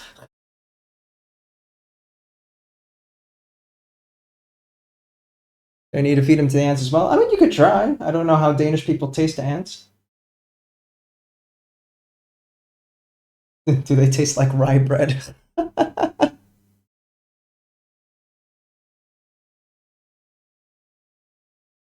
God damn, what was the explanation message then, Illimus? Ooh, drop a medieval fact. Medieval people in the medieval era thought rats spontaneously spawned out of garbage. Because they never saw a baby rat. And so they're just like, oh, they come from garbage. That must be their spawn point. Yeah. And then later on, people found out that no, they have babies. They're mammals. But no one bothered to check. Oh my gosh, may not. Thank you for the raid. Welcome in. Everybody hide the mangoes. How are you? How was your stream? And if you need to do any of the post-stream care, feel free. My name's Amethyst. I normally paint models. Sometimes I'll play RPGs. Now it's going to be both tabletop and virtual. Hey guys. I know, it's a great name. Welcome. You need to get some ant facts? Don't burn yourself out. You already gave me 2 today. Yeah, all right. Got to keep some for next time. Yeah.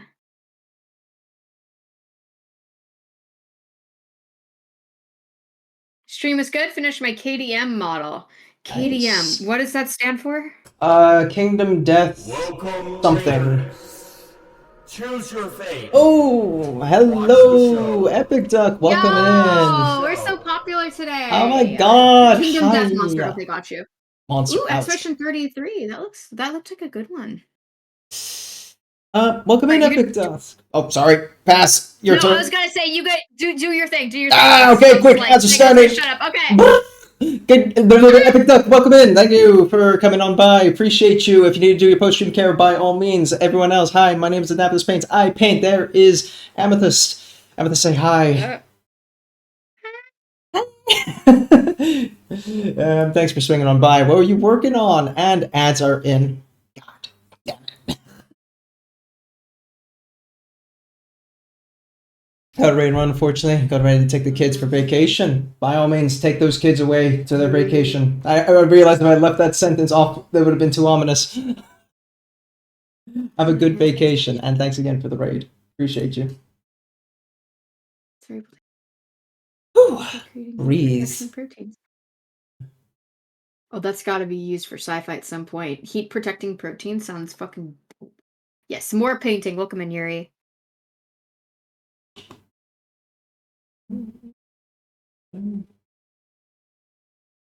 Some fine models and paint jobs. Thank you so much. Yeah, Adaptus is working on some non-metallic metal right now.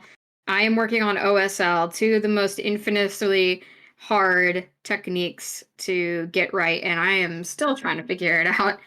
To be completely honest, this is very tricky. And oh, thank you so much. And I had to do multi-sourced OSL. I'll give you guys a look close up here in a bit. Multi-source parts really, really damn trippy. Like, I'm glad I just have the gun. Let me put it like that. I could not imagine how many candles are there? Okay, Oh. here we go.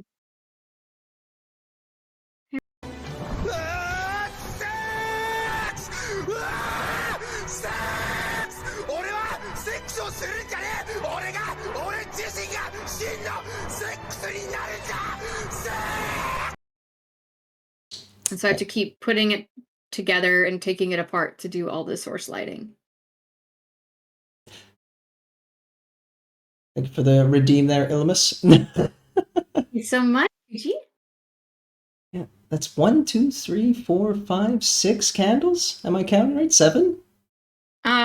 This is an entire group of candles. Sure, but like, you know, in the There, oh shit, and wait a minute, that's then- 3 each. Oh shit. Yeah, and then there's more candles here. I've missed those. And then there's more candles here. Mm-hmm. Yeah. Lots of Damn. candles. And then there's fire from the campfire. And then lanterns all over the place. So I have a lantern here. I have 2 lanterns here on this post. Let's see. No lanterns there. But then I missed this lantern here. And there might be more Hello there. lanterns, perhaps, because this is definitely supposed to be at night, which is why I have to do. So I'm like, oh, this is definitely at night. Let me put in night lighting, and I'm like, this is driving me insane. Blue bread. Also, there, thank you for the follow there. May not. Well, I mean, you know, it's in the moonlight, so it's gonna cast blue probably. Yes. I think. I can't confirm that because there's no pictures of bread in the moonlight. We've already established this. I mean, let me another run at it. Why not? Moonlight bread image.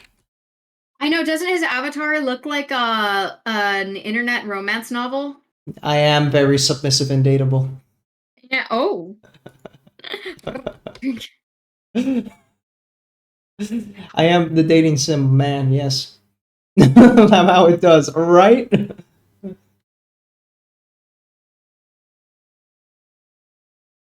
there really is no bread in the moonlight. Like, Yeah, like you can't look up a reference for it, so I can't know if I'm doing this right because there's no reference for it, right? So I just gotta wing it. So it's like, why is it blue? And I'm like, it's in the moonlight. You're just gonna have to deal with it. I could simulate it in Photoshop by Yes. just doing a blue shade on top of bread, but like, I think I've got a pretty good representation of what it would look like because I have some of that, you know, like tan coming through in the lightest areas, Yeah. you know, where the moonlight would be the most intense. And so it's probably shifting the color toward its natural state, you know, because it's, I don't know, it's probably going to start shifting it at some point back toward that tan, if I had to guess, looking at other things in the moonlight,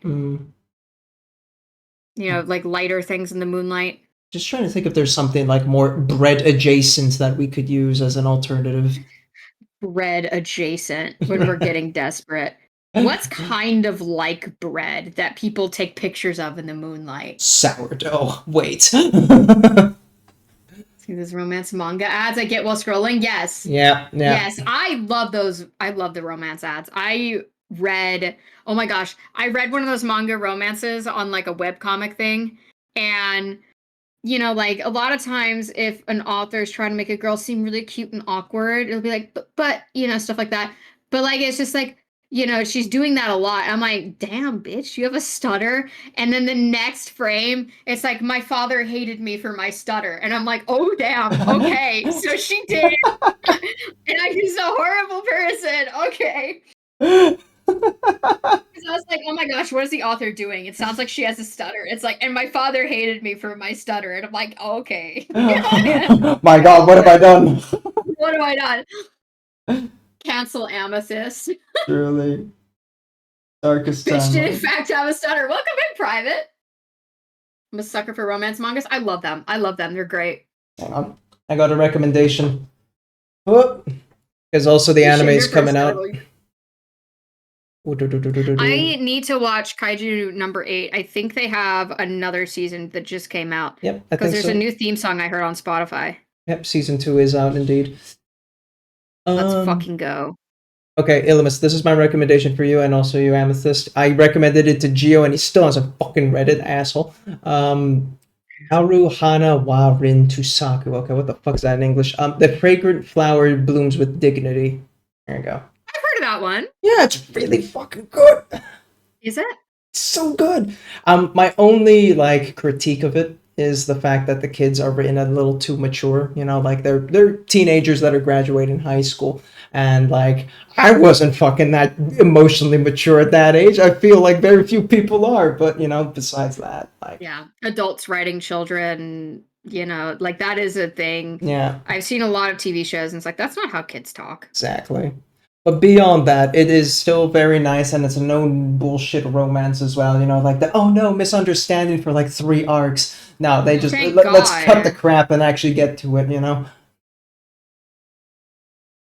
So yeah, I really enjoyed it. Yeah. And it's not just romance too. There's a lot of friendship involved in there, and like you know, really actually trying to be emotionally available for your friends too. Like that, damn, that's a rare read. I was like, shit, oh, this is good. This is good stuff. Love that. I got my husband hooked on K-dramas. So. Oh, ooh. I don't know if I can handle K-drama sometimes. They get too morbid at points, you know, that's just the Korean writing. I mean, we're going to probably start some Chinese dramas because he's learning Chinese.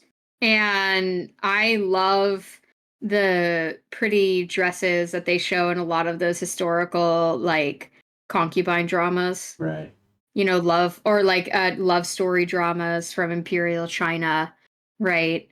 I love seeing the pretty costumes, and you know, I'll follow it for the plot. He's gonna definitely like the plot, but then also he gets to practice his Chinese. Yeah. Oh yeah.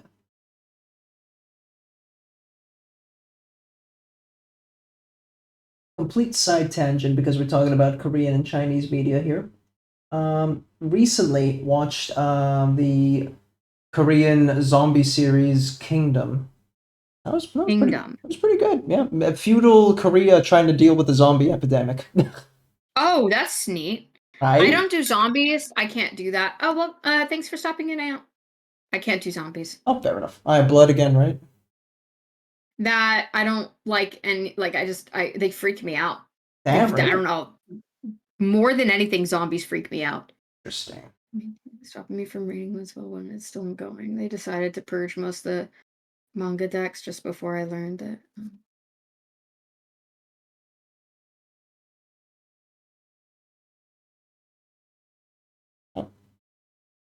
Manga decks. Am I too boomer to understand this? Oh.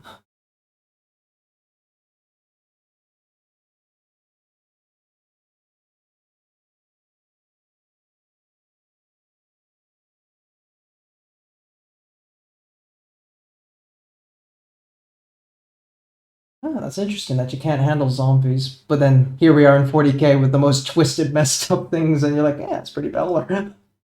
Well, I mean, I don't like Nurgle stuff. Ooh, okay, now we're getting cooking. Know? Okay.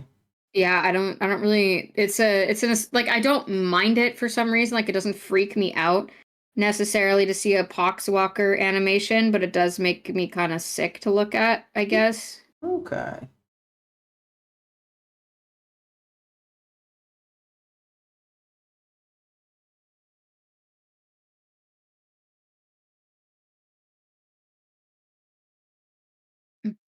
Same here. I was scarred at an early age with zombies. Yeah. Hmm. I just like can't do a lot of stuff like that. I don't know. Like it's always been a consistent, deep-rooted fear when I see it. Took me a while to get over my one, but body horror was something that really screwed with me as a kid. My dad really fucked me up by showing me Alien when I was way too young for that. I see. Like the face hugger, like I could not sleep after that. The idea of something clinging to my face and I can't all breathe kind of thing. The claustrophobia took over there. It's like holy Yeah. shit. We watched The Thing, John Carpenter's The Thing, and I was sidestepping my husband for the rest of the night until he's like, "I'm not the thing, okay?" But how do I know that? Exactly. And I was like terrified to like sleep next to him that night. It went away, but like, like very, very quickly. But I was like, I'm gonna let my guard down, I'm gonna fall asleep, and like what if, like it horror movies fuck with me really Yeah, bad. fair enough. I can't do it. I Yeah. cannot do a horror movie. Was never a big fan of horror until I met Miss Adaptus Umiko. She's a big fan of horror, and so she just kind of dragged me through, and I was like, holy crap! Though, like now I can watch any fucking hacker slasher or whatever, not flinch at all. Now I'm hard critiquing like, oh, this horror movie is just too much a jump scare. Oh, there's not enough tension in the scene. Oh. I did work in a haunted house. Okay, now that's just trippy. Okay, Yeah, I worked in a haunted house and it was a lot of fun, but I was the one scaring people. Hmm. Yeah, okay, when you're the monster, it feels a little bit easier, yeah.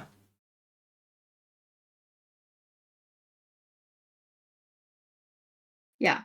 I mean, I have some crazy stories from that haunted house too. Okay. Um, like, okay, so we could break the fourth wall. And I had this whole spiel um that I would do because I was basically playing the role of the executioner's victim in like we had an executioner room. It was very, very insensitive. It was supposedly an insane asylum where the patients took up very insensitive. Not a great message, but it's very common to use for haunted houses. Of course. And so I was the executioner's victim, and like people would come in, and I had a whole spiel where I was like, "You have to get me out of here, right?" And I could cry on command back then, so I'm sobbing, and I'm like, "You have to get me out of here! Like, you think that this is fake? It's not fake, right? Like, I'm gonna die here. I'm gonna die here. Please help me, help me, help me, right?" And I would like kick at my co-star, right? The big gigantic 6'3" dude that they was like, okay, you're gonna be the executioner, right? And I'm like under 5 foot, so I'm like teeny tiny, and oh no, this poor girl, right? So I'm kicking at him and I'm screaming and I'm like, like saying, what do you want? I'll give you money, I'll give you whatever, whatever. And you know, I did this whole spiel to a bunch of people, and like even the adults started getting kind of on edge, right? But then later on, there was a group of girls who were just old enough to do the more adult house, which is what we were in. Right, so we had different houses. There was a more kid friendly, more like jump scare, oh no, zombie thing Yeah. room. But for us, it was much more intense, right? We were more geared toward older children and adults. And I did my whole thing, right? And I'm doing the crying, I'm doing all of that. And these two little girls start crying and they're Oh. looking at each other. And then they look at me And my hands were tied down, right? It was a pretty loose tie, so it, because they don't want to distress the actors, but my hands were tied to the chair, right? Mhm. And they run up and try to start untying me. Oh. And I was like, oh shit. And so I stomped my foot, right, to get my co-host to jump in and finish the bit. And the whole bit was he'd turn off the lights, he'd, bring this fake knife and smack the back of the wooden chair. It sounds loud. And then he'd turn on the lights and my head is like down, like I'm dead, right? Yeah. That's the whole thing. No fake blood or anything, just dead. Sure. Which is crazy. And I'm looking through my eyelashes after these, because I'm hearing just sobbing, and I'm looking through my eyelashes, and their tour guide was escorting them out as they were basically falling over crying. Poor babies. No. It was the best night of my life. That was the best performance I've ever done.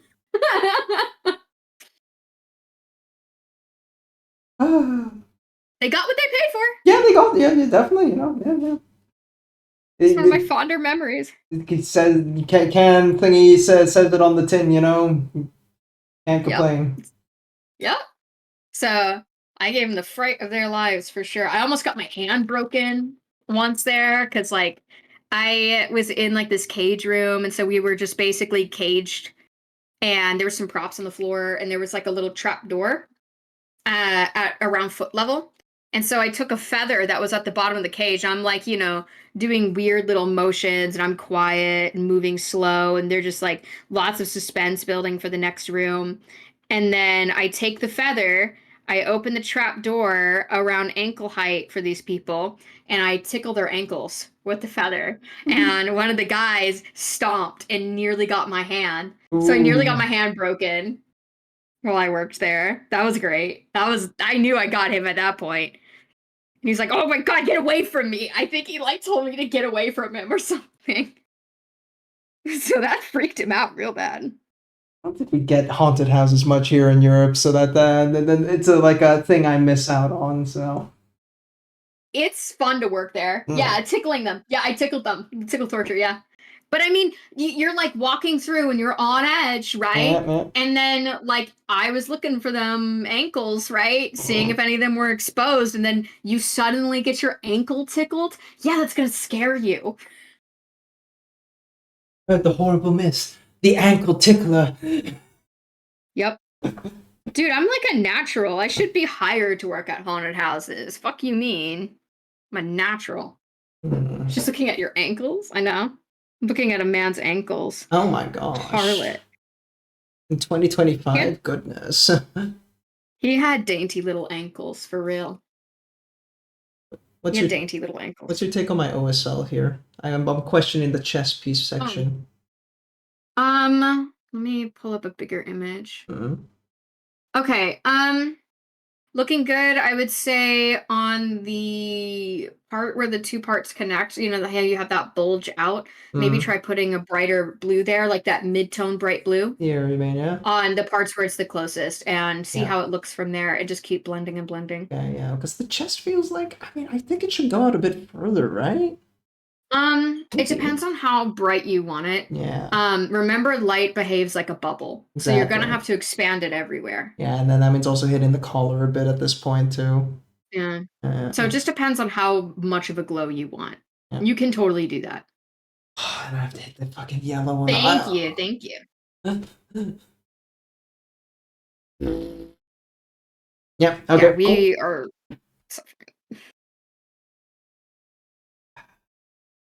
Okay, let's see if we can get this on with a bit of a glaze.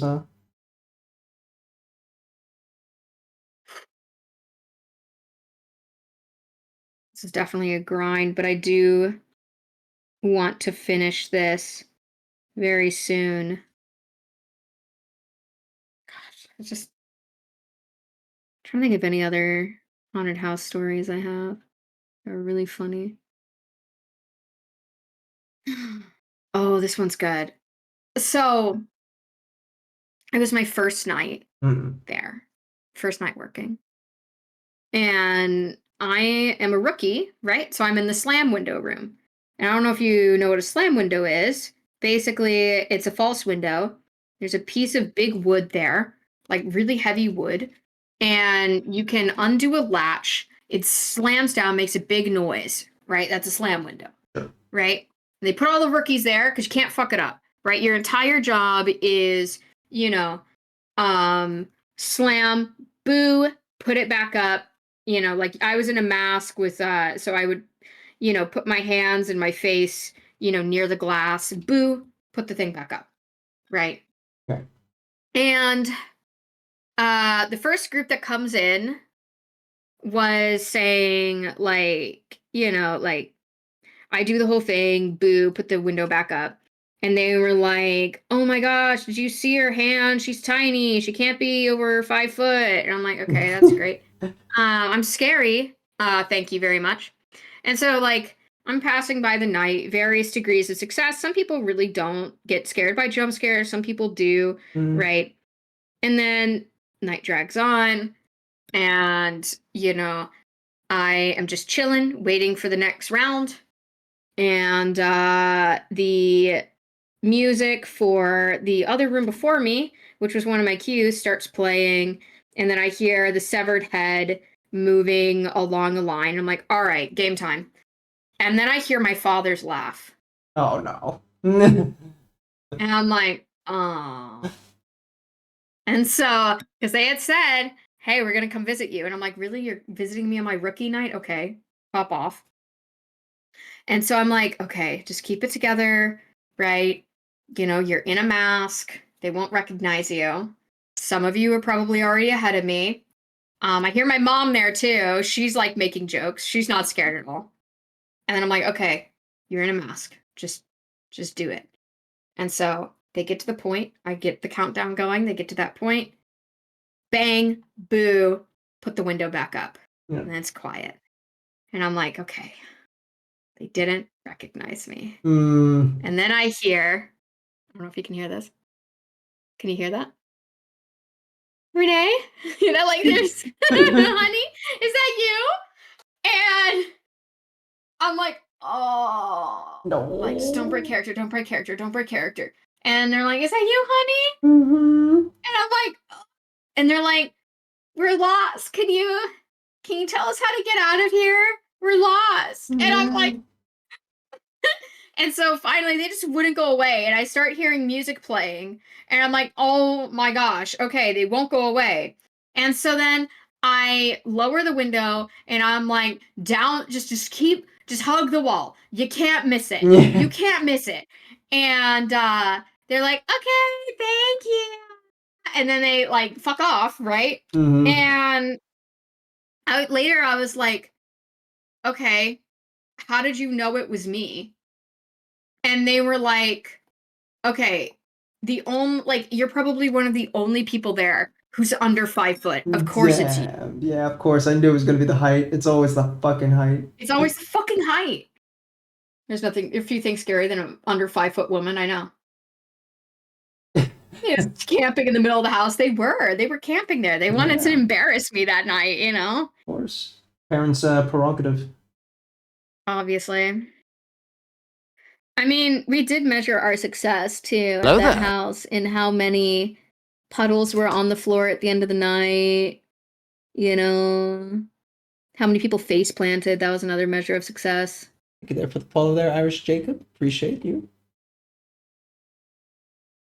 I have to always quickly squeeze in between the story moments when I can. Sorry. It's okay. Iron within, iron without. Hey, what's up? Or Perturabo. Yeah, poor Peter Turbo. Oh shit. Okay. I'm gonna get a little bit of red on this lantern, and then I probably have to raid out. Are you gonna be on after?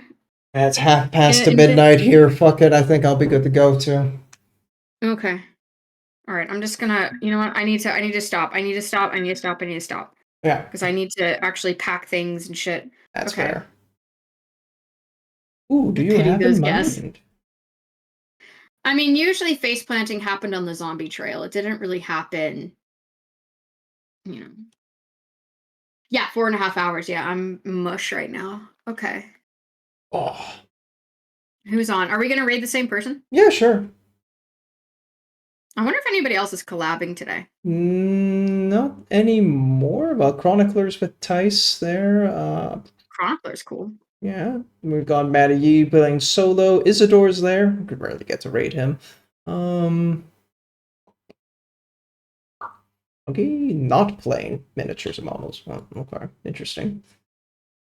And Bay holders there too. Damn, there's so many fucking people online. Why are you all online? Honestly, cherry pick. Well, cherry pick. What's the word where you just RNG pick? Hmm.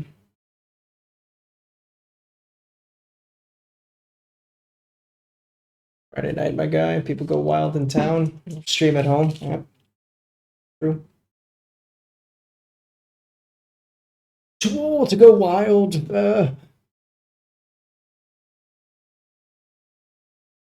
Is someone working on an Angron? Did I see that? Oh, it's not on the Angron right now. I don't know. Maybe they're about to raid out. Oh yeah, I see the one you meant. Yeah. Yeah. Yeah, it looks like they're heading out. Okay. Yep. Please don't raid into us. Please don't raid into us. I No, need someone to go. else. It's good. You're I need good. to go. I need to go. I need to go. We gotta get out quick then. Okay. Maybe visit. Sure. Okay. Because I've raided visit before. They're pretty cool. Yeah, like 2 or 3 times I think now. Yeah. It looks like they're collabing with somebody today. Yeah, they're collabing with Tice. Yep. Oh, so maybe one of us. Okay, since you've done visit a couple times, I'll do visit, and then you'll do the other collaborator. Maybe. Sure. Should we give them? Okay, cool. Where's Tice? There's Tice. All right, I'm gonna get off of this Discord call. Sure. Do your outros. Yeah. Yep.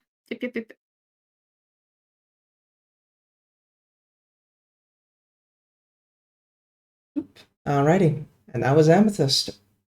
Let us close that up over here. Yeah, thanks everybody for joining us for a little collab. That was fun. I got a lot of chit-chatting and also talking about a bunch of stuff. I'm amazed how much we have in common. And of course, how much I have in common with a husbando. So again, thanks everybody for swinging on by. And also thank you for the follows there. Arch, Jacob, and Maynot. That was everybody who follows this time around. Yeah, cool. Next time will be Monday. It will be with a new microphone. Hell yes. So I'll be back again on Monday, and I hope to catch you guys then. So until next time, guys, thank you very much, and good evening, good weekend, and good night.